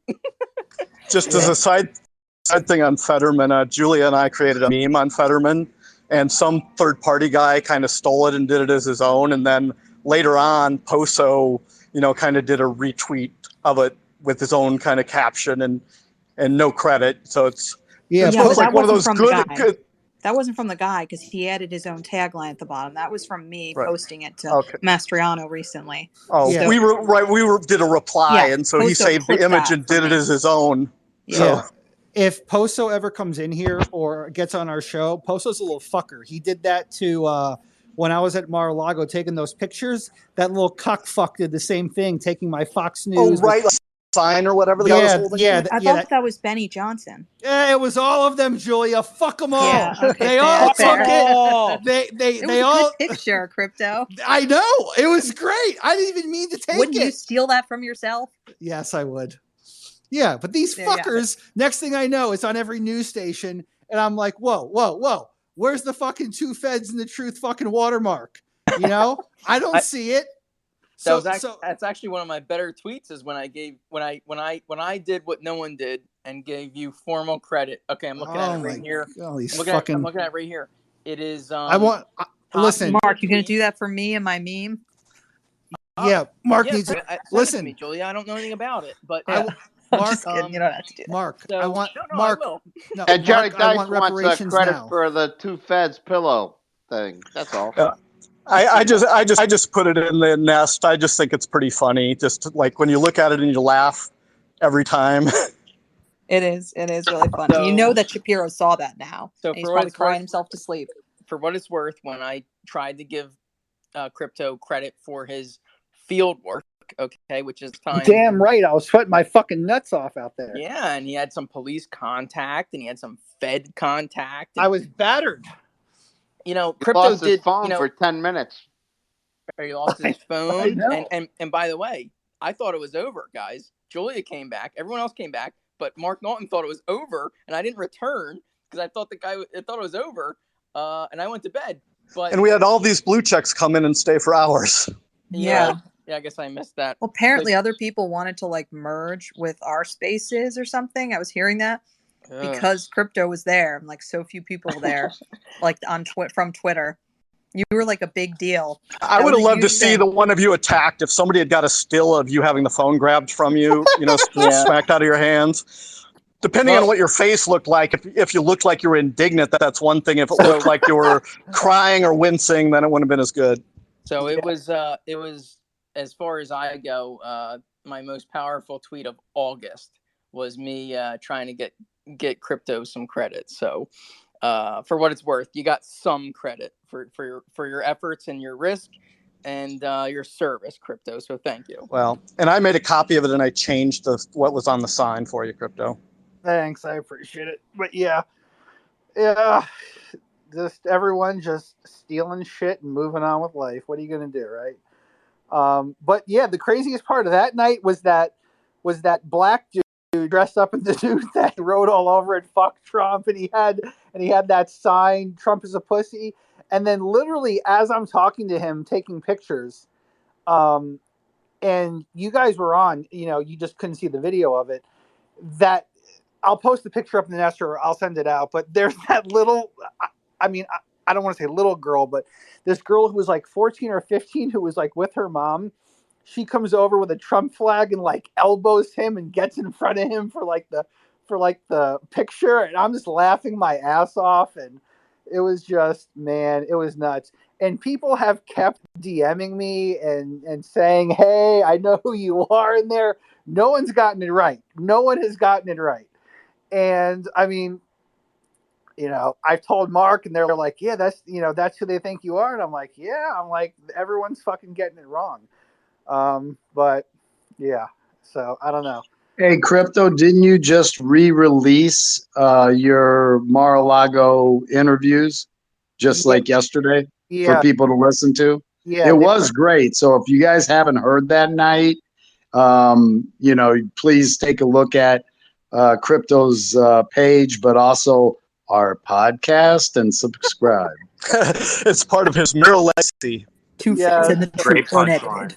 Yes, thank you, Michael. Apparently, I forgot to edit it. So what happened was, so it was being recorded on here in Twitter, and when you download on Twitter, you get an MP4A format, and then I had to convert it over to an MP3, which was easy. But usually, when I convert to an MP3, that's usually a finalized product. And apparently, I did not put this one into Audacity. And someone notified me today the last 20 minutes is like just fucking dead air, because that's when I lost my phone.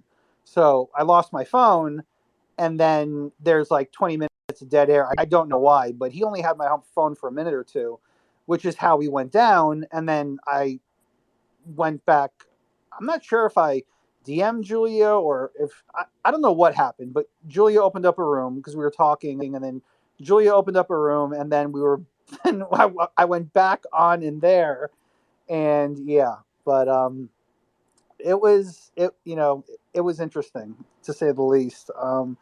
So we'll see how it plays out. But yeah, so it went out in the newsletter, but from what I've heard, the last 20 minutes is dead air, which I should have cut out in the editing, but I just thought it was a finished product, so I apologize.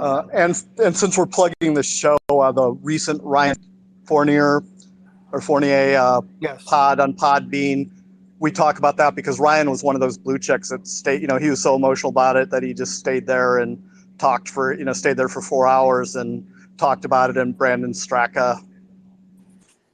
Yeah, he was in there that night as well, and yeah, it was an interesting night. So we'll see what happens. We are closing on September. We're coming to October. Midterms are what 35, 40 days away. So if something's going to happen, give or take 40 days, 42 days, 45 days, T minus. And then after that, conversation to be had next time, which I spoke with Steve Carbone, who's in here tonight. Great guy. If you guys don't know him, definitely follow him. He's a good guy. Me and Steve spoke about DeSantis and his 170 million or so war chest, which is not anything that DeSantis is going to need. I saw my first commercial a couple days ago, and I got a flyer today from DeSantis. I saw DeSantis. No, actually, I didn't. I missed that. I was going to go see. Remember, Mark? I missed that one. I'm sorry. I'm chewing over here some late night snacks. What did I miss? Oh no. Well, more importantly, what's your snack? What do you eat? So I have some. It's called New York style panini with some calabrese. Huh. Yeah, yeah. You caught me in mid show. Very, very Italian of you. Very Sicilian of him. Exactly. Evidently. Fun fact though, my Sicilian grandmother, she once freaked out on me because I didn't eat it. I don't eat cheese, guys. I'm sorry, I don't eat cheese. And she said, what kind of Italian are you? And it was a big problem in the family. But I don't eat cheese. Sorry to disappoint. Well, yeah, I mean, you do have a very sensitive stomach. You told me. Yeah, this is a medical condition. I don't know. I don't know if the chicken came before the egg. As in, do I have a medical condition because I've never liked and consumed dairy, or do I not like dairy because of a medical condition? I really have no idea. I know that I don't eat dairy anymore. So, going off the dairy comment, which is going to be a seamless transition into Ron DeSantis. There's $170 million that Ron has, and he's going to. Yeah, I'm not talking to you, Mark. I'm talking to everyone right now, buddy. Oh, I'm sorry. Okay. I appreciate it, though. All right, I'll mute myself. Go ahead. Okay, yeah. Talk about dairy. Yeah, just go eat. So Ron DeSantis probably buys a lot of milk and cheese, but outside of that, he's got $170 million, right? So is that on hand? He's going to crush Charlie Crist down here in Florida. He doesn't need to spend anything remotely close to that. I think the one time where Rick Scott spent like $100 million of his own money to beat whoever the fuck it was, barely in the governor's race here in Florida when Rick Scott was here. But I think that was the highest spend ever, and that was a close race. This is not going to be a close race on here. Charlie Crist is going to get crushed. His running mate, if you think teachers unions are bad, imagine having your lieutenant governor be the president of one of the biggest ones, Miami Teachers Union, whatever the fuck it's called, United Teachers Miami-Dade, wherever the fuck it is. Those teachers unions they're just hellish people. They're fucking demons. And I could not imagine, the leader of that union being Carla, whatever the fuck her name is. Everyone calls her Carla Marx, but she was definitely mourning for Fidel Castro when he died. Anyway, long story short, coming back to DeSantis, it's just interesting. He's got that much money on hand. Whether, so I was talking to Steve about it. Whether DeSantis is going to use a small fraction of that in his own race, and then help congressional members or Senate people in their races, or whether he has it on hand, for 2024. I mean, Trump is most likely going to run, barring, what I heard, which could be health issues, which there shouldn't be any. So outside of that, Trump may run, and me and Steve had a long conversation about it. We don't see them fighting each other and kicking each other's asses in the primary. That would be kind of pointless. So we'll have to see. I think if Trump declares, I don't see Ron running now, but that's a whole other debate. People if you're in Florida, you want DeSantis for 4 more years.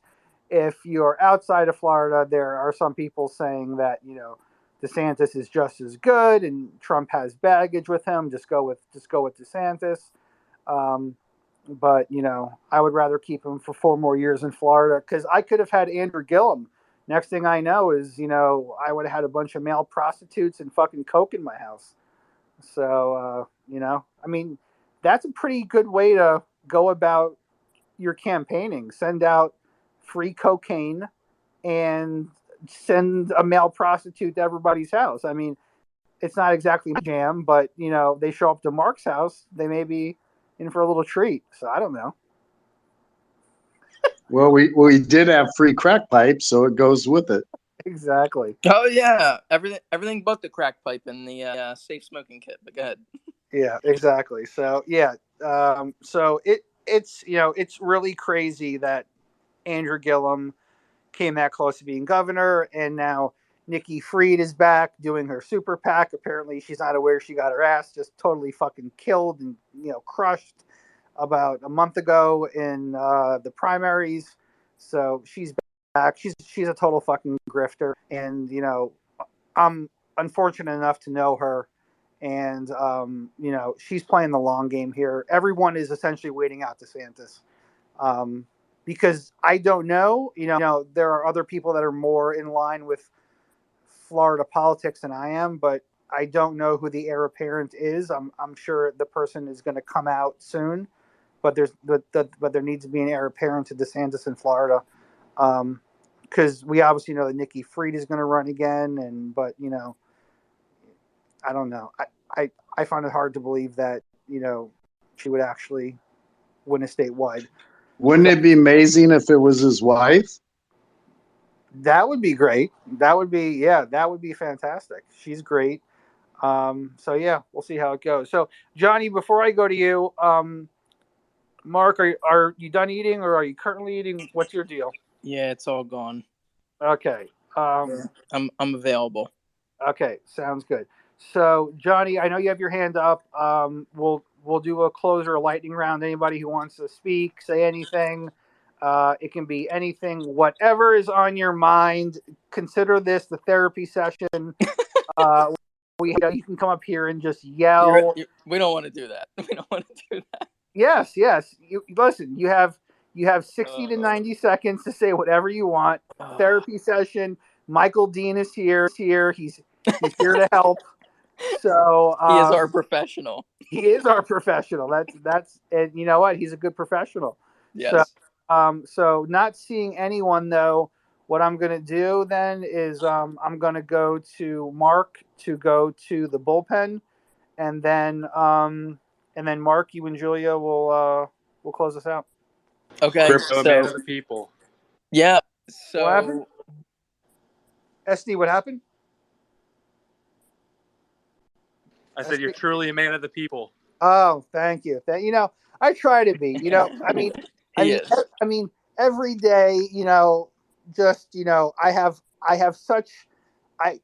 I get such great counsel from my faith leader, Mark. Did you originally think you said a man with a peephole, Crypto? Oh my God. Okay, right. Pitchers, listen up. It's gonna be Michael, Baby Yoda, SD, and then Johnny. So Michael, you're up. Go ahead. Yeah, thanks, guys. Another great space. I just want to kind of go back to the beginning and say that, especially for the podcast, we need to really consider, some new merchandise. And I think we need to consider this butt baby thing, right? Because that is going to expand our reach, and we're going to get a whole new different audience. Yeah. But we also know that Baby Yoda is extremely popular. So I say instead of a baby, we do like a butt Yoda, and we sell that on the site. There you go. You lost me. You lost me. I actually thought butt baby shirts, but I don't think I want to put Baby Yoda as a butt Baby Yoda. Just me. But thanks, Michael. So what did I say the rotation was? Baby Yoda, you're up. So respond. Did somebody say Michael was a professional? I'm having trouble with that right now. He is our professional social worker / addiction expert / prior Marine / entertainment and movie. He wears a lot of hats. So yeah, I will say his first 30 seconds are usually brilliant. So take that what you will. I was going to say that, you know, the Two Feds and the Truth have the logo where crypto's essentially the you know, the Matrix-like character with 2 red pills for you to take. You can choose the red pill or the red pill. And it's got Julia and Mark, and Baby Yoda is hidden there as an Easter egg if you want to look. But if you think that would make a great shirt, then tell crypto, you know, do a campaign with that on a shirt. But if you don't want that, if you hate Baby Yoda, if you hate my artwork, well, then you are worse than Hitler. No, I would be listen. If I was talking to the audience, by the way, crypto, not to you as an individual. I mean, listen, if people are going, listen, all I know is last time it was such a fucking hassle to almost like force people to buy shit. So if people want to buy it, I would be fine with doing a campaign, putting that logo on, getting the company up and running. But I was literally hounding. I was like yelling at my brother, buy some shit. I was telling my friends, buy some shit, because as much, and I think other people have run into this too, as much as we get support, and we do, and we love all you guys, and it's great. And, you know, as we say, you know, we don't sell anything, things like that. You know, the biggest way you can support us is the newsletter, by subscribing to it, by opening the email, because, you know, we get impressions to our sponsor, and then by clicking on the sponsored content, right? So, you know, And if the price is right, I will put the logo on I will iron it onto my pillow. And by price is right, I'm talking like an egg of an endangered species. Okay. Wow. I know, but you know, with the campaign with the shirts, and trust me, I was bothering Mark like every fucking day. I was like, Yeah. bro, Well, the good news is it's tonight. They talk about it in Jersey, blah blah blah. Cloud cover moving away. Pretty much fall is about to happen tomorrow. It's going to get cold in Jersey. So I will soon be wearing my Two Feds and the Truth hoodie. right? And But I purchased a few of them. right. So besides the fact that me and Mark bought a shitload of stuff, Yeah, basically a rebate. Right. I mean, it really, and listen, it is what it is. I mean, people have shirts, right? We don't need a bunch of shirts. And the funny part about it was, you know, I think we had like 20 or 30 sales at the end. We had like 5 or 7 just straight up donations, and Very great. 9 out of, what's that? I said just very grateful for those straight Yeah, donations. yes. So that helped, because our servers are actually going up another $50. I got to talk to you guys about that. They're going up another $50 in January. So we may have to go to new servers. But anyway, long story short is 9 out of 10 purchases were women. I don't know why or how, but they supported us. They bought the shirt. They bought, and that's how I knew Johnny's name. I knew where Johnny lived. Wasn't that so funny? Because Johnny was nice enough to buy something Johnny's for like, It oh was yeah, scary as shit. Hey, you know where I'm? Oh yeah, you know my name? And you're like, Johnny, do you really want me to do this? Oh yeah, go ahead, crypto. And then you say everything, and he's like, oh. You know what? I'm gonna creep him out in a minute too. So yes, so I think, I don't know what we have to do. Maybe get like a muscle shirt or something, but we got to get the guys involved, right? The guys need to get involved. But yeah, you know, listen, I'll put out a poll. A poll means nothing because I put out a poll last time and no one bought anything, which I understand, guys. I get it. I mean, we don't listen. how many of us need another T-shirt, right? I get it. So yeah, I mean, but if look at our logo. I put it out tonight with our newsletter on a tweet, and obviously you guys see it on Podbean. If you want me to get the campaign going, I'd be glad to do it. Otherwise, I just cannot be stressed out for 2 weeks like that last time, thinking of. Guys. Oh, Julia, everybody.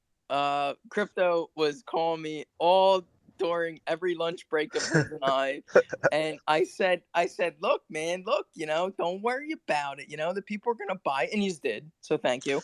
But I could make a demo shirt if only we could find somebody that's photogenic to model it. Maybe, right? But I think the theme, the graphic was a little bit specific. So I'm thinking this butt baby stuff. I think Michael's onto it. I think it's all about branding. Yeah. I think we have our brand, and I think you're supposed to stick with it. Yeah, it's not two feds and an ass. Yeah. I don't know, man. Maybe the back of the shirt or the front of the shirt. We can discuss it, but basically.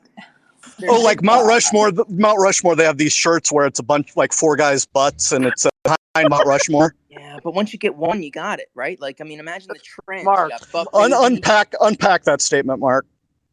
What? Imagine the trends. Once you have one. Yeah, I'm unpacking it. Once I have one, what? I don't get it. I don't get it, baby. But You don't remember what you said? I'm saying it's very simple. There's trends. There's trends. There's new trends. We're talking butt babies today. Who knows what we're talking about tomorrow? So why? But there's why nothing lock like the yourself into original. one? Well, that's why I said there's a front and a back. There's a side. There's a sleeve. There's a QR code. There's 100 things you can do with it. But you do that after the original. Yeah. Oh, I like Johnny. I like Johnny with the yin and the yang. Yeah, well, they're going up in value because there's only been a few of them sold. So, Mark, let the poll decide. Mark, could you imagine us having to respond to a lawsuit because we ripped off the butt babies? I'm not doing it, dude. Oh, I love it. I love it. Let's do it. Yes, Mr. Trump, we'd like to have you on. Yes, what? Yeah. You looked at our site, butt babies. Can you imagine me in a deposition, Crypto in a deposition, Julia in a deposition, us on the stand? Because I'm saying trial, baby. Let's go. Let's do butt babies. I mean, what's the big deal? What if we take the butt baby tweet and logo and everything, and we just print it and we say, buy your butt babies? What if we just take that recorded clip from this recorded space and we just use that in a meme? I was about to say that. Can we just have our logo? Like, is this too much to ask? I am all about the logo. I'm down to do it. It's just we need to know if we're gonna sell enough items, because the way the campaign works is that they will not print anything unless we get 30. Hey, don't lie. Quit fucking laughing, because you're the one who's going to have to buy 10 fucking units here in a second. So my point being is that if we do it, they will not print it until 30 units are sold. So unless someone's going to come on here, Mark, and say that they're willing to purchase 30 units up front, it kind of puts us in, we're behind the 8 ball. And listen, this is like buying shirts, right? And I hound you guys all the time, as nice as I can, to open the emails and click on them. We sent out 2,000 emails. We only get 400 people to open them, and out of that, we only get about 20 people to click on something. So that's me. Yes, that's you, and that's me, and that's Mark. Yeah, good yield. I also placed a huge MyPillow order. Awesome. I clicked like crazy today. I Huge. clicked like crazy today. $250, guys. Yep, she took care of the whole family. Yep. I'm getting sheets and slippers and more pillows. Perfect. Yep. Julia pulling her weight. Let me get on it. I like your leadership. I'm gonna follow it, Julia. Thank you. Did that a few days ago, so hopefully it's coming in soon. Well done. So I mean, but think of the numbers, right? So I go off of the emails. out of 2,000 emails that we send out on our newsletter, we get 400 maximum opened. So, around 20%. That's just people that open them. Just I open. open every email before I delete it, just so you know. Thanks, Johnny. So we get 400 openings, and then out of the 400 openings, we get 20 clicks. That is where the average is. So that's why with the emails, we're constantly just That is begging a you guys to horrible open them rate. up. So literally there's 1,600 emails being sent out 3 times a week that are just no one's ever looking at, ever. They're just going right to spam or something, or promotional folder. Come on, guys. Check your spam boxes. Mark, I asked you if you got it. You were like, I know no. it was coming. I know it was coming. And then I had to fucking guide you to your promotional inbox. And Mark's like, oh, I didn't know. Listen, out of all of us, Mark is the worst clicker. Yes. Mark it's is true. Mark was like, oh, I got this last week. I'm like, come on, dude. Yeah, it's true, guys. Don't be me. But I figured out how to move it to my main. I figured out how to move it to my main inbox, and now I'm clicking. I'm clicking like a mofo. I'm getting the clicks up, and I'm so good at it. I'm leaving it on, Care Fresh or Freshly Food, whatever this paid sponsorship is, and I leave that window up for a couple hours, so I make sure that we get 35 cents. It's just that, it's so true. Actually, it's part of the process. Mark, it's actually 25. Oh, I inflated it. I gotta make it sound good, right? God, I hope Pave does not ever listen to our spaces. There's no way. There's no way. They will pull their sponsorship so Why? fast. Why would they do that? Because we're telling people to artificially click on their fucking emails. Oh, I never said that. That's exactly what we're doing. I never said that. Don't put those words in here in the record. That's not what happened. Guys, you can check the email, click around, do some accidental clicks. No big deal. There's some good sponsorship in there. Mark, you're not helping. Of course I am. SD, help us out here. Help us out, SD. Holy crow. Speaking of inflation, they're fucking charging your servers? Yeah. Holy fuck. Yeah, But horrible. anyway, Crypto, I'll take you up. I'll buy the 30 units, but I'm marking them up 30% so I can get mine, Good deal. Smart businessman. I mean, if we're talking about inflation here, I'll buy the 30 units, but someone's paying me 20% extra. Listen. If you get all of them, I hear there's a hot secondary market for the items. So yes, so absolutely get those. But yeah, but no, it's actually the God's honest truth. We already, for the year, we paid for our server, we paid for Podbean, but it's gone up. And to be quite honest, I didn't look at the email well enough, but I'm pretty sure it's going up $50 per month. Because and this is what was in the email, because our email list isn't big enough.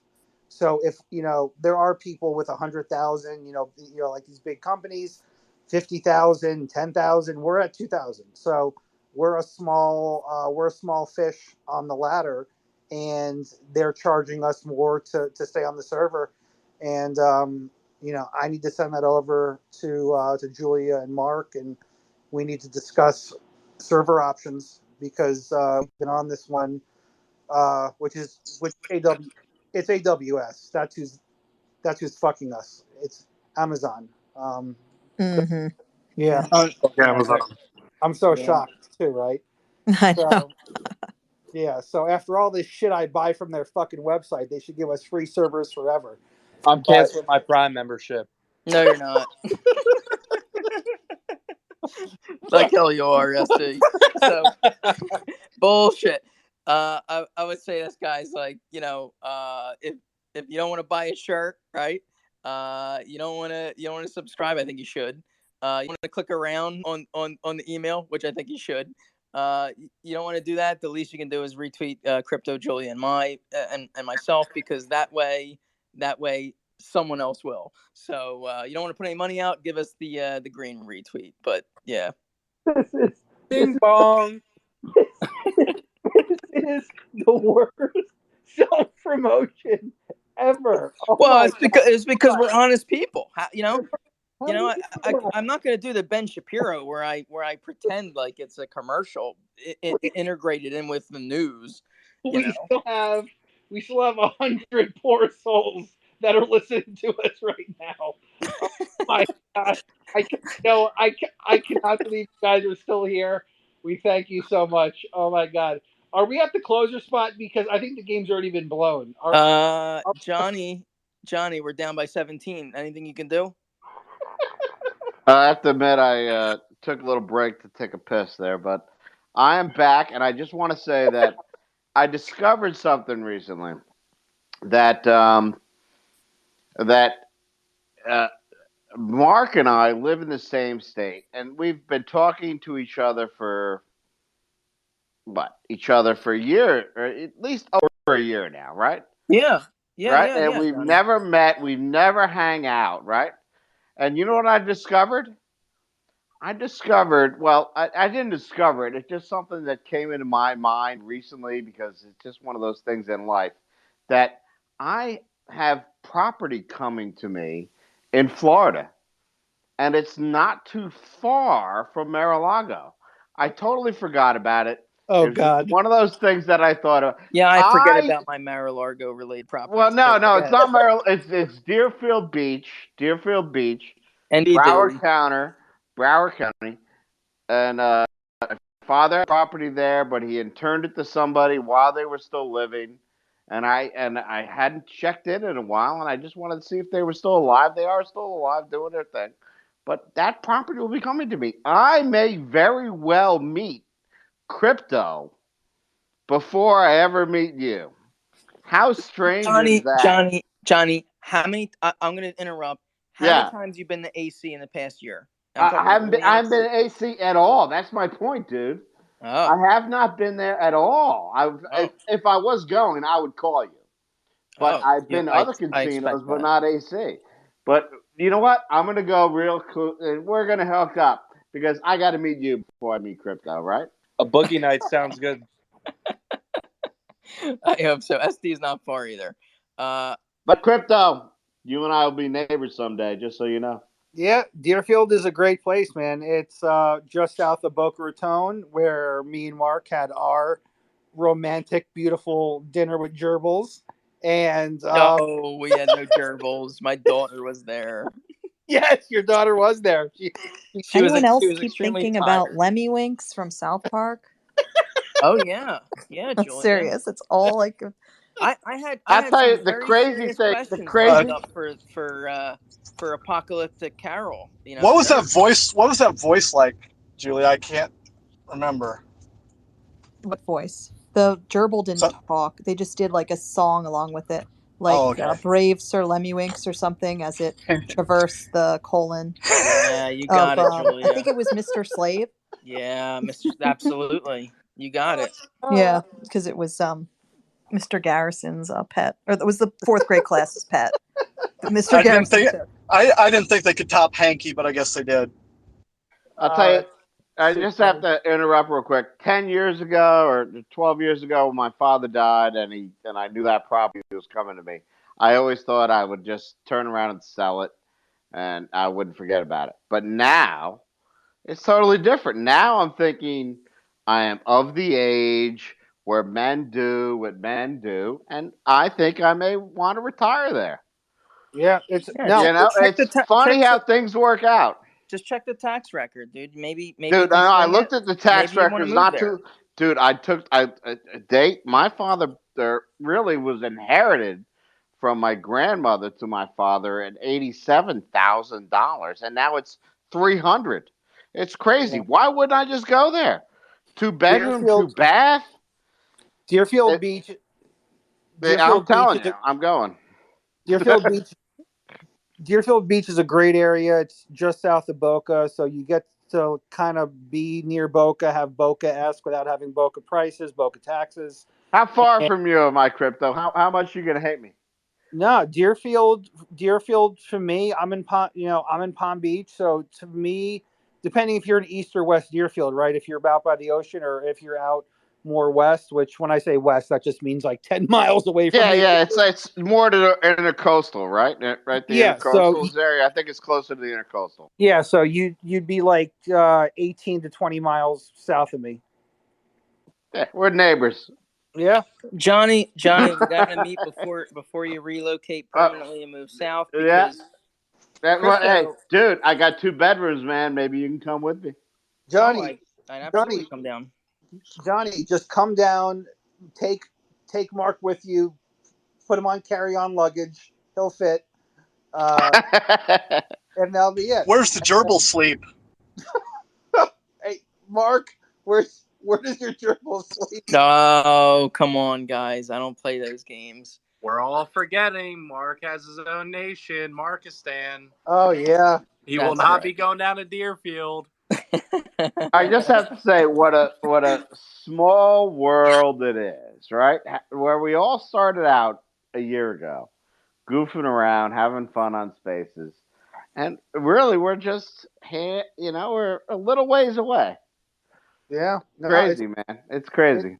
It's true, and and people still tag me and Monica together, which I don't know how that's happening still, but do they really? Yeah, like 9 months later, man. That's awesome. I still get these random tweets that I'm tagged I'm waiting in. for her to unblock me. And then Michael will take both of you. I do believe I'm unblocked, so if you ever need a mediator, let me No. know. I'll take the heat. It's got to be organic. It's got to be organic. I wouldn't ask anyone to do anything. No, that's the way it should be. Yeah. Exactly. Yeah. I don't play. I don't do games. Yeah, I mean, the only reason why I think I got unblocked is because, or no, I wasn't. I don't know, but I was gonna say, are you unblocked? But I'm blocked. Yeah, so right. I love it. I'm not offended. It's Right. cool. So I am currently unblocked, but it was, I don't know what it was. I think she came into one of our things when we had someone as a guest, and she was in here a couple times, and I don't know. I didn't ask. I didn't know. Yeah, we had someone important. I can't remember. Julia, do you know? It was someone more important than us. Apparently. When was this? Sebastian Gorka. She came in for Sebastian Gorka. There it is. There it is. Oh yeah, yeah. Because I got a bunch of DMs saying that she was in. No, she's been in before that. Trust me, she's lingered. I've seen her. Yo, not with the Monica profile, at least. Oh, I don't know, but no, yeah. definitely Which with one the are we Monica talking about? profile. Definitely with the Okay, Monica Johnny. profile. No, I'm telling you. You talking about Monica or? Yeah. Oh, someone, I cannot remember who it was, but they said that Monica was the one that wanted to join Spaces the night you were in Mar-a-Lago, Crypto. No fucking way, I ain't doing Yeah, it. someone. I I would cannot not remember doubt who it told me that, but it was whatsoever. casually, and they And were I- just like, well, "Oh yeah, I remember that and I space. just It was went to awesome." bed. There were people in just to see if he got tased. And I said, "What?" I was like, I didn't, because I hadn't heard that and had no idea. But I was like, I'm pretty sure that would have been, interesting. That's funny. And I just listen, went to bed. I missed Yes. I am not. You think I'm going to put my life on the line to fucking share Spaces? No way. Yes. No It's your fucking duty. way. It's your duty. So that made me wonder if, there was discussion happening, because I guess she had a space going that night too. No discussion. I was not. I meant on her side. Sorry. I have not. No, I was live on the ground in the hot zone, trying not to get sniped. And and you know where they accidentally shoot those rubber bullets on purpose. Mark can tell you that. Yeah, they're all very poor shots, but yeah. Too funny. The worst shooters of all are the ones that get all the extra weapons training. But yeah, go ahead. It's funny. At some point, Twitter probably will come out with some sort of like fucking space merger or some shit like that. But anyway, all right, Mark, your thoughts of the night, and then we'll go to Julia. And I got nothing else to say. I have a 9-hour webinar tomorrow. 9 hours, guys. So my god, it's just a click through. You're good. No. This is live. Is it on diversity and inclusion? Crypto.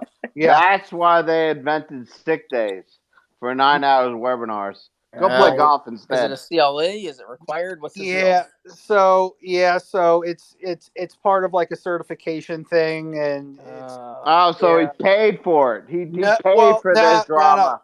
No. The firm paid a lot of money for it, and yes, it is. Yeah. So long story short, Is it remedial? yeah, I know. I wish. You know what though? Actually, it is because so I'm board certified in certain areas. Then on top of that, I am a Supreme Court certified circuit mediator, and after tomorrow, I will be a Supreme Court certified arbitrator. All This right. is But Chris, wow. how many golf events do you get with this? Come on now. Uh, You've got to play a little golf. You got to hammer it out there every once in a while. yeah, You but do what you need to do. I How can't. how often do they grease you with golf day? Johnny, I don't mean, blow it. come on. No, you've got to get greased to golf day every once in a while. You know what's funny is since I've gone to my new government spot, I played much more golf when I was at. Yes. No, listen, I was no, really, I really played much more golf at DOJ in the afternoon. At DOJ more? Yes, because the chief would Really? That is not surprising. no, They have leagues, Johnny. right. So the chief before me would come by and say, "Hey, no depots this afternoon. Let's just go." And someone was always in some sort of country club. And literally once every like 2 or 3 months, we would just in the afternoon just go out at like 1 or like at noon after court and just go play. And Jo- since I've gone to this new in-house role, which is definitely cushier and chill, hasn't happened once. But Johnny, I well, had a 3-hour federal lunch today. I'm just joking. If I were in the state, I'd have a 2-hour. I'm just joking.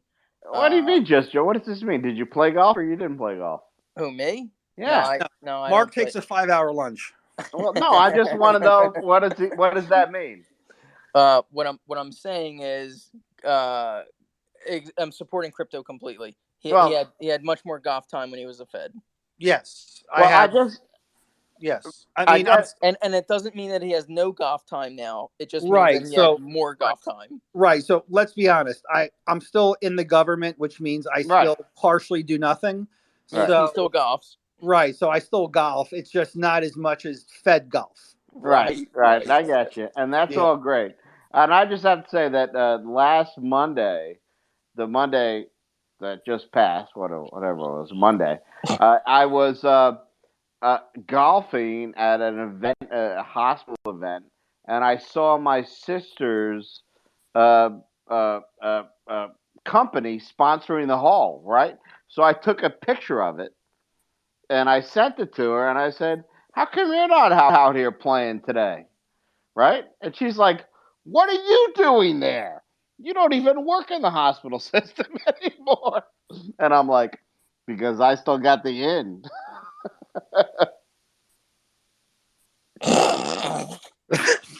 That Mark, do they make clubs small enough for you?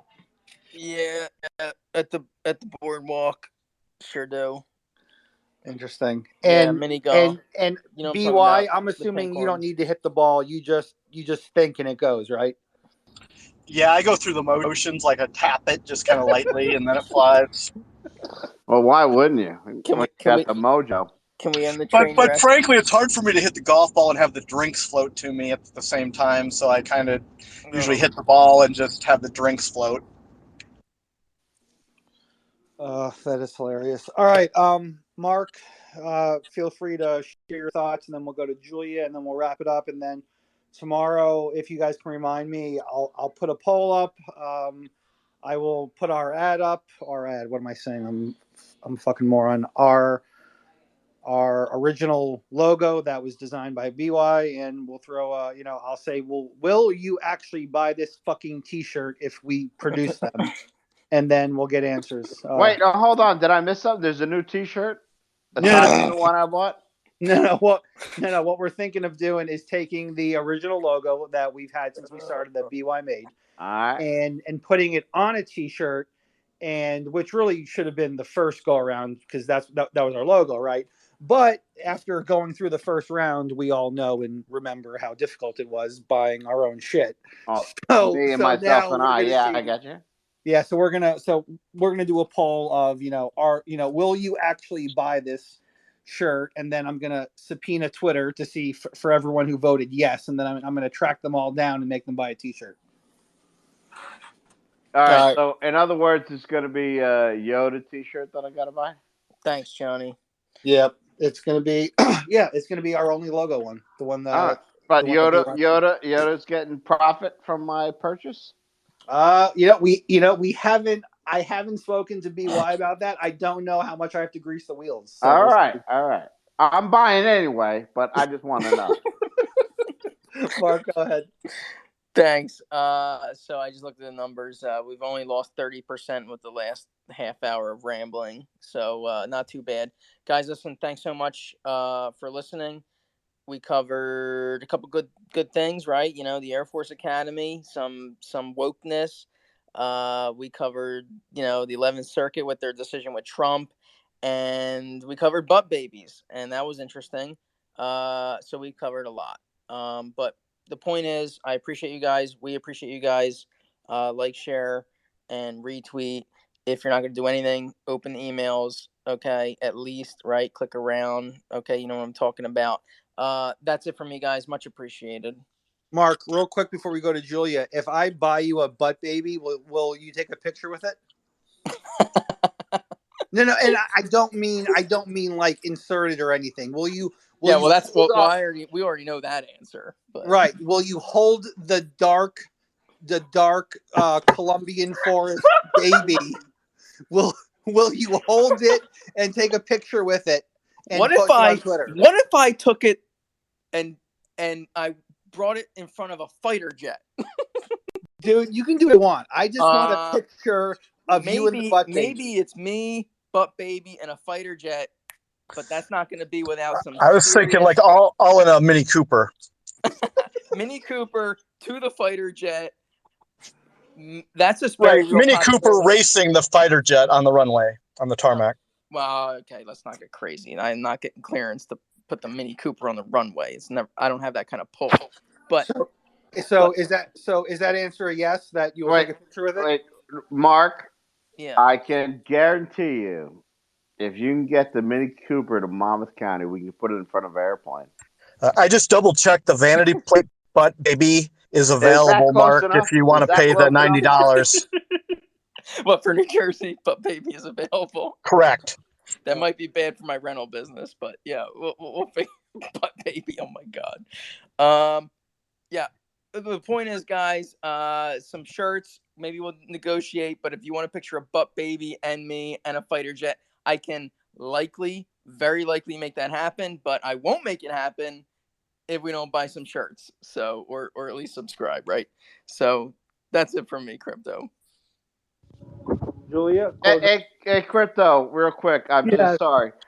The CFO of Chase was in front of the Congress calling crypto or Bitcoin a Ponzi scheme. Can we have a space soon?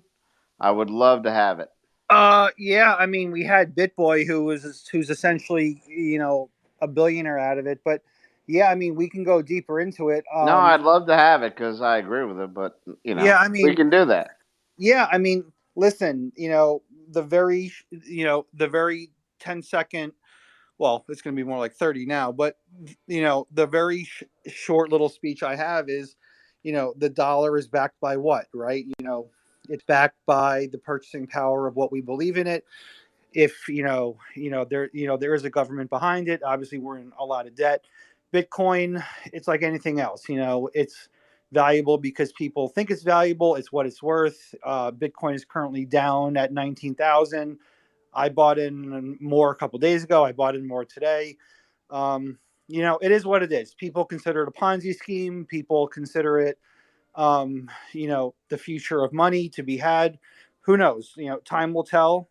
I may lose all my money that I put into it, which you should only ever put in money that that you can lose, because it is at best a speculative investment. So if if you lose the money and you can go on with life, that's okay. Obviously I don't say to mortgage your fucking house and do it. But there are people that have done that and lost everything, and there are people who have done that and become fucking billionaires. I think Bitcoin at this point is just too widely adopted, and it's going too far. It's gone too strong for it to come back, but who knows? And do check out the Bid Boy Podbean, because Julia beat him up with all those questions. She said, like, can I have permission to play devil's advocate? And then she, nailed those all. Yeah, she definitely played the devil's advocate. You guys can find it on our website, on Apple Podcasts. But yeah, we had BitBoy on, and he got in around 2016, 2017. He played the bear market correctly, as we're in a bear market now, and that's when the money's made. You don't make money chasing the green candles when everything is at an all-time high. That's not when you make the money. When you're talking about stocks or trading or Bitcoin or Ethereum, you buy low, and obviously I'm not a trader. I just buy to hold. But if you're trading, if you want to long something, long it when it's at its bottom, right? That's when you do it. But anyway, the bear market is when people make money, when things go to a new all-time high. But with Biden's economy, there may never be another all-time high. So who knows? Biden doesn't have an economy, but I'll just leave it there. Yeah. All right, Julia, wrap up in news and we're good to go. Yeah, we got lots of news. So kick this off, something from a couple days ago. Governor Greg Abbott issued an executive order declaring criminal cartels that traffic fentanyl in Texas to be designated as terrorist organizations. He said, fentanyl is a clandestine killer and Texans are victimized by Mexican cartels that produce and import it. So cartels are terrorists, and it's time that we started treating them that way. He also sent a letter to Biden and Harris to designate cartels trafficking fentanyl in Texas as terrorist organizations. Texas continues their border security measures under Operation Lone Star. Just to remind you, the leading cause of death of Americans between the ages of 18 to 49 is fentanyl overdoses. And so the commentary here is that a lot of people think it's a little too late. I just think it's good that someone's finally doing something about this. I mean, it's a net positive. So, very strange story that came out today. California has joined Washington, Colorado, Vermont, and Oregon in legalizing the composting of human remains. So, Governor Gavin Newsom signed a bill into law this week that directs state officials to create regulations for human composting. This is a process apparently known as natural organic reduction. This would be by 2027. So, it's supposedly an alternative to cremation or burial. Under the law, state officials have 5 years to come up with guidelines. And since I'm sure you're curious, the process works by placing the deceased in a special vessel, covering them with a mix of wood chips, alfalfa, and straw, and allowing for a mix of microbes to break down the body. Recompose, that's a Seattle funeral home that specializes in natural organic reduction, charges $7,000 to compost human remains and states on its website that it can turn the body into soil in as little as 30 days. So once that process is complete, the nutrient-rich material can be spread on garden beds, planted with a tree, or used for conservation efforts. Just going to let that one stew. Real quick story on Ray Epps. Rep. Thomas Massey brought up Ray Epps, and J6 Unselect Committee member Democrat Rep. Raskin responded, "I literally have no idea what you're talking about." That's a direct quote. So recall that the committee supposedly interviewed Ray Epps and had promised to release that transcript, which I do not believe they have as of now. At least I haven't seen or heard a peep about that. So I guess they'd rather us forget about Epps entirely. And Massey also put out a comment about that, saying he found it very strange as Democrats on the committee didn't seem to have a clue who Epps was when he mentioned Epps to them. But what they won't let us forget, the left won't let us forget about children, or they won't forget about children, I should say, rather. New York City Department of Education put a book about drag queens on a recommended reading list for 3-year-olds. 3-year-olds are considered toddlers. So it's titled "The Hips on the Drag Queen Go Swish, Swish, Swish." And the author is Lil Miss Hot Mess. So believe it or not, that's listed under the cognition section of reading. There's different sections, like books recommended for improvements in different areas, I guess, for kids. which is just, I mean, I want to say it's shocking, but it's really not at this point. We've seen a lot of this, and it just keeps, going and going and going. They don't give up. On a similar note, I'm sure you saw that Gays Against Groomers, whom we also had in our podcast recently, and I encourage you to check that out, Two Feds and the Truth. They were banned from PayPal and Venmo without being given any real reason for why. A day later, Google also banned their organization. And that was what I saw from the screenshot from using Gmail. They had an account. So in a Twitter post, Gays Against Groomers said, "Big Tech is coordinating a massive attack on our organization for trying to protect children. This is insane." And then founder Jamie Mitchell told Tucker Carlson she was back on their show again for the second time in probably as many weeks, possibly a couple weeks more. They're defending pedophiles and child predators and the entire ideology that is transitioning children and mutilating their bodies. We're happy to have enemies like this, but it's just really sad. So I'll end on a note about the invasion at the southern border. Biden administration has been blocked by a federal court from imposing limitations on arrests, detentions, and removals by ICE. So that's a win for us. Southern District of Ohio Judge Michael Newman made the decision after a lawsuit was filed by Republican attorneys generals of Arizona, Montana, and Ohio. This judge issued a preliminary injunction stopping Biden from imposing the new guidelines on punishments for illegal immigration, stating the states sue because they believe DHS skirted Congress's immigration enforcement mandates when it issued a policy that prioritizes certain high-risk non-citizens for apprehension and removal. DHS contends that seemingly mandatory statutes must be read flexibly to permit efficient law enforcement. At bottom, that is what this dispute is about. Can the executive displace clear congressional command in the name of resource allocation and enforcement goals? Here, the answer is no. So, of course, liberals are, expectedly mad about this, and then they're calling on the Supreme Court to reinstate the Biden administration's policy that narrowed which immigrants could be targeted for removal. So that's all I've got for you on the news front. Great discussions tonight. We did cover a lot of topics. I really enjoyed hearing from everyone. Hope you tune in for our future spaces and podcasts. I know our next podcast, I think, is coming up this Saturday at 11 a.m. And I hope that you all have a great night. Crypto? Yep, everyone have a great night. Thanks for tuning in. From butt babies to the military to Trump, kind of covered it all here. So, I'm going to see if those butt babies are actually a real thing. And if so, you can expect a picture with Mark with a butt baby coming soon. With a fighter jet. Right, with a fighter jet. So Mark, what I'm thinking real quick is, how, people they stand in front of like a monument and they're acting like they're touching on top of it. Yeah, sure. So you take the butt baby and you stand in front of the fighter jet, but you try to put it towards the cockpit. Okay. Oh, nice try. Cockpits are classified.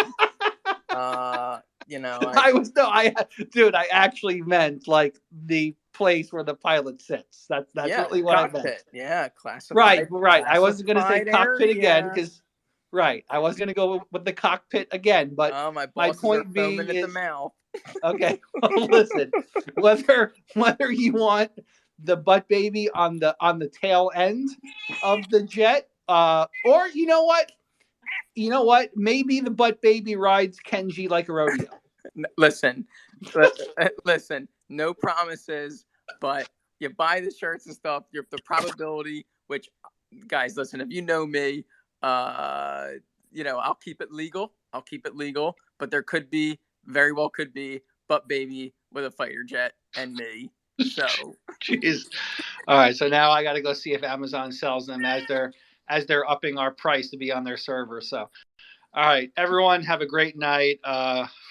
For those that hang around, how many do we have right now? Amazingly, we have 70 lost souls in here right now with us. Good God, thanks, guys. Yeah, that's absolutely amazing. We love you all, and have a great night. Saturday at 11 a.m. we're on the pod with Tom Sauer, and then we'll send out the newsletter, and hopefully we'll see you in the live cast. So have a great night, everyone.